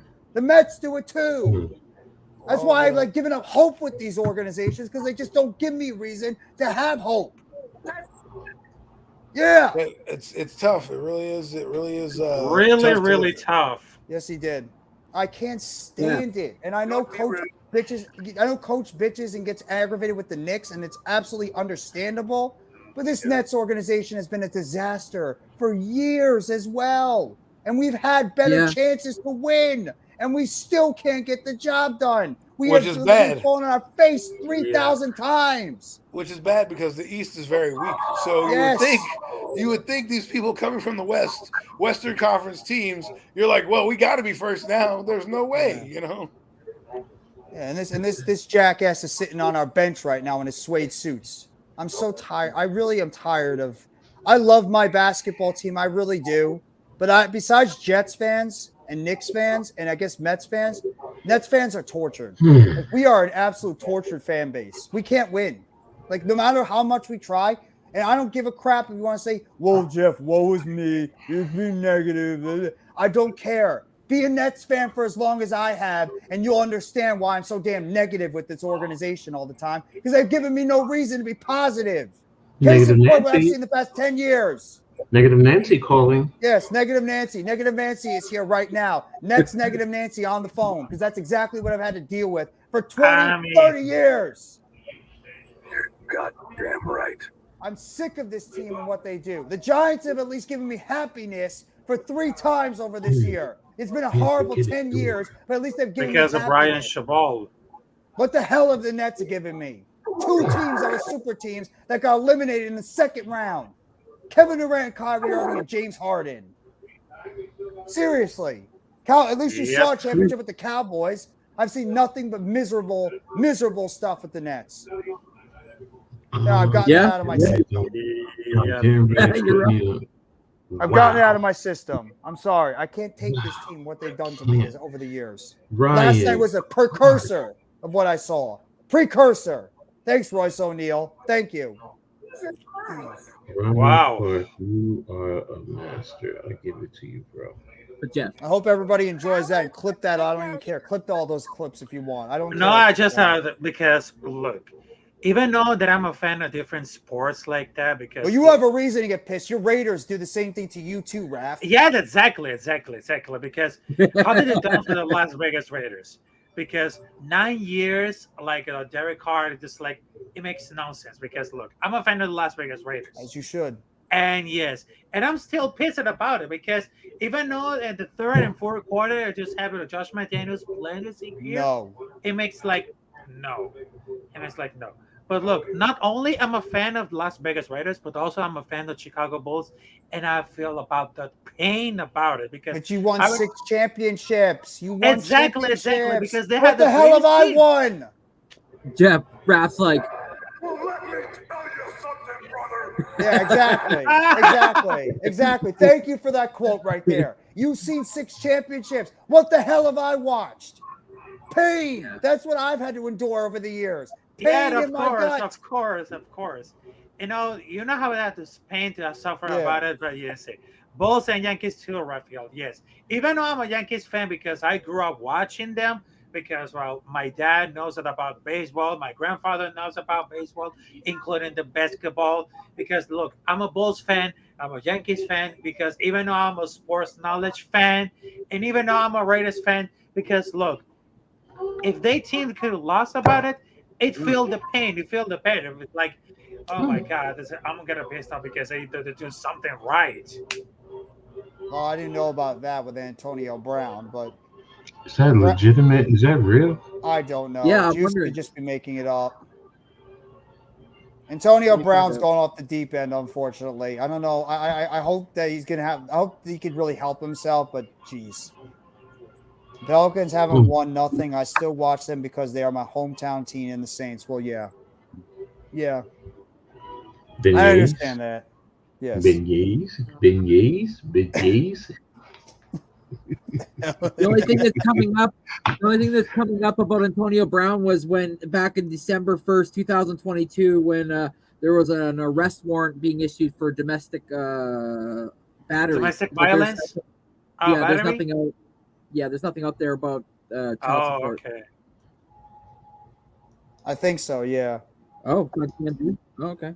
Let me check TMZ. It must have just broke recently. Maybe that's where it came from. Must have just broke. Oh, Yeah. Antonio Brown, cops ordered to arrest ex-star for over unpaid child support. Okay. Yeah, it must have just broke in, like y'all said. Yeah. Oh, Miz wants to hop on now. Hold on, Miz.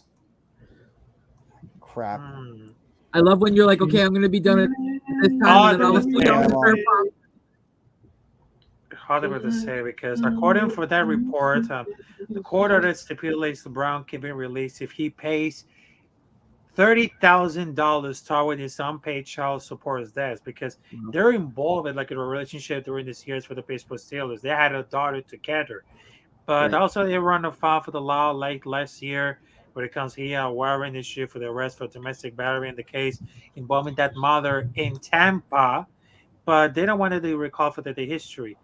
But of course, since 2002, since 2022, since James, he walked out of the field, twisting off the uniform, laying the weight, and he's been busy like in the making controversial social media posts. So that's when it goes to this, Sounds like, activity, including a Snapchat wiki because we don't want to look at it because we've been seeing like the terrible things like that, and we're not going to show about that, including for the people.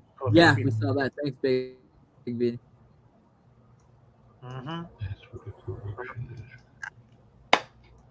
I think so, yeah. Adam, your buddy's coming on. Yeah. Adam, can you hear us? I think Adam's away. Oh, I'm here. I'm just trying to finish up some stuff. You're talking about Antonio Brown. I'm not worried about Antonio Brown. He's out the league. Yeah, he's got a lot of issues. Yes.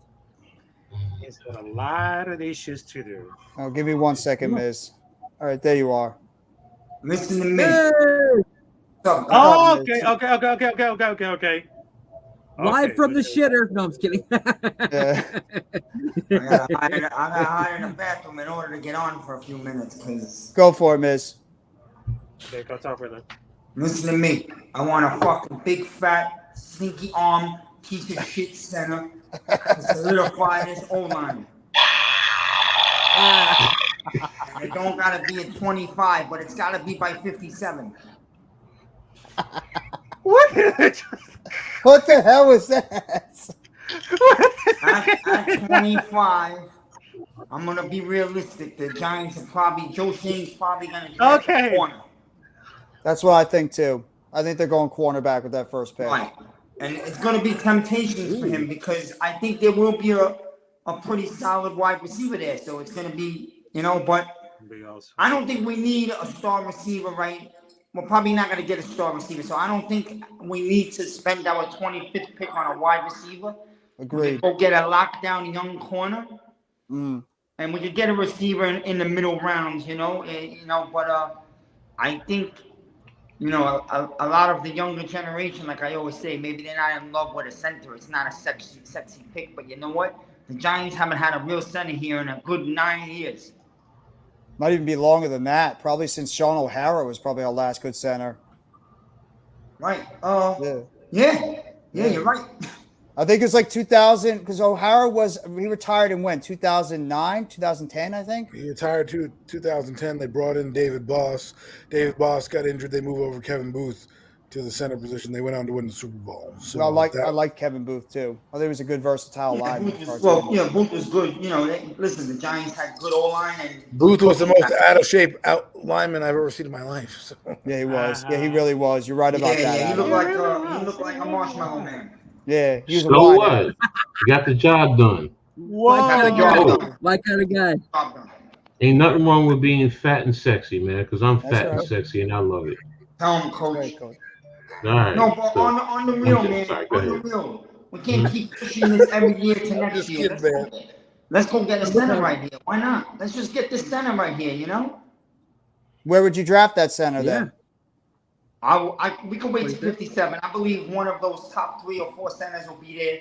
And with the type of coaching we have, they can coach somebody up. So yeah, everyone wants Schmitz, but listen, man, we don't really know. The Ohio State kid is good. Yeah. I've been talking about Tippmann for 2 months. I got shut down by a few people, but I believe Tippmann's right up there also. Mm.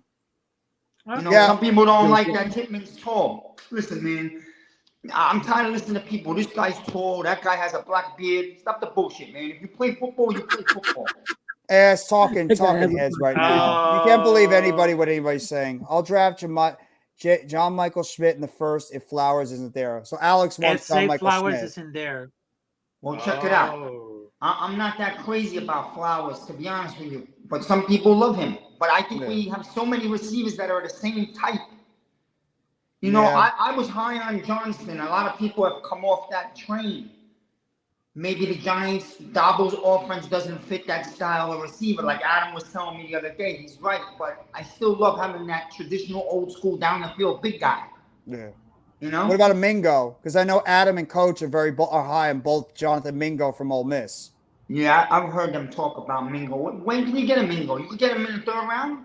Probably like the No. second, third round, maybe. He's probably going to be up to the second round. The only person I've seen mock him in the first round was Peter Schrager from the NFL Network. So everyone else now is second round up from the fifth round. You know who I like right now that's growing on me too is Michael Wilson from Stanford. Yes, yes, he's another one. Runs his routes very well. I mean, if you want to look for a late round guy because of injuries that could develop into something, maybe you take a flyer on him. I mean, the receiving thing for the Giants is this.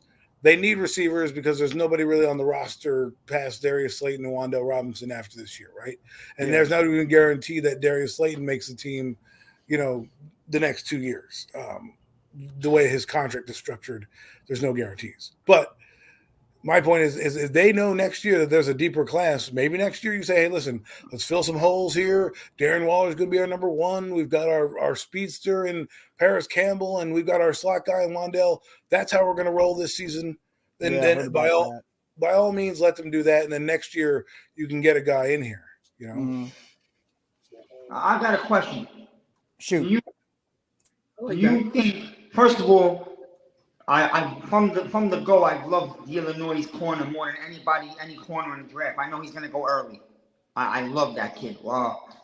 But is there a chance? Probably not. But let me just throw this out there. Is there a chance if one of those top 2 or 3 tight ends gets to 25 that Shane takes another tight end? Let's say Myers is there. Well, What do you I guys mean, think? I rather take Dalton Kincaid, but if you were saying the top, let's just say if you're talking about the top tight end, yes, why not? Why not take the top tight end? You could always use an offensive weapon. If you deem the tight ends the highest on your board, why not take them? Alex is not a fan of taking a tight end. Well, that's why you're not the GM. Wow. I'm just saying, I'll tell you what, man. Short and sweet. I'll tell you. Whoa. One thing I will say, man. Why is there no need? Let's address this. Why is there no need? Darren Waller hasn't proven that he's been a healthy player. Okay. We don't know if he's going to be past this season. He's also 31. You get Dalton Kincaid or Mike Myers in the first round. You have 5-year build plus Daniel Bellinger to build off. You have 3 legitimate tight ends on your roster who don't just poo-poo the tight end position because we have Darren Waller. We have Darren Waller and Daniel Bellinger. You name me the third tight end on this team. And don't tell me Lawrence Cager. Tommy Sweeney. Don't tell me Cager, please. Do me a favor. It's like the time that Adam and I always laugh about this. It's like the time the Giants picked up that scrub garbage bum from Washington and everybody was making a big deal out of it. Oh, what was his name? Ricky Seals Jones. Yeah, Ricky Seals Jones. The very first day we got him, I said we picked up recycled garbage. Guys, didn't even make the roster. Didn't even make the roster. I didn't even have like any plays during the spring and summer. I don't even remember. Well, the only plays you gotta have somebody carry the Gatorade bucket, right? That's true. The only plays he had was that touchdown. What? I like him too, by the way, Jaden Reed. Since y'all said don't say it, Lawrence Cager is the third tight end. Yeah, he is. No, he is going to be the third tight end. He is, yeah. He is now, the third tight end. But Andre for Miller now, too. Come on. Let's be honest. What I'm saying is Lawrence Cager's not stopping me from turning the card in for like a Mike Myers or Darren Dalton Kincaid. Oh, here's Joe Shane. Hey, we're gonna draft a tight end. Let's see. We got Lawrence Cager on the roster. Hey, coach. An undrafted player. I'm not gonna say it's gonna stop it, but you know, I mean, he's gonna look at he's in the mindset of that GM, and you know this, Adam. He's going to say, at least right now, I'm covered. Just like you said next year about wide receivers, Yeah. Say the same thing about the tight end. Because Hey, right now you have Lawrence Cage position. or RJ Barrett. What? Lawrence Cage or RJ Barrett. Lawrence Cage all day long. Yeah, see? What I'm looking at though is like at least in the receiving game, I've got a couple guys actually signed. Yeah. In the tight end game, we have one of the best tight ends in the league, but let's be realistic, he's been injured. So if he goes down, you're left with Lawrence Cager and Daniel Bellinger. Now I thought we were supposed to upgrade the position. Anybody in the draft upgrades the position. Now if they come in, what you just said, based on what you said, the same thing can be said about the wide receiver group. Same thing can be said technically about the running back group because and the cornerback Barkley group has been hurt. You could say that about the quarterback because DJ has had. I get what you're saying about the injury, but you can't think like that. You cannot think, oh, well, if such and such goes down. No, I'm thinking about long term. I'm looking at the roster and seeing who's signed past a certain time. That's how I draft my draft. I don't. Okay, I know. What about wide receiver then? Think about. There's nobody there, but he Exactly. didn't ask that. He said he didn't want to take a tight end. I said why not? Because right now the Giants are featuring a tight end, and that's probably what they're going to do, is feature tight end. So if you have a tight end that can do wide receiver things, why not do that? I mean, I don't understand. You know, we're cutting right now. We're splitting hairs with the ways that we're talking. I like I agree with you there. I agree with you there. So, yeah. I you know what, man? I and maybe I'm a little bit being a little too positive, but I have a lot of confidence in Joe Shane and Dabo. I believe they have a total plan what they're doing. You know. Mm-hmm. I do too. Mm-hmm. I feel very confident in whatever they go with. They know what they're doing. You know. I do too. Honestly, I think most of us feel that way because of who the GM was before Shane. I mean, if you look at what happened with Gettleman, you can point to some good things, yes, but overall, I mean, you know, from the way the cap was structured to a lot of the other picks and the moves that he's made, you feel more confident in Shane and what he's doing.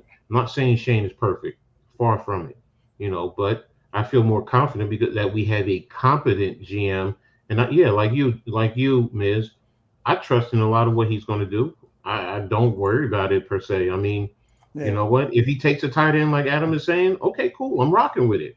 Me too. You know, if he takes a receiver, okay. If he takes a center, okay. I'm not going crazy like some of the Giants Nation is going crazy. Oh, if you take this position, I'm going to lose my mind. Okay, you're going to lose your mind because he feels that this player is going to come in and be productive and help this team. So, bingo. The only way I lose my mind is if they draft a punter, right? That's when don't even put that in existence. Look, Adam Korsak is that type of punter. Let me stop. Don't put it out there. Don't even put it out there. No, I'm just saying, like first round, you want to say, okay, no. You want me to flip out? Okay, I'll flip out there. But the first pick, the 25th pick in the NFL draft, the New York Giants select, from Rutgers, like the punter, you know, the water boy from, you know, Montana State. Well, you know what's kind of interesting about this regime is it feels like 1997 all over again because the Giants got a new regime and a new GM in 1997. They had Corsi with Fossil, right? Coming in the Duke lineage, right? They went 10-5-1. Yeah. This team went 9-7-1, right? That year they went 26th in the draft in 97, 98, they were 26th. This year we're 25th.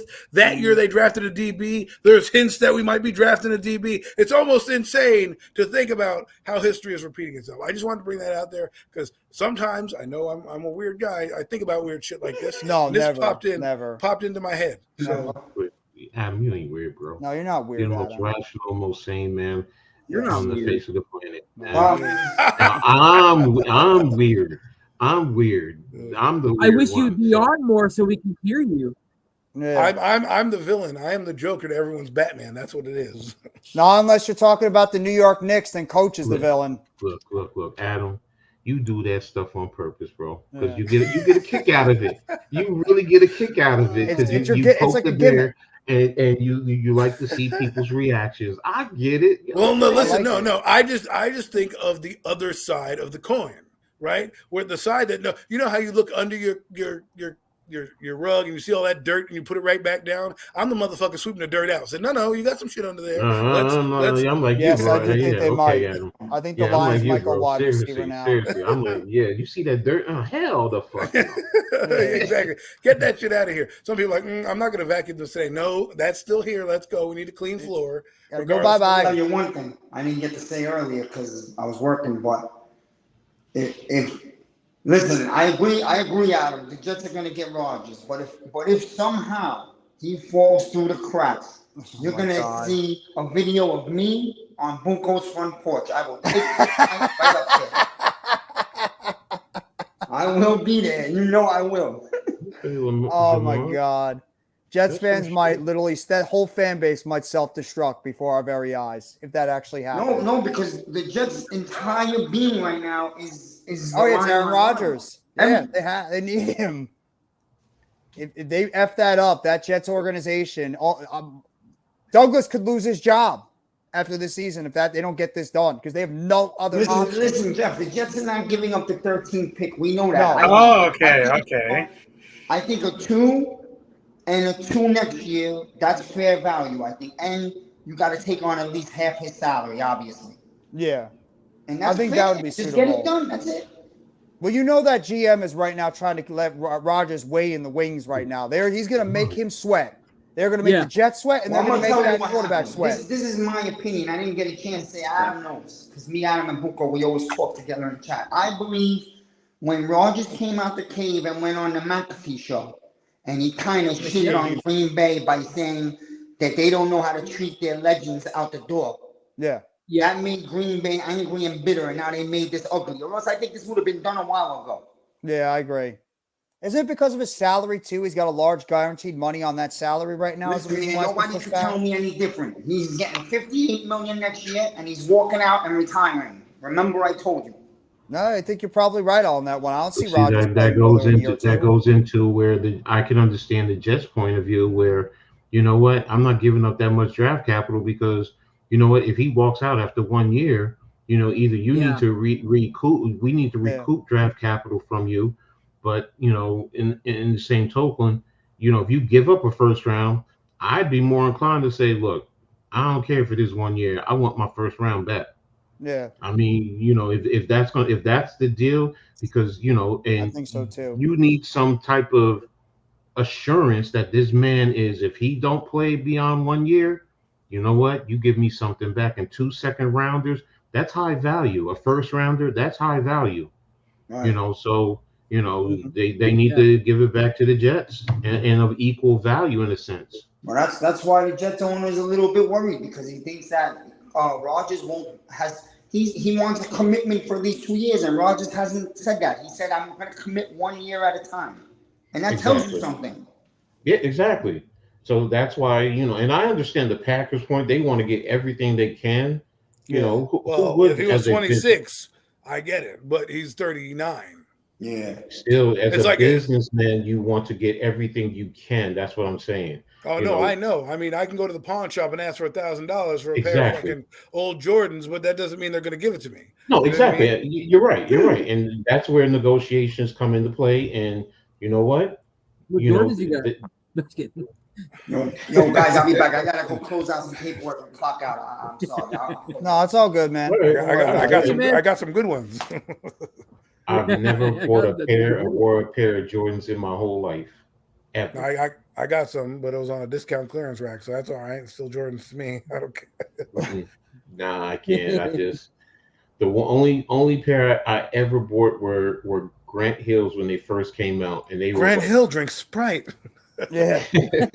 By the way, those were like $30 when I bought them back in 1990. Oh my God, 94. 94. The Rooks. You brought the Rooks. Oh my God, you want the Grant Hill Rooks? Yeah. By the way, this I only know that because of NBA Jam. This podcast has been sponsored by Cole's Cowboys. Fly, Eagles, fly on the road to victory. Fly, Eagles, fly. Score a touchdown, 1, 2, 1, 2, 3. Hit 'em low, hit 'em high, and watch our Eagles fly. Fly, Eagles, fly on the road to victory.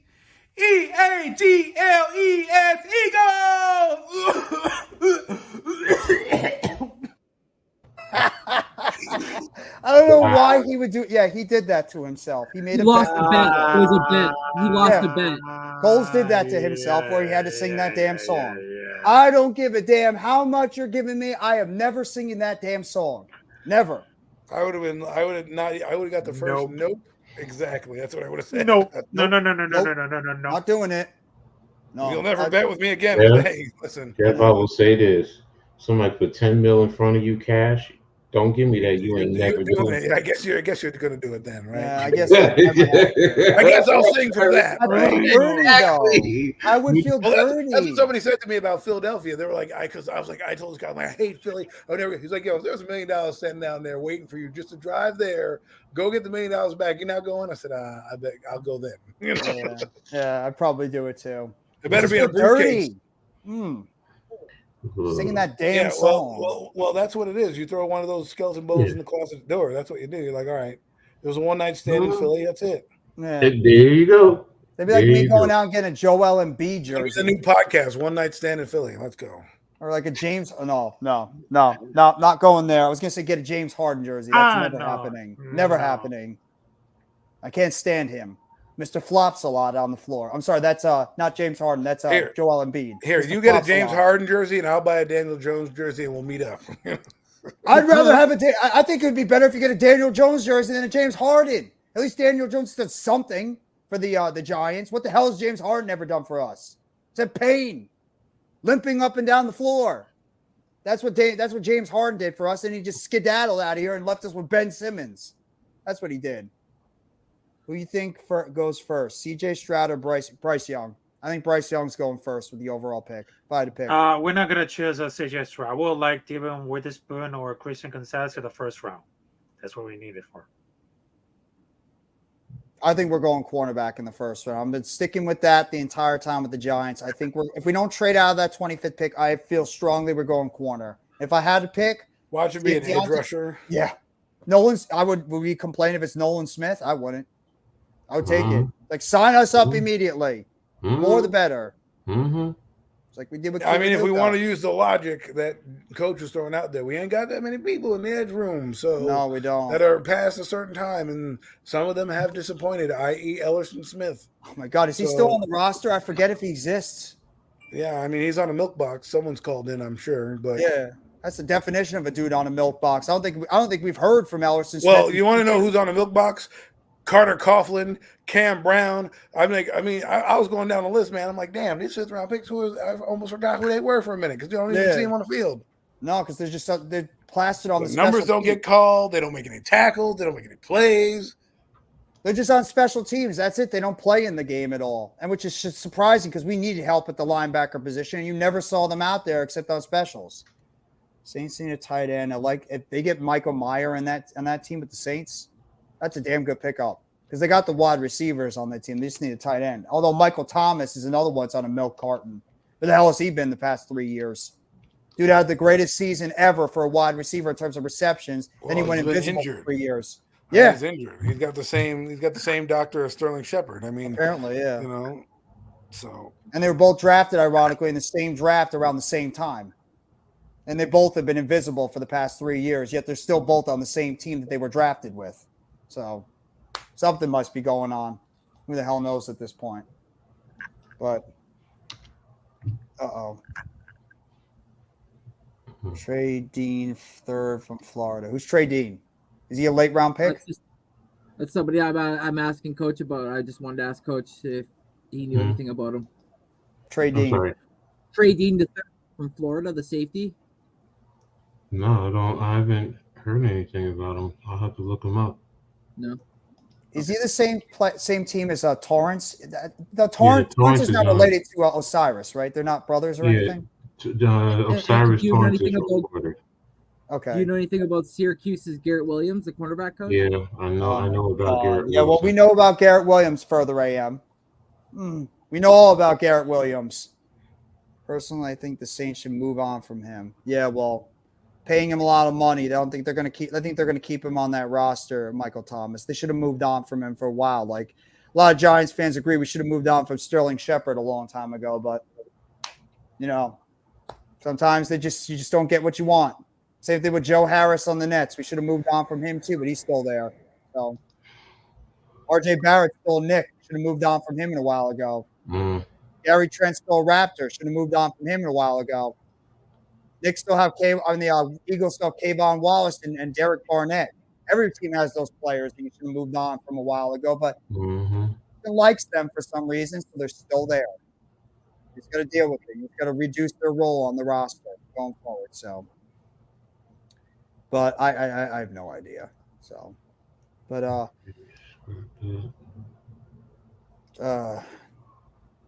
you guys have any other thoughts of anything that's happened today? Talk basketball, football, whatever. Talk the baseball thing with the Athletics going to the now become the Las Vegas Athletics. That's I mean, but they weren't getting no fans in Oakland anyway. So no, and that stadium was a dump. That stadium was an absolute dump, and they didn't want to rebuild, get a new one. Well, see, here's what you're doing. Again, you're going to the gambling capital of the world. What do you think these players are going to do in Sin City? Okay, there's a lot of stuff that's legal there that you can't do in certain other states, and you know, you put a hat on, you put a hat over your head, you go to deep into those fucking casinos, go bet on something. You know, who knows? Among other things. Hold on. I think I understood about the comment. Who reached the final of the UEFA Champions League? I throw Real Madrid as an actual team, but I would like the Champions League final of Manchester City versus FC Milan. I'm not a soccer guy, so I have no idea. No, I will no because for that moment I would love to see a Real Madrid wins, but let's just keep it because we understand that I'm a soccer guy. Then one of those content creators doesn't know about soccer, but this is like the football show. But this is just my opinion. Well, you answered it pretty well. You know, I have no idea anything about soccer, so I wouldn't even know the first thing about Manchester United or any of these teams. That was a good job, Raph. Is that AC Milan that they're facing? Yeah, they're facing. It's the finals. Isn't there two teams from Manchester? There's Manchester United and there's Manchester City. Exactly. Okay. It's like the Jets versus the Giants. So my favorite player used to be Dwayne Rooney on that place. They used to play back in the day, and Dwight Cole. I know it's Dwight York and Andy Cole, and Ryan Giggs. I used to like the United, but who knows? You know, I mean, Milan. If it's AC Milan, my brother likes AC Milan, so I want to see them win. You know? Yeah, I watch World Cup too. So it's like one's the Jets where they just always keep falling on their face, and the other one's the Giants where they sometimes win. And Real Madrid is pretty good. I used to like their uniforms back in the day. They used to have purple stripes. It was a black with purple stripes. It's crazy. Yeah. I like Jawan Johnson. Jawan Johnson's not a bad tight end, but you guys need a better – you guys probably need a number one. Jawan Johnson's a nice backup, converted wide receiver from Oregon, but you guys can do better than that. European basketball fans are very crazy. They are not in the NBA. Fans cheer, jump at like smokes, flares, and firecrackers. Oh yeah, that's a similar reaction about it because when I was born in South America, which is in Venezuela, they had different baseball teams, basketball teams, even soccer teams, and the fans are jumping around. They had an incredible soundtrack, and they're waving like the flags right there. It's something really different in like United States. Yes. But the only reason that they have it are like they have firecrackers. And there's one event that I went to. It was a soccer event that I went to the several injuries, and that was so much like that was a tragical moment. That was in 2011. Almost 18. I was 17. I was 18. That was in July. Yep. Taysom Hill. I think Taysom Hill had his chances, and Taysom Hill fumbled those chances, no pun intended, with the Saints multiple times. Taysom Hill is not the answer. He'll be their gadget guy. Yeah, that's their gadget wheel guy. Didn't he sign a ridiculous deal? Not this offseason. Yeah, I believe so. Yeah, 90 mil or something like that. Oh my God. That's 90 million for a gadget guy. That's I think don't quote me. I think. No, I mean I wouldn't be shocked if you're wrong. I think you're probably right on that one. 90 million for a gadget player. That's good Good spending there, New Orleans. Yeah, he signed a 4-year, $40 million. Sorry, so it's $10 million per year. No, that's okay. Though then again, we spent all that money on Kenny Golladay, so what the hell do we really have to talk about? He's an unrestricted free agent 2026. 4 years, $40 million, I think. Well, there we go. Rutgers got a big commitment today. Thank you, Coach. Top 150 player. I'll take it. Let's hope. Yeah, Rutgers needs all the honestly, if they get Dylan Harper committed, okay, their class could probably be top 5 in the country. That's Ron Harper's little brother, right? Yeah, that's Ron Harper Jr.'s little brother. Okay. By the way, that kid needs to play next year. We weren't wrong though. It's a 4-year, $40 million contract, but it could be worth $94 million based on incentives. Oh, okay. So that's what I saw. So that's ridiculous for a gadget player. Has soccer industry and in particular the MLS league in the United States become more popular and loved than 10, 15 years ago? I'd probably say yeah. I think so. Growing a little bit more. Yeah. Yeah, exactly. But I guarantee you that because the last thing that I just said about it, the soccer is real different in Latin America because of the fans, the players, and play. And of course, they had a lot of things about it because, look, I understand about the NFL, which is very popular in the United States. But in Latin America, they only they have basketball teams, baseball teams, and of course, soccer teams because those fans are incredibly crazy. And I went to see one of those games of my country, Venezuela, in soccer, basketball, and baseball because their afition is really good.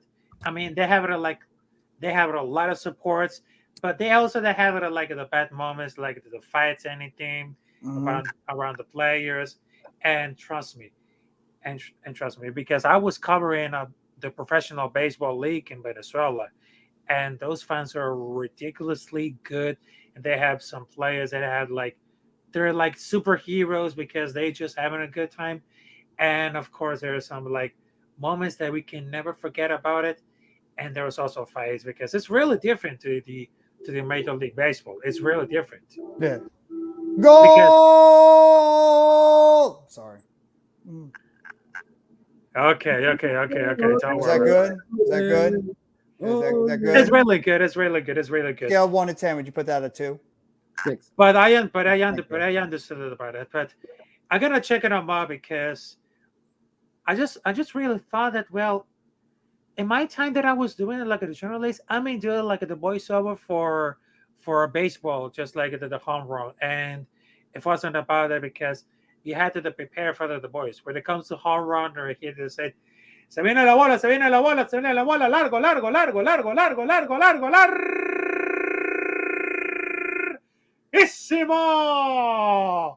I mean, yeah, I can't beat that. That was pretty sick. That's how you enter in the stream every time, Raph. I don't want to. Whenever I see you, that's how I want you to enter. I want you to make your presence known like that. My God, that was good. Yes, that was good, Raph. You got to do that more often. That was a good job with the tongue too. Every time you come in the stream, you go, "It's me, Rafi," and you just go off, bro. Yes.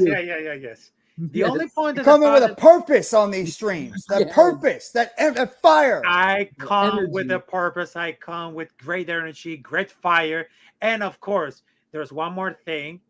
The Major League Baseball League comes to March to November, but when it comes to Venezuela Professional League, like the winter leagues, it comes from October to January. It's really different. Yeah, I heard about the World Cup that they're going to be planning on hosting that. By the way, if you're going to be making sure you tune in tomorrow, apparently Raphael is going to be getting into a battle with Snarf over there on the G Nation. Oh, yes. That would be at night. That would right, be Coach? Snarf versus Raph? Ah, yes. It's gonna be interesting. It's gonna be interesting. Yes. I got a taste of it last night. I got the pictures with the mask and everything. Yes. Yes. That was so epic. Yes, the pictures with the mask, the Rey Mysterio and the Sin Cara mask that they both had last night. There you go. Apparently they wore masks on the stream last night for You want Lou. me They to had show the it? Rey Mysterio and the Sin Cara mask. Sin Cara, yes. You want me to show it, Jeff? Sure, that's fine. The next time I'm gonna come with my All Darth right. Vader mask. You should. You should. You sure? You should definitely bring that Darth Vader Please, mask. I please, mean, everybody please. call you. You even said you're like Darth Vader of the YouTube community. So you need to come in with that Darth Vader mask and be like, you know, here we go. I'm representing the dark side of the YouTube community. I wouldn't want it any other way. You have that music playing in the background too. Yeah, the Imperial March. That's right. Where When is you the wheel. picture? As soon as I find it, I'll give it to you. That's the one bad thing about me with pictures. I got so many damn pictures. I'm not good. I'm not good with it either. I suck when it comes to pictures and that kind of stuff. Wait a minute. Yesterday was what was yesterday's date? 20th. 20th, 420. Let me see if I can get it that way. By the way, happy belated 420 day to everybody that enjoys the holiday. Oh, we enjoyed the holiday. Yes. Yeah, see, Randy and Adam. Yeah, Randy and Adam are happy. I slept well last night. Then I gotta sleep well every night. Yeah. What holiday? Okay, y'all lost me. What holiday? It's not a holiday, but it's It's 420 represents the marijuana culture. We Yes. celebrate Duh. Coach, that went right over your head on that one, which woo, right over you on that one. Yeah, really. And then the like obviously like the month is 4, and then like so Yeah, no, I got you. Brazil. Yeah. Brazil. Brazil. Brazil. Brazil. I said Brazil. Yeah. Yeah, see, there we go. Mm-hmm. Coach knows what I mean Brazil. by Brazil. Clap, clap. Don't they have like a Smack, don't they have like a smack, spread booty 'em all contest in around. Brazil? Coach, They have I like a tagged you booty- something They with have that. the most interesting play everywhere. with this. Like, how do you get to be a booty judge? That's what they do. I mean, that's what they do. They have like the lineup of a booty. What are the most Contest. interesting? What are the most interesting that about the country Brazil is their music, because they had samba, they had bossa nova, the Yeah, funk, and the women's ass. But my question is like, how you get and the they booty shaking job, all but how do those they goodies screen when it that? comes to Yes. carnival. Please, Foreign more. objects going everywhere. How are they screening the booty job? Like, how are you applying? Like, God, right? they put like 3 pictures in front of you and say you pick the Oh, right. Like, yeah. really, that's a Pick the good correct question. How do you judge that kind of stuff? Like, what's your qualifications got to be? Exactly. How did Are you? How do you you get the allowed job? to drop a quarter off the booty? What are the do they, requirements? first Oh my and foremost, God. do they have an onion? Is And it my an question- onion? My question Yes. is there Yes. is there Really haven't- you know, health insurance? You know,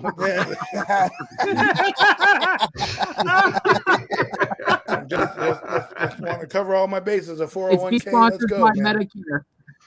Oh my Your heart's God. Because if you're a judge, I'm sure you don't want to leave that position. So you have to think No. about the future.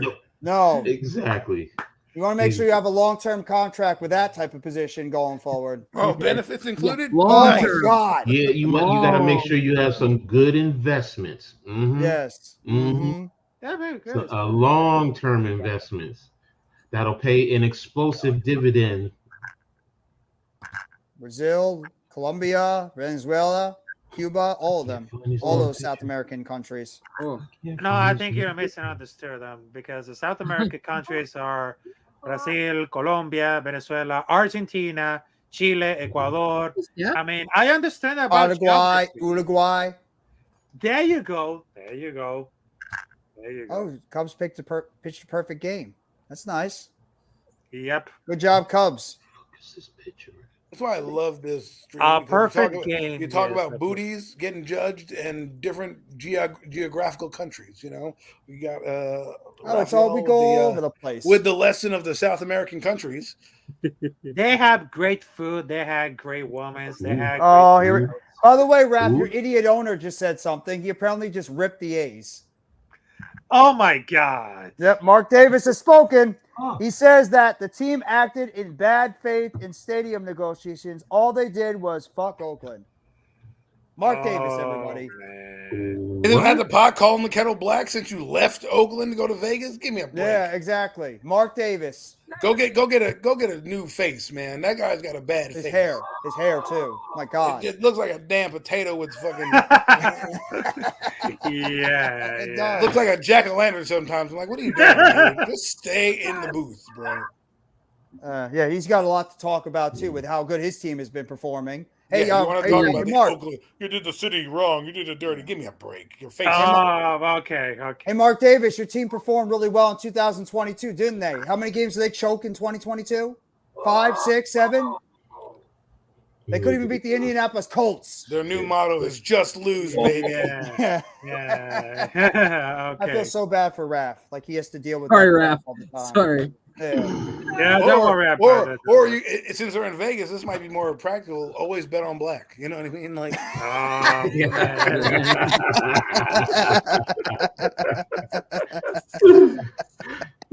that was a good one. That was a good one. That was a good one. I got a few zingers. You got to hang out with the Joker and you get to know me a little bit more. You know? Okay. That little Joker and Darth Vader thing mixed together. Baby, shit. Okay. So anyway, folks, I gotta hop off because I had to search my little brother because he's from school. But it was a pleasure having you guys, and of course, salute to everybody else on the chat and the panel. Adam Costas, Coach Ed, Next Shift, of course, Next Shift. Last night it was 420, so salute to everybody else, and of course, Blue Jays versus Yankees tomorrow, and this could be like, it is gonna be today, tomorrow, and of course it's Sunday. I mean, this is gonna be incredible, and I hope it's gonna be a great series. And Jeff, always much love and respect, and of course it's always much appreciated because when it comes to the shows on Fridays, it's always a pleasure to having you on your panel. And of course, here comes El Capitan Rafael, who says goodbye to everybody else, salute to everybody else, and of course there's a lot of surprises coming here on my YouTube channel. So you gotta stay tuned, folks. Gotta stay tuned after the draft. And of course, not only I just covered the Raiders and soccer, but also I just covered the basketball and the baseball with my great boys. So have a great weekend, guys. And of course, se despide Rafael Chacinas, no es el Capitán Rafucho. Have a good one, guys. See, that's what you call an outro. That is an outro, ladies and gentlemen. Raph, that's what I mean. There you go. That's an outro, ladies and gentlemen. That's how you get off of a stream. Paul. Yes, sir. I see. Coach knows exactly where I went with that one. Last night. See, I broke Coach. Hey, I'm supposed to be the one doing the evil laugh. No, something happened last night that was, questionable. Let's just say that. Questionable to say the least. Involving Raph and Snarf. Yo, he said, get off of the screen.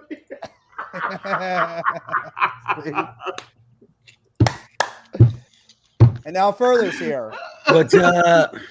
Yeah. I always keep saying I'm going to end these streams early, and then it's like 4, 5, 6 hours later, I'm still here. Well, it's like people just keep walking through the door. Yeah, it's like a revolving door. Anybody wants to pop on? Come on in. It's like you're having one of those all-day parties. You're about to wind down. Someone brings another 30 rack. It's like, let's go, rack them up. You know, it's Friday. Rack it up again. Let's go. Bring it on a new one. You're like drunk, kid standing there. You're like, oh, hey, bro. You're like, oh, I got another 30 rack. Let's do this. Yeah. Another buddy walks through. He's like, listen, I just hit up the dispensary. You're like, I guess we're going for another 4 more. Let's go. Come on, set up the cups. We're playing BP. I just made all these brownies. Who's going to eat them? Yeah. I just ordered pizza. Yeah, what happened to you yesterday? You had pizza yesterday and you just disappeared. No, you got a pizza yesterday, and you're like, I'll be right back, and you never showed back up. Dude, the pizza didn't settle in with my dude. I was in misery. I didn't sleep at all last night. What kind of toppings did you get? Happened. No, I just had a Did you get Supreme cold pizza. Yeah. From Fresh Market. Oh, you bought one of them. Oh, that's why. It wasn't too fresh. No. Yeah, well, there you go. So you had the what happens after you eat Taco Bell or a White Castle effect?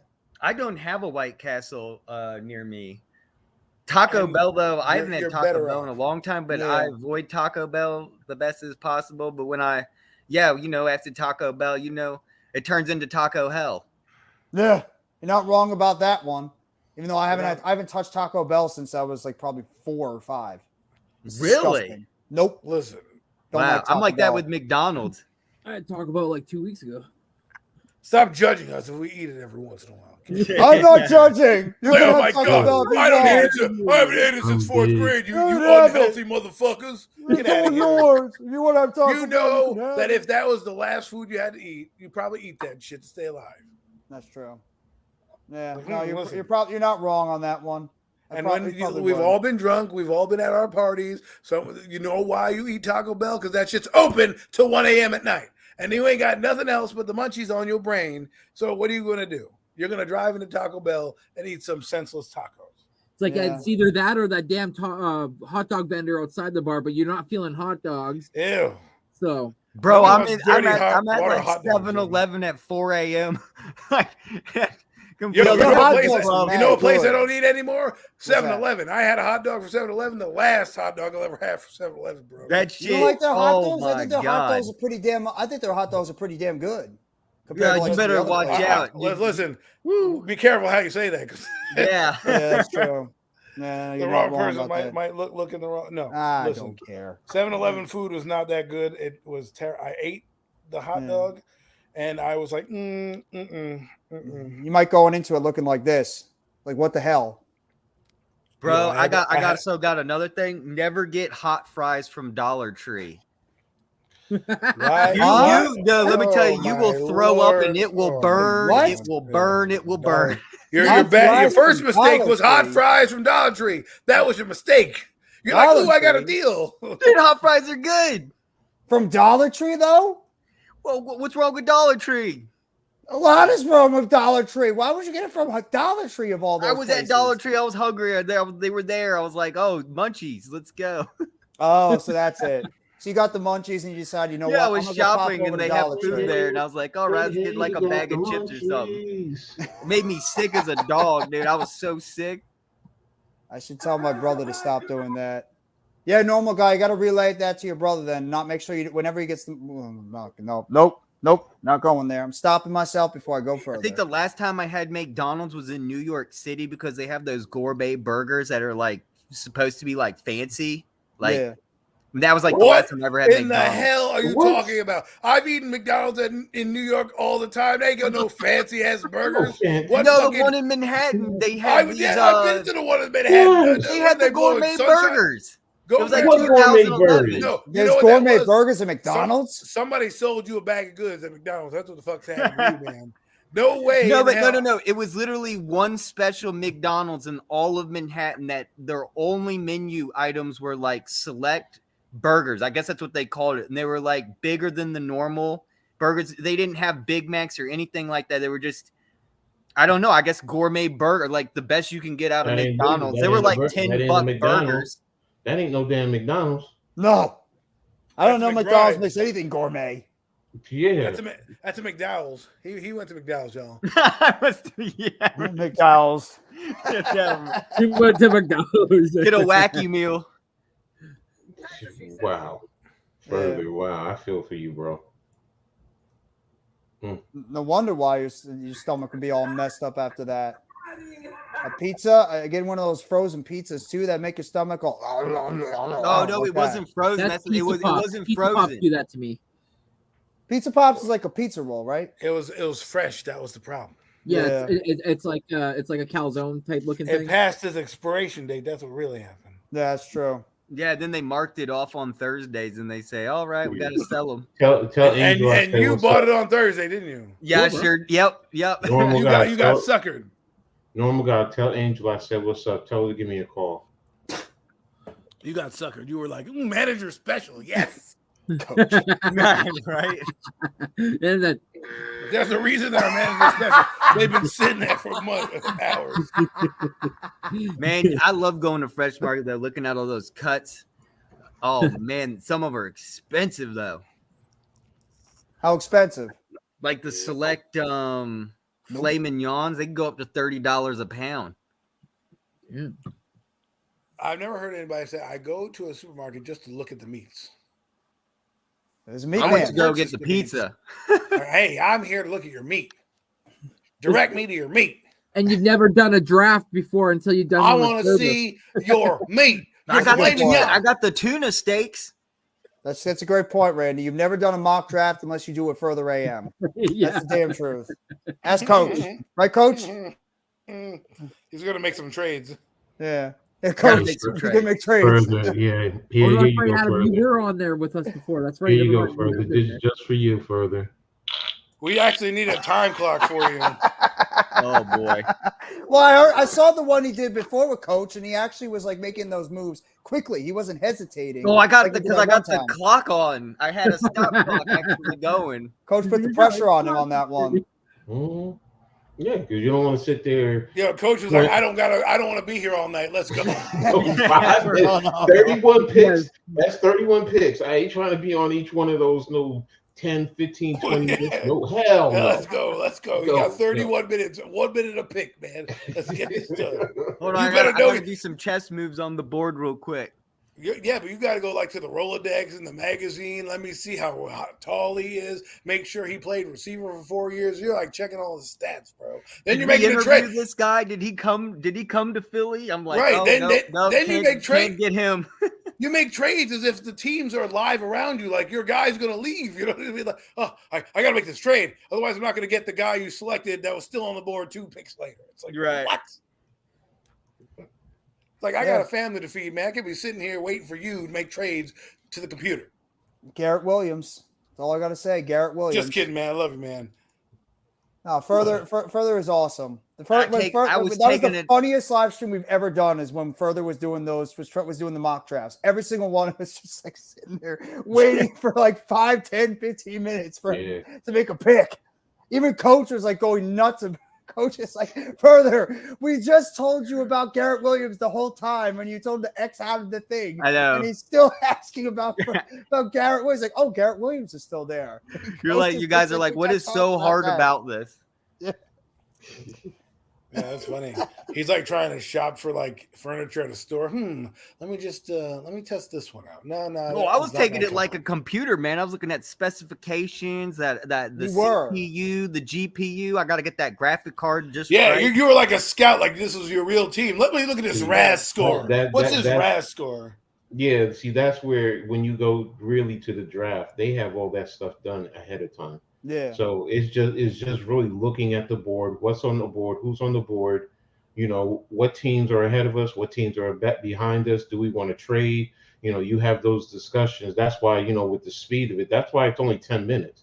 Because realistically, you think about it, man, all the information, there's no way in hell they can't have all that information, go through that information in 10 minutes. They have to be prepared way ahead of time, get all that information, and then just have your little cliff notes right there on the players as you just go. So I think really the 10 minutes is for you to hear out other teams if you want to Yes. trade or not. So that Exactly. team gets some time on the clock once the trade is complete. They, like you said, Yeah. you don't get a refresh 10 minutes once the trade is done. You're right on the clock where that time left off when the trade happened. Well, Or you could be Minnesota and just miss your pick for 2 picks. Oh Yeah. my God, yeah. Yeah. But you also talk to teams ahead of time too. That's all of that is done ahead of time. Seriously, I'm gonna be honest with you. They've been that's why, you know, when people talk about with Giants, we want them focused on the draft. This is the time that they're doing all that, having these discussions, going over that, talking to teams. You know, would you be interested if we came up and you go through and you know what it preliminary trade talks. exactly that it's between now and probably by Monday, I would say, Adam. I would say they can make trades.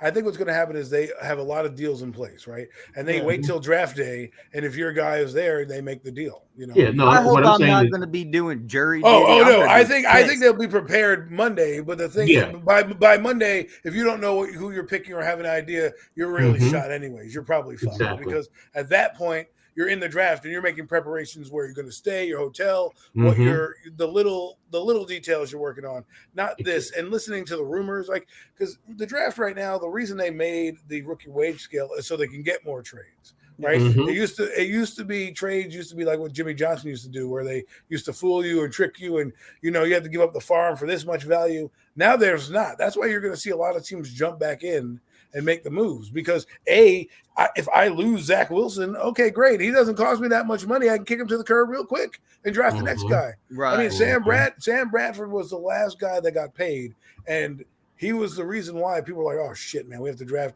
Bradford now. Give him this contract," and he got injured and they couldn't get rid of him. And that's basically they were at the bargaining table in 2011 like, yo, this guy has never played a down. He gets more money than half the veterans on the team, and then he's a bust and you're still paying him. Dude, I'll never forget Stephen A. Smith on First Take flipping out on Sam Bradford. I can't find it on YouTube anymore. I guess they took it down, but he was called highway robbery, a thief. He was like the biggest one in the NFL. It has to be Sam Bradford. I don't think he was that bad of a quarterback. He just kept getting hurt all the time, every second. And what was his contract though for like 120 mil? Yeah, it for was a something rookie? ridiculous. It was something absolutely insane. It was like one of those big rookie deals of like $100 million that they were giving out, and he was the straw that broke the camel's back when it was like, oh shit. Here we go, because they used to ruin your franchise. You couldn't trade this guy off.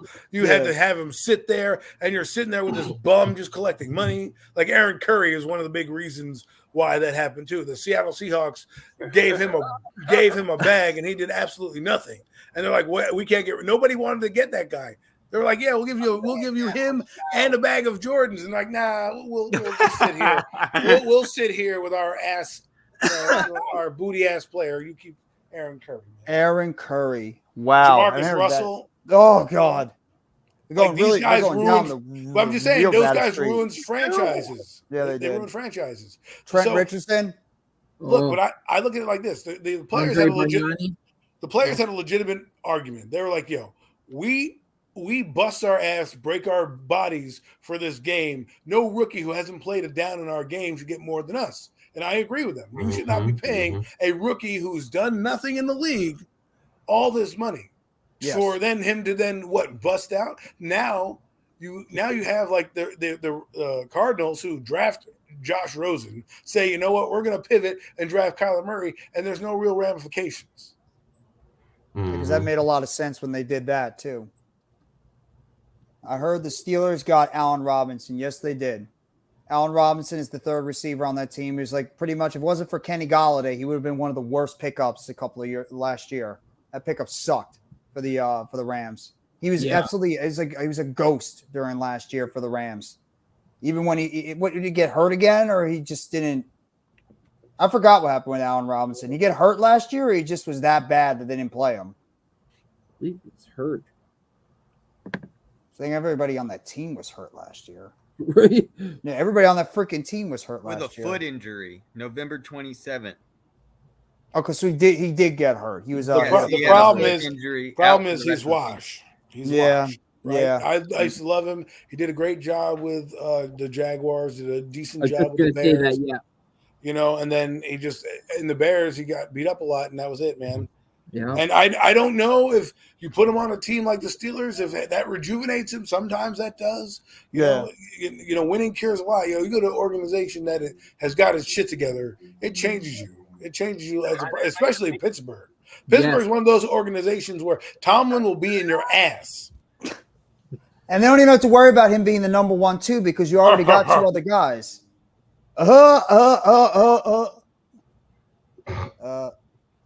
Coach like that. He wasn't laughing last night. I thought somebody did the home improvement theme. That's why I made that noise. Oh, great. Now LeBron James is mouthing off. LBJ not here from that BS. LeBron cuts off media availability after avoiding questions about Grizzlies trash talk. That's awesome, LeBron.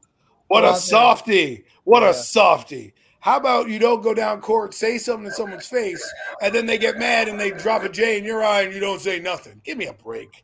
Give me a break. This is why, as much as I thought Draymond Green's shit was dirty. That's why I love Draymond Green. You go to talk trash, bring it, egg it on. We're in the friggin' playoffs. You are the general of the NBA. They hitch their wagon to you on their merchandise, on whatever they got. And this is what you I don't want to participate in this. I want to get up. Yo, be a man.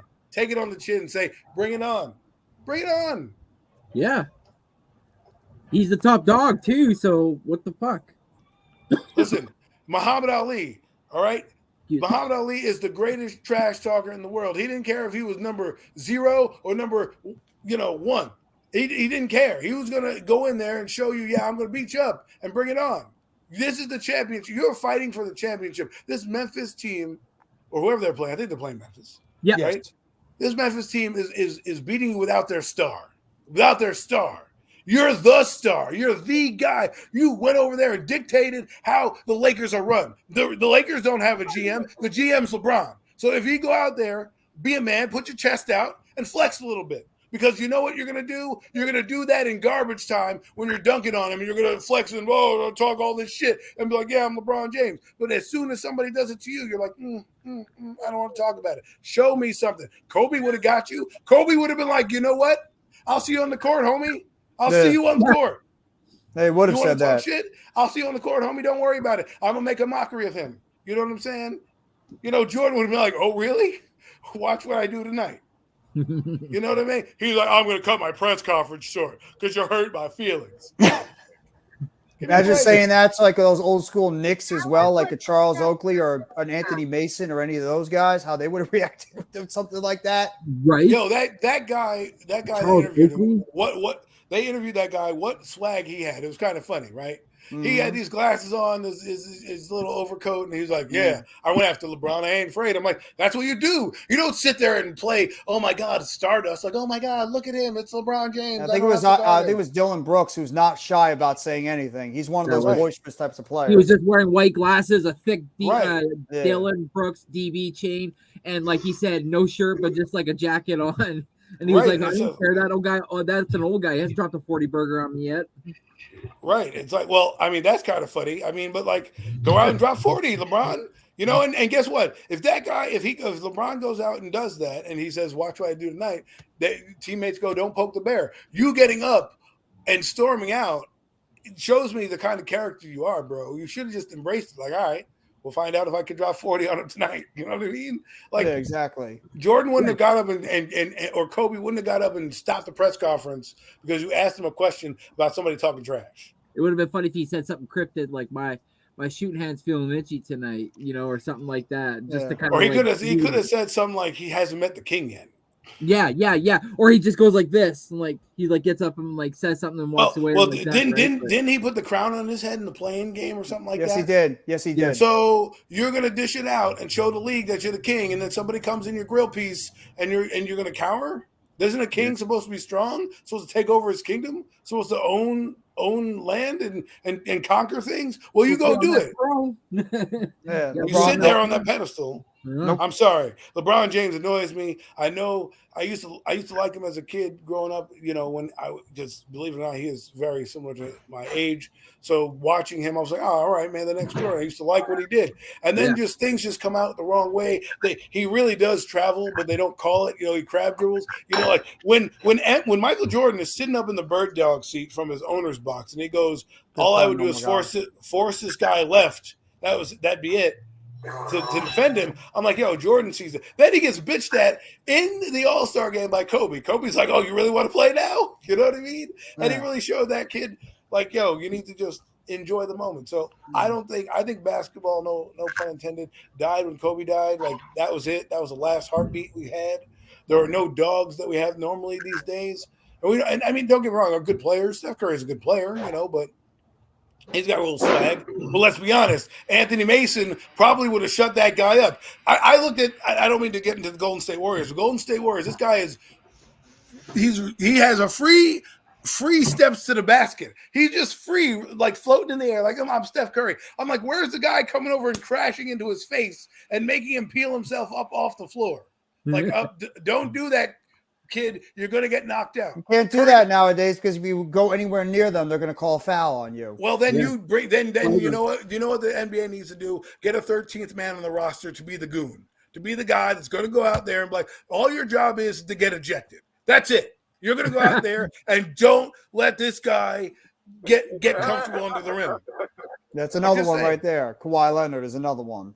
I don't mean to sound dirty. I know. I see what you mean. Yeah. The game lately has been missing its muscle, and right now we're all just waiting. We as soon as something happens, we look to the refs. What are they going to say? What are they going to call? And it's like I kind of hate that about the game now. Like you said, like every time I see Joel Embiid flopping on the ground, I'm like, where's the call?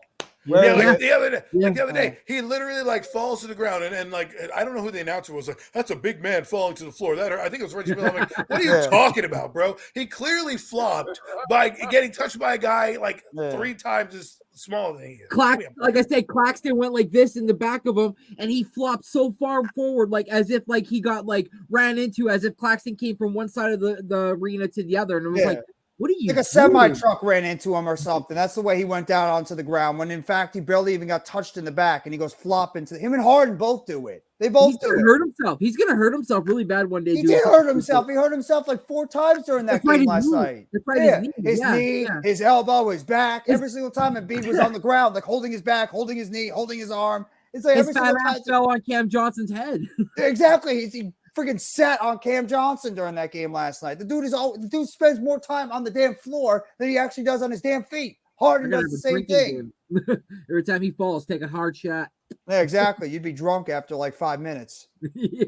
With the way he falls on the ground every freaking second. Every time. It's like every time you can know whenever you're playing against Joel Embiid, he's going on the floor. He's going to flop on the floor every single time, just waiting for it to happen. That's exactly what he does. Didn't the NBA put in a rule where you should be called for that nowadays? Like they did, but it's not working because there's still guys flopping all over the place. I don't want to go off too much about Joel Embiid because it'll sound like sour grapes coming from a Net fan and all that. But I'm just saying, like, to me, what losses in the NBA is the killer instinct guys. Guys are so willing to pass the ball. Now, the interesting thing about the Splash Brothers is, to me, it's like they're intriguing to me because they don't necessarily have killer instinct. They just don't feel anything. Like we're down 20 points. Okay, whatever. We're just gonna keep shooting.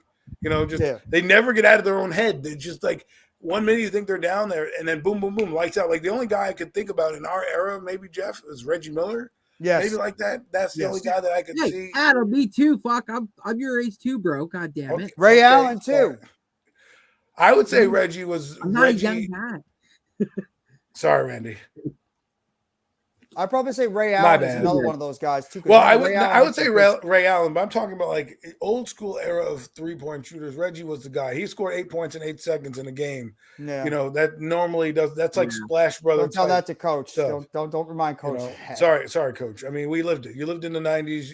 If you lived in the tri-state area, you were behind the Knicks. Whether or not you were in their state, you were behind the Knicks. Put up the points pretty quick too, though. Yes, he did. Yes, he did. Who?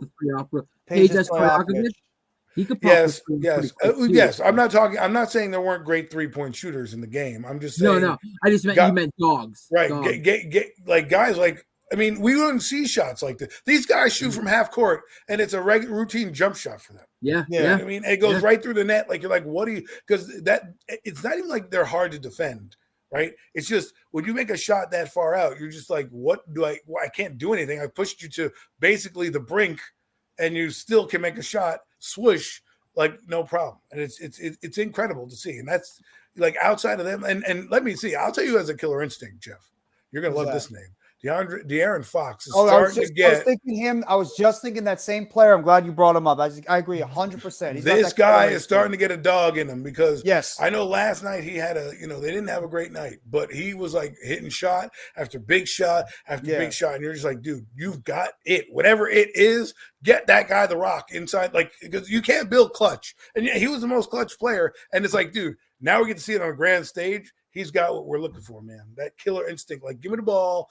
I'm going to win this game. 5 minutes to go? We're down 10. Give me the rock. I'm going to hit every shot. I feel the same way about his teammate Malik Monk as well. I think Malik Monk is the same type of player. Have a great day. All right. Thanks for having me, man. No problem. I'm gonna probably on the live stream in a little bit, probably anyway. But guys, that's the Football Friday show mixed in with a whole lot of other stuff. Want to thank Further AM, Coach Ed Gladney, Randy, Next Shift Randy, Mitch Kofsky, Philly Sports Talk Podcast, obviously Adam Costas, Sevi Mizrahi. We had a lot of people on the show today. Appreciate all you guys coming by here. You will catch myself, Randy. I believe Further will be there. I don't know if Coach is going to be busy, if he wants to hop on for a little bit. We'll be back for the Cavs and the Knicks tonight at Madison Square Garden. I believe 7:30. So make sure you guys tune in for that. I'm going to go grab something to eat because I'm starving.